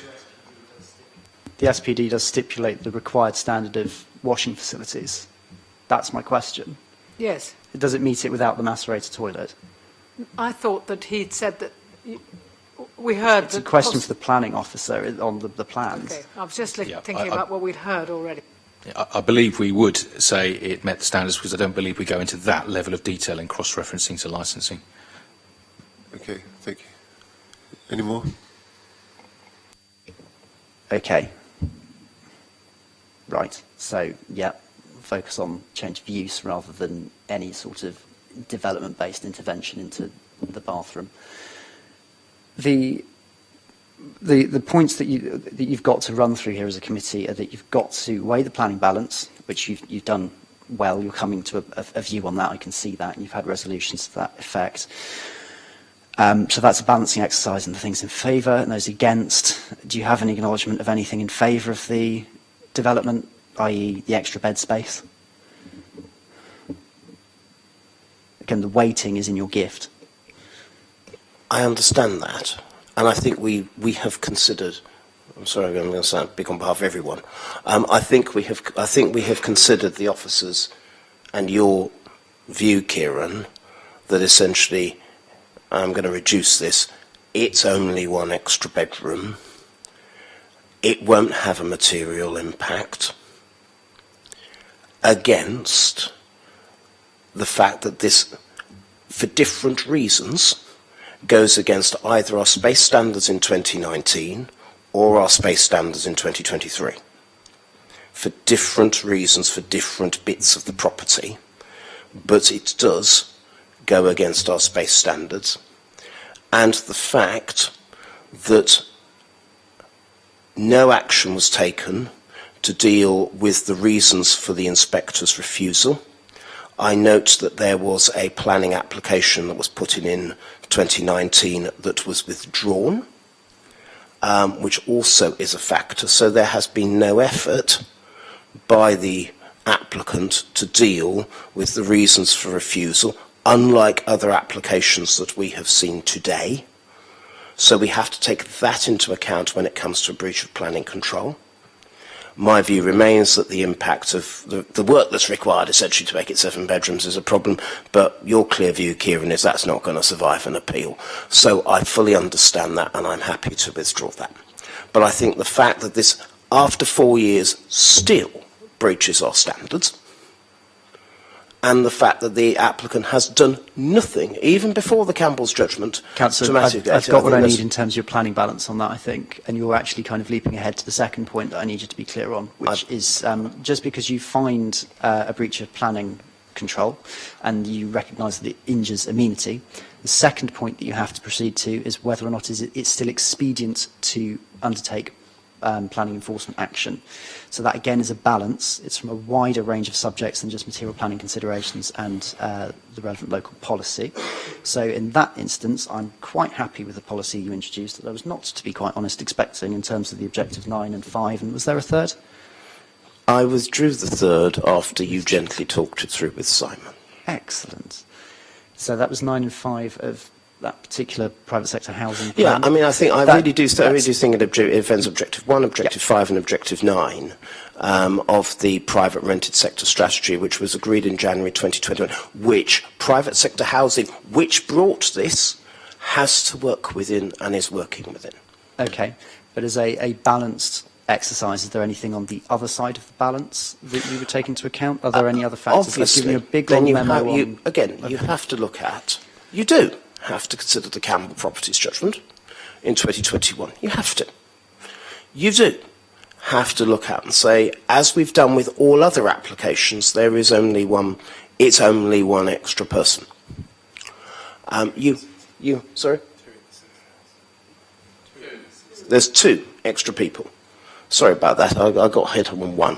So there's 2 extra people. So I think we have looked at that, and I think the questions we've asked as a committee mean that we have weighed that in our balance, and I believe that despite all that, the fact that it does not meet the private rented sector strategy, the fact it is still falls below our space standards, and the fact that that in the view of private sector housing, not us, not politicians, in the view of the council officer team that deals with these things, nothing has happened before the Campbell Properties judgment, let alone afterwards, means that there has been a breach of planning control and we should continue. Kieran, can I ask, are we getting close to a vote? Because I have a 3 o'clock meeting and it's now 3:15. Yes, I'll probably need 5 minutes to go through a draft motion to return. Okay. Okay, so do you want your 5 minutes? Yes, please. Okay. We'll take a 5-minute break. Doing that, have we still got in the point about space standards and the point about enough lavatories and things? 'Cause I don't think we've got enough information to comment on that, but everything that we've been told is that, well, Simon's nodding his head, is that they won't be up to our current standards that we apply.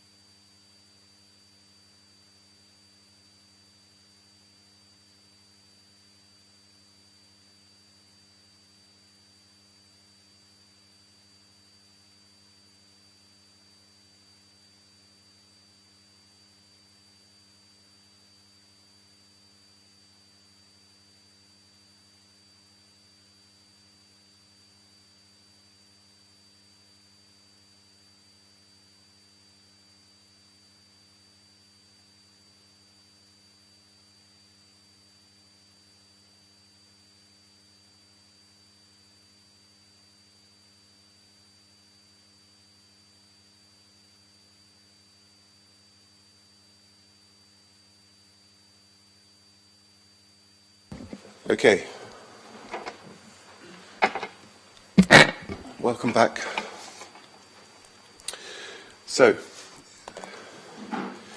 in the matter of Windcliffe Road, we have made some progress with wording and such like, and I think Kieran's going to help us out with a set of words now that we have found, or we've concluded that there has been a breach of planning control. Right. In this matter. So I will slowly read out a proposed motion on the to give effect to what Councillor Sanders, seconded by Councillor Smythe, have said. If after you've heard that you want me to read it again, please do ask. If there's anything you would like added, take your time. So here we go. The committee resolved that having regard to the benefit of an extra bed space set against the disbenefits of intensity of the occupation, the impact on the mix and balance of the community with regard to the inspector's decision, noise transmission, antisocial behaviour, the poor standard of accommodation for occupiers assessed against current policy and notwithstanding the previous inspector's decision, the authorised development causes harm to amenity and therefore conflicts with PCS 20 of the adopted Portsmouth Local Plan 2012 and HMO Supplementary Planning Document dated 2019.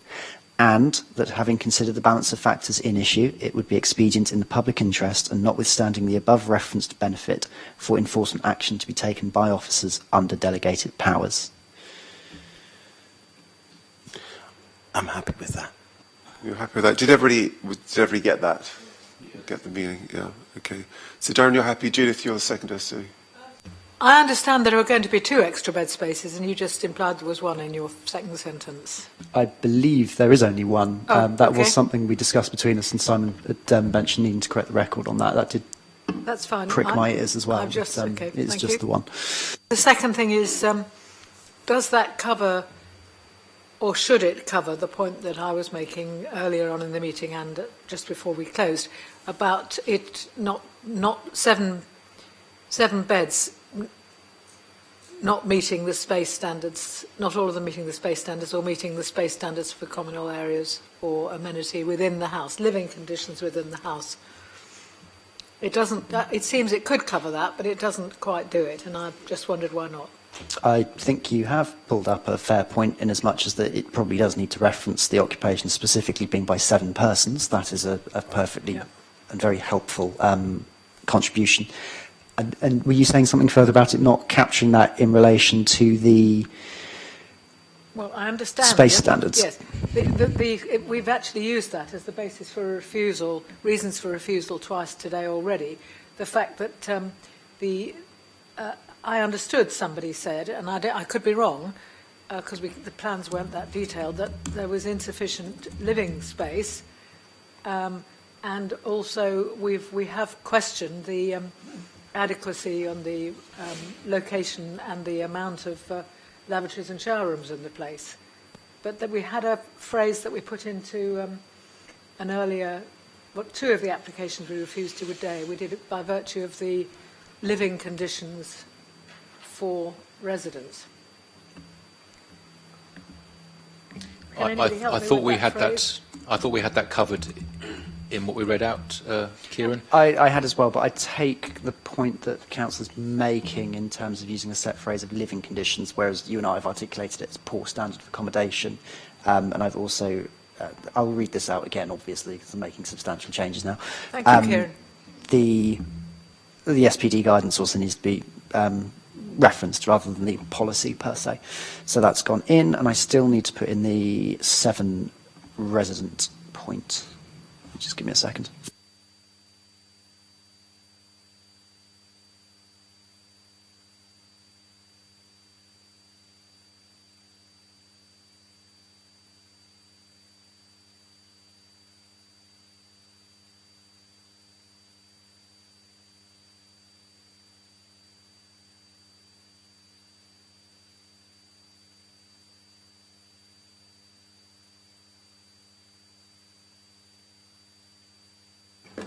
Chairman, is there something else I could say while Kieran's just drafting?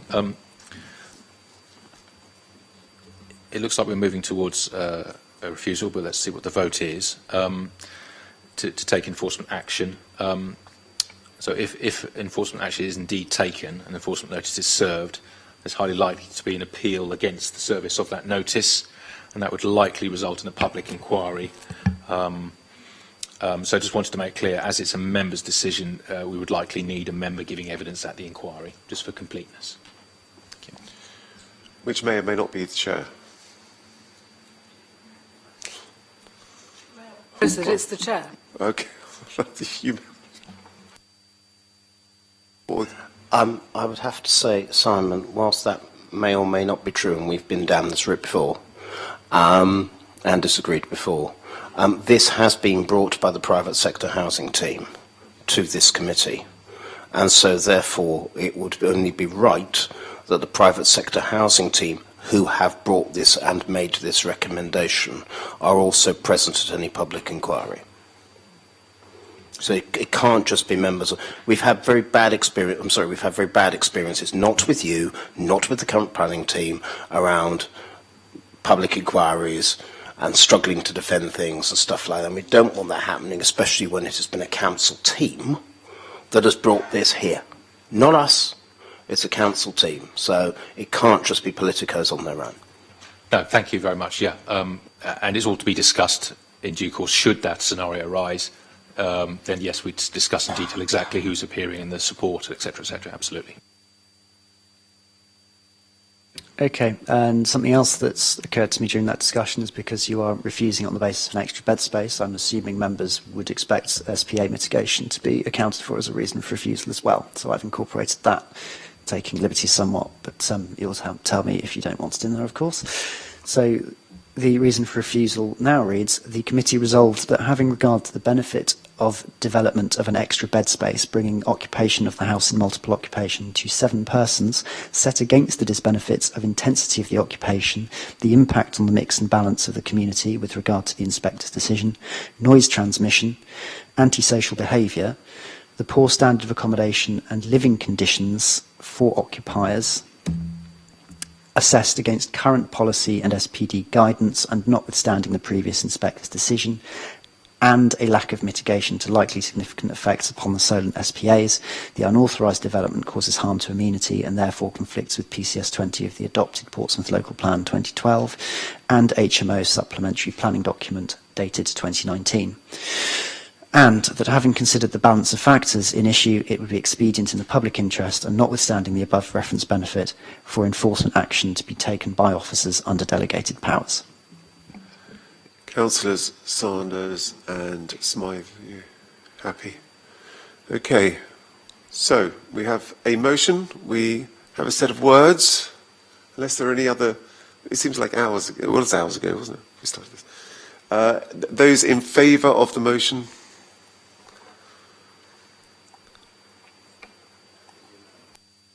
It's unanimous, 7 votes in favour of that motion. We got there. Thank you. Thank you, everybody. We come to the extra item on the agenda, 79 St Piran's Avenue. The explanations in the papers, the extra papers you had. Basically, if it didn't come today, we would be out of time. So I was happy to include it on the agenda for today.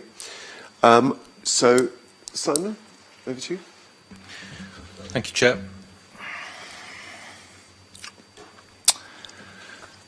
This is an application at 79 St Piran's Avenue, I think it's pronounced, for the construction of a single-storey rear extension extending 6 metres beyond the rear wall, with a height of 3 metres to the eaves and a maximum height of 3 metres.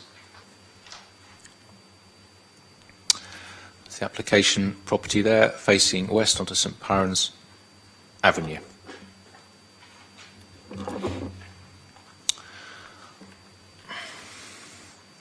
There's the front of the property, and we've shown this photograph to give you an idea of the separation to the properties to the south on Hayling Avenue.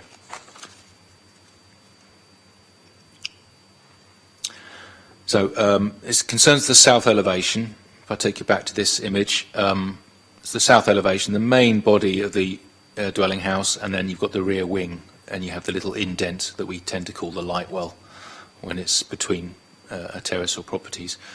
And that is the location of the proposed extension. So at the moment, there's the indentation, the main body of the house I just described. It steps in at that point, and you've got a 1.3 metre wide recess. We call it the light well, as I say, or just the pathway into the back garden, if you want to call it that. So the application is for this rear extension. It's rear off this wall. It might be easy to call it a side extension, actually, distinguish it from the other application that is mentioned, which was at the rear of the property off the rear wing. I'll come back to that in a moment. So this is the prior approval application in question. Just go back to its dimensions. 3 metres to the eaves and 6 metres in length. And there's a dimension somewhere, 1.3 metres wide. So it's a long, narrow, flat-roofed extension filling in the light well there. Now, the prior approval process is a slight complication. An applicant can say they wish to apply to construct a single-storey extension. It's a rear extension because it's off that rear wall as opposed to that rear wall. And they have to apply to the local planning authority to check whether prior approval is required for a 21-day period. So we notify the adjoining neighbours. If no one objects, it is a deemed consent. It has its prior approval. Or if the local planning authority doesn't reach its decision within the 6 weeks, which is why you wouldn't normally see as a committee, because we have delegated powers to make sure we keep them in time and they're not waiting. And this is why it's come as urgent business to make sure it comes in time for a decision. If it waited till the next committee, it would have gone out of time and it would have been granted by default. In the instance where one of the neighbours consulted objects on the grounds of amenity within the 21 days, the local planning authority has to take a decision on the application. If there are no objections, there's no decision to be taken. It's granted automatically. In this instance, we did receive objections, hence the application has come to us for a decision on the grounds of the consideration of amenity.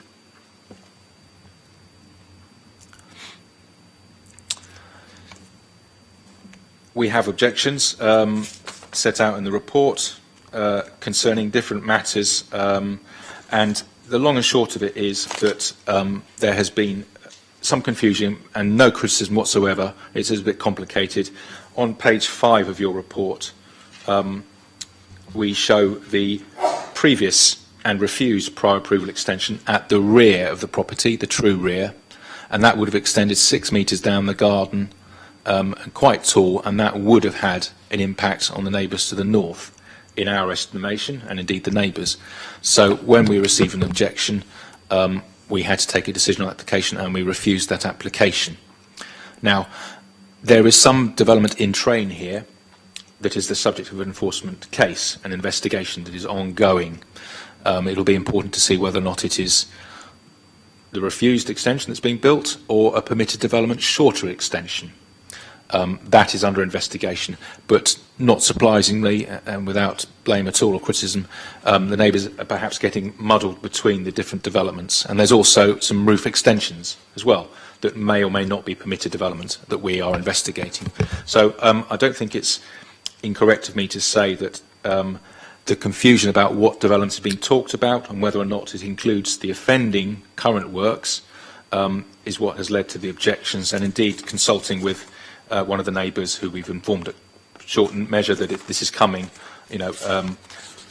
sending this report to the neighbour and explaining has helped their understanding, and that neighbour has indeed said, oh, well, okay, that seems to be okay in writing. And so if I come on to the merits of the application then, we have that extension there, 1.3 metres wide, flat roof, 3 metres, so that can't possibly affect the neighbour to the north. They can't really see it at all. The neighbour to the east, they've got much more distance and garages in the way and so on, sheds. And the neighbours to the south, again, they've got a reasonable distance separation set out in the report. and they've got their own outbuildings and so on, and the new development would peak above those outbuildings with its modest flat roof and be seen against the backdrop of the larger building. So officers conclude that there can be no harmful impact on residents, and on that basis, although prior approval is required, we believe it should be granted. So hopefully that explains it all.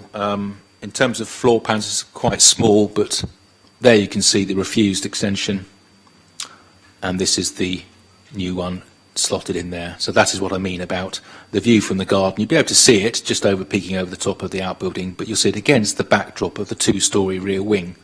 So matching materials and flat roof, there's real no harm at all. So that is why we would like to state that prior approval is required and is granted. Lots of hands up. So I just want to confirm, Councillor Sanders, are you giving a deputation? I am giving a deputation. I will happily move away because apparently if I stay here it's intimidatory for everyone else. I understand that's how the law is, Kieran. So I'll happily shift myself, Kieran. It's okay there, isn't it? And it's not, I wouldn't ever suggest you're intimidatory, Councillor, but it gives the wrong impression to anybody watching the stream. It's easier to have you set apart symbolically. That's where you want us to go, dear. No, it's just that's made all the earlier difference. interpretation of the law, which said it was literally intimidatory if you were to, so you had to leave everything. So I'm pleased we're slightly more relaxed now. Well, that's Sorry, made, John, that's you made, wanted to say something? Darren, that's made all the difference. Just literally. Okay. Councillor Sanders, you have unlimited time. Yeah, but please know there is a limit on this. So thank you very much, Chris. And firstly, thanks for allowing me to include this at such short notice. And also to Mr Turner and to Mr Maguire for their patience with trying to balance, well, with me and with local residents for trying to balance planning law with making sure local people feel part of the process. I've brought this through because I'm representing local residents. Particularly the occupant of 77 St Pyrons Avenue, who may or may not be the person that Simon referred to earlier, the impact on whom was the reason the initial application was refused.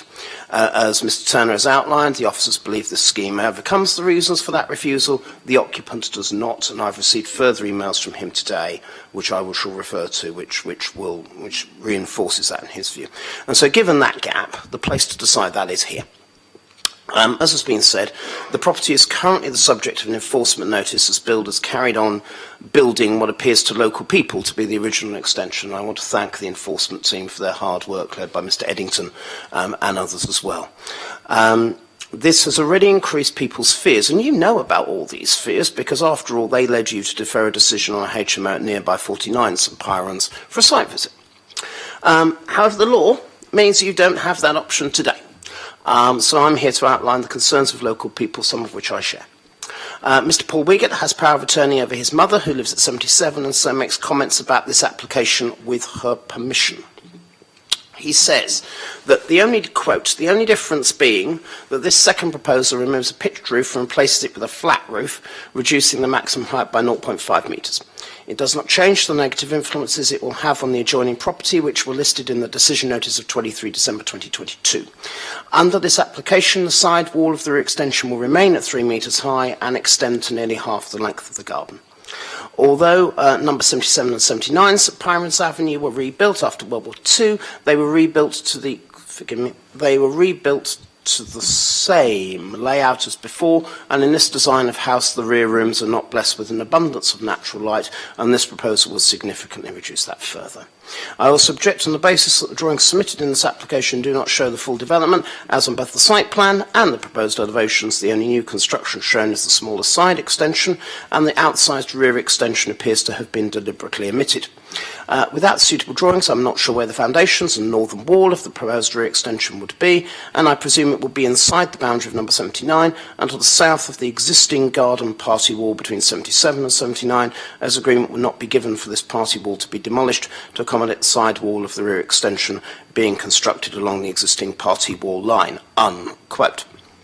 There are also real concerns from people living in the terrace between 13 and 33 Hayling Avenue, some of which you've actually seen in the drawings, and also, in fact, in some of the photos Simon has shown.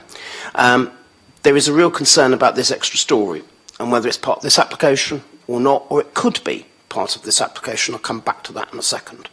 But these comments reflect a real problem at the heart of this application, and one which, as of now, is frankly unresolved. Look again at what you're being asked to approve today. Construction of single-storey rear extension extending 6 metres beyond the rear wall with a height of 3 metres to the eaves and a maximum height of 3 metres. You'll see from the comparison in front of you that the definition of the rear wall is different. In the middle, the refused application, and the right-hand application.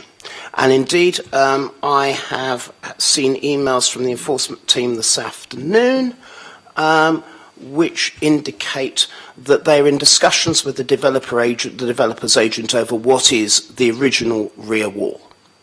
So that is not clear.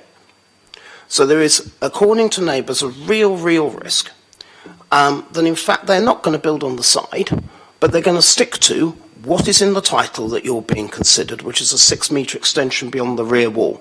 In other words, a minor version of the plan in the middle, the plan that was refused in last December. So that essentially is at the heart of this. It's a case of you've got an applicant who has run roughshod over the views of local people and run roughshod over the views of planning officers, which is why there is an enforcement notice. And the view of local people is that given the applicant has ignored this council before, what is to stop them building what they say they have applied for? And bear in mind the rear wall is something that's currently up for discussion between the applicant and the planning enforcement team, and stop building what they say they've applied for, which goes beyond the rear wall. Mr. Turner has outlined arguments about permitted development. Again, that is an argument that's currently going on between the enforcement team and the applicant as to what is and isn't allowed. So what I'm doing is I'm asking colleagues to take the safe option and to refuse this application, as what you're being asked to approve, as it's frankly in the title, may well not overcome the reason it was refused in the first place.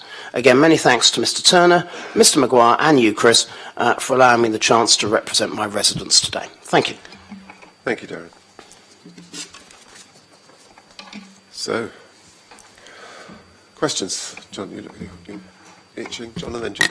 Sorry. I know we've got elevation drawings here, but I'd just be interested to know where the new facing of the at the end of the 6 metres from the what they call in the end wall there, what that's going to look like from a face on, because I just worry. My concern would be is, does that give the opportunity to then build on a wider extension, what has been proposed for future? So I'd just be interested to know what that cheek, if for want of a better word, is going to be at the end. Is it going to be just a flat wall, or is it, if that makes sense?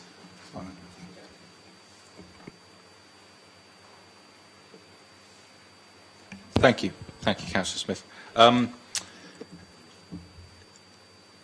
That's a hypothetical situation, to be honest, if I can be blunt. That's not in front of us, so that's not the decision. Try and answer your question, though, still, perhaps. It would depend exactly what else wanted to be built. They may or may not fall foul of permitted development were they to try and build something else. But this is an application, clearly, for the side rear extension, not the rear extension. We can talk about that more in a minute. There's no confusion about what the development proposed is. It's not what the neighbour says it is. And if I can sort of expand upon my answer to you, to answer some of the points made before, if that's all right, Chairman. The neighbour is saying that this is going to extend down half the garden. No, it is not. You need to read the plans in conjunction with the development description. And I said there are two rear-facing walls. The one on the rear wing facing down the garden, and then the side rear wall. And it's quite clear that when you look at the plans in conjunction with the development description, then you know what you're talking about, and it's not what the neighbour is talking about. So there is no confusion. There's no danger of the wrong thing being built.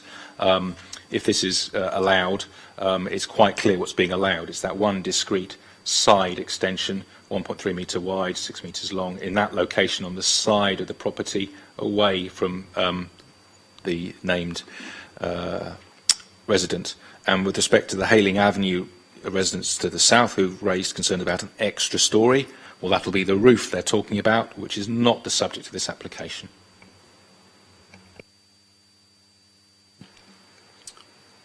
Does that help, John? Yeah. Thanks, Chair. Judith? I don't think it's quite as clear as we would like it to be. I mean, I do think this, we are, if you go back to the plans where we saw the little sliver of green, which is what, Simon, you're saying this is about. Yeah, the third plan on the row. Is this what you're, that's what we're doing. I'm surprised it doesn't extend out and fill in that little corner, but you're quite certain it doesn't. That would no longer be a prior approval application. It would be beyond the dimensions allowed. Okay. So I do think, but I do think that this isn't quite as clear as it might be. It refers to the dimensions under paragraph 2.6, 1.3 metres wide. So that rules out it being the bigger extension that's been refused. But I don't think it's quite so clear as it should be where it is. And I would think that we needed to either put a condition in there that makes it quite clear what this is talking about, or clarify this report. I know you said it was clear, but I'm just saying I don't think it is as clear as it should be.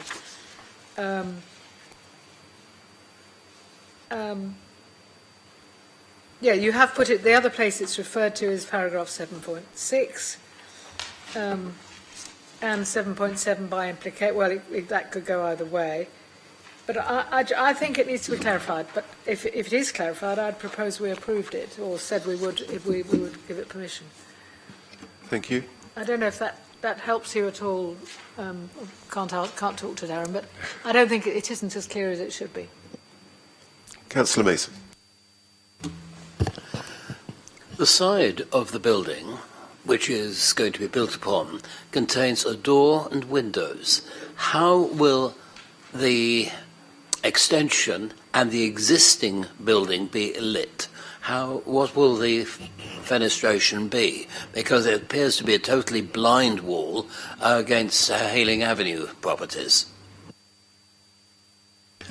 Yeah, the requirements of the process, you're not required to even supply a side elevation like this. It's the dimensions that are put in writing and the location of the development as per that plan. In this instance, the applicant has shown what they think it would look like. And other proposals, they've indicated there would be a door on the rear of the end of the proposal facing down the garden to walk into the garden. As for any windows, that is up to them, depending on any other criteria. So we don't get involved with that. The amenity of the occupiers, the only question is the amenity on the neighbours. So would they be in a position, without further planning permission, to put a window at any height on the wall which we see facing us and therefore facing Hayling Avenue? So I'd have to check the regs to see if there's any restrictions on windows. But either way, if I could give you an opinion, the window would be a normal height like this one. It will be sort of straddling the height of the outbuildings here. And would produce no further overlooking materially than, for example, these windows, or from any other windows looking diagonally over a property's back garden. But the principal thing is the distance separation and the screening effect of the outbuilding would, in my opinion, any window that did go in would have a negligible impact. Okay. Any other comments on this application? Okay, I shall move the officer's recommendation. Can we do with the something conditions? to clarify what this is all about? Because I don't think it's clear, particularly given the title of the whole thing at the beginning. How would you like to clarify? Simon, you going to help us out with this? Thank you, Chairman. At the start I alluded to there were two rear walls. Yeah. There were two rear elevations. There's the bigger one, the subject of the refused application, and then there's much smaller rear wall here against from which this extension is now proposed. So there are two rear walls. So just reading the development description, you could say, well, which one is it? Oh, here's the plan that accompanies it. This is the application. It's this rear wall. So as I said earlier, reading the development description in conjunction with the location plan here, there's no question at all what the proposal is for. Could it not say rear and side wall, or could it not say it's 1.3 metres width, which it does say later in the application? Because I think if I was a neighbour, I might get confused and be a bit worried about this. I mean, it doesn't say height of 3 metres, yes, maximum height of 3 metres, but it doesn't say how wide it's going to be. Okay. Judith, if you continue. With a normal planning application, the local authority ought to amend the development description in with the agreement of the applicant. They don't always do that, perhaps, but it ought to be done in case there's any disagreement. I'm not sure if the same principles apply to a prior approval application, but I don't suppose the applicant would mind if members wanted to add the width to the development description. For further clarification. Beyond the rear and side wall? It's the side wall, it's not The proposals are from rear elevations, though. That's the key question. So I wouldn't want to interfere with that in terms of the very premise of the development, which is always off a rear elevation, that one or that one. The fact is it's shown quite clearly. There's no question about where it is. And it's got the stated dimensions, but I'm not sure if technically we are able to amend the development description, but if we are, I would perfectly happily do that, Councillor.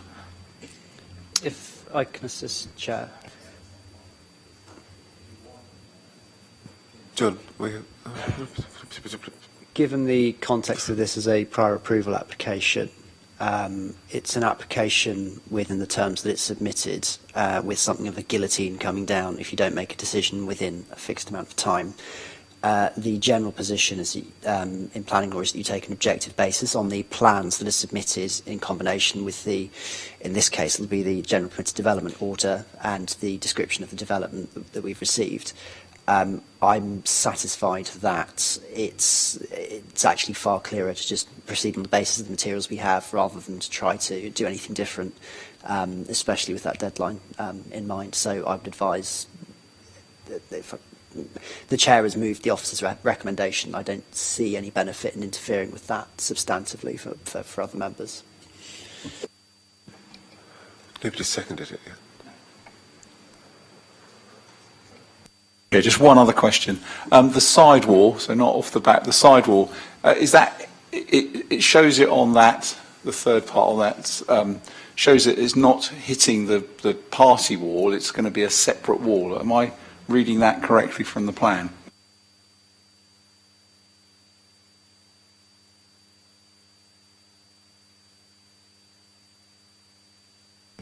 I don't know if you call a boundary wall a party wall. It's not like it's the party wall between two houses, it's a garden wall, so I don't know if at all the same considerations come into play. But clearly it has to be within its own red line ownership, which it would be.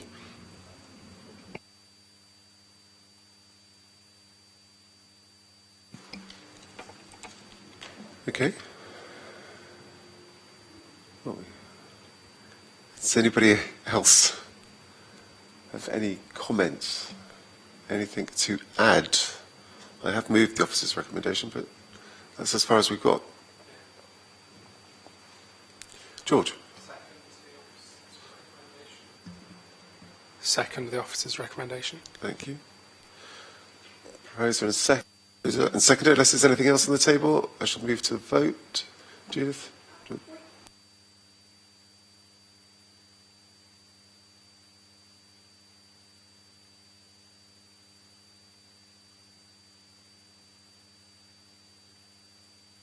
Oh, sorry, your microphone wasn't on, Judith. We could, I believe, change the reason for the local planning authority's decision is the proposed development against the side wall would not have an adverse impact on the amenity of the adjoining occupiers.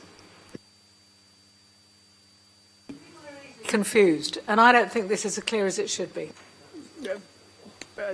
Council, there's no benefit to doing that. It's more granular, I take that. But the duty you've got to discharge is the amenity across the entire property. So you've covered that off already. I appreciate that it might not be immediately clear to poor neighbour picking it up for the first time who's not familiar with planning law, but I'm satisfied that the reasonable man possessed of all the facts would get it. I'll put up and shut up then. Sorry. I think we move on. Okay, those in favour of the motion? Those against? And I think that's it. It's 5 in favour, so prior approval is granted. Thank you, Kieran. And that's the end of today's business. It's been a long day, and I'm closing the meeting at, I think, 4:07. Thank you.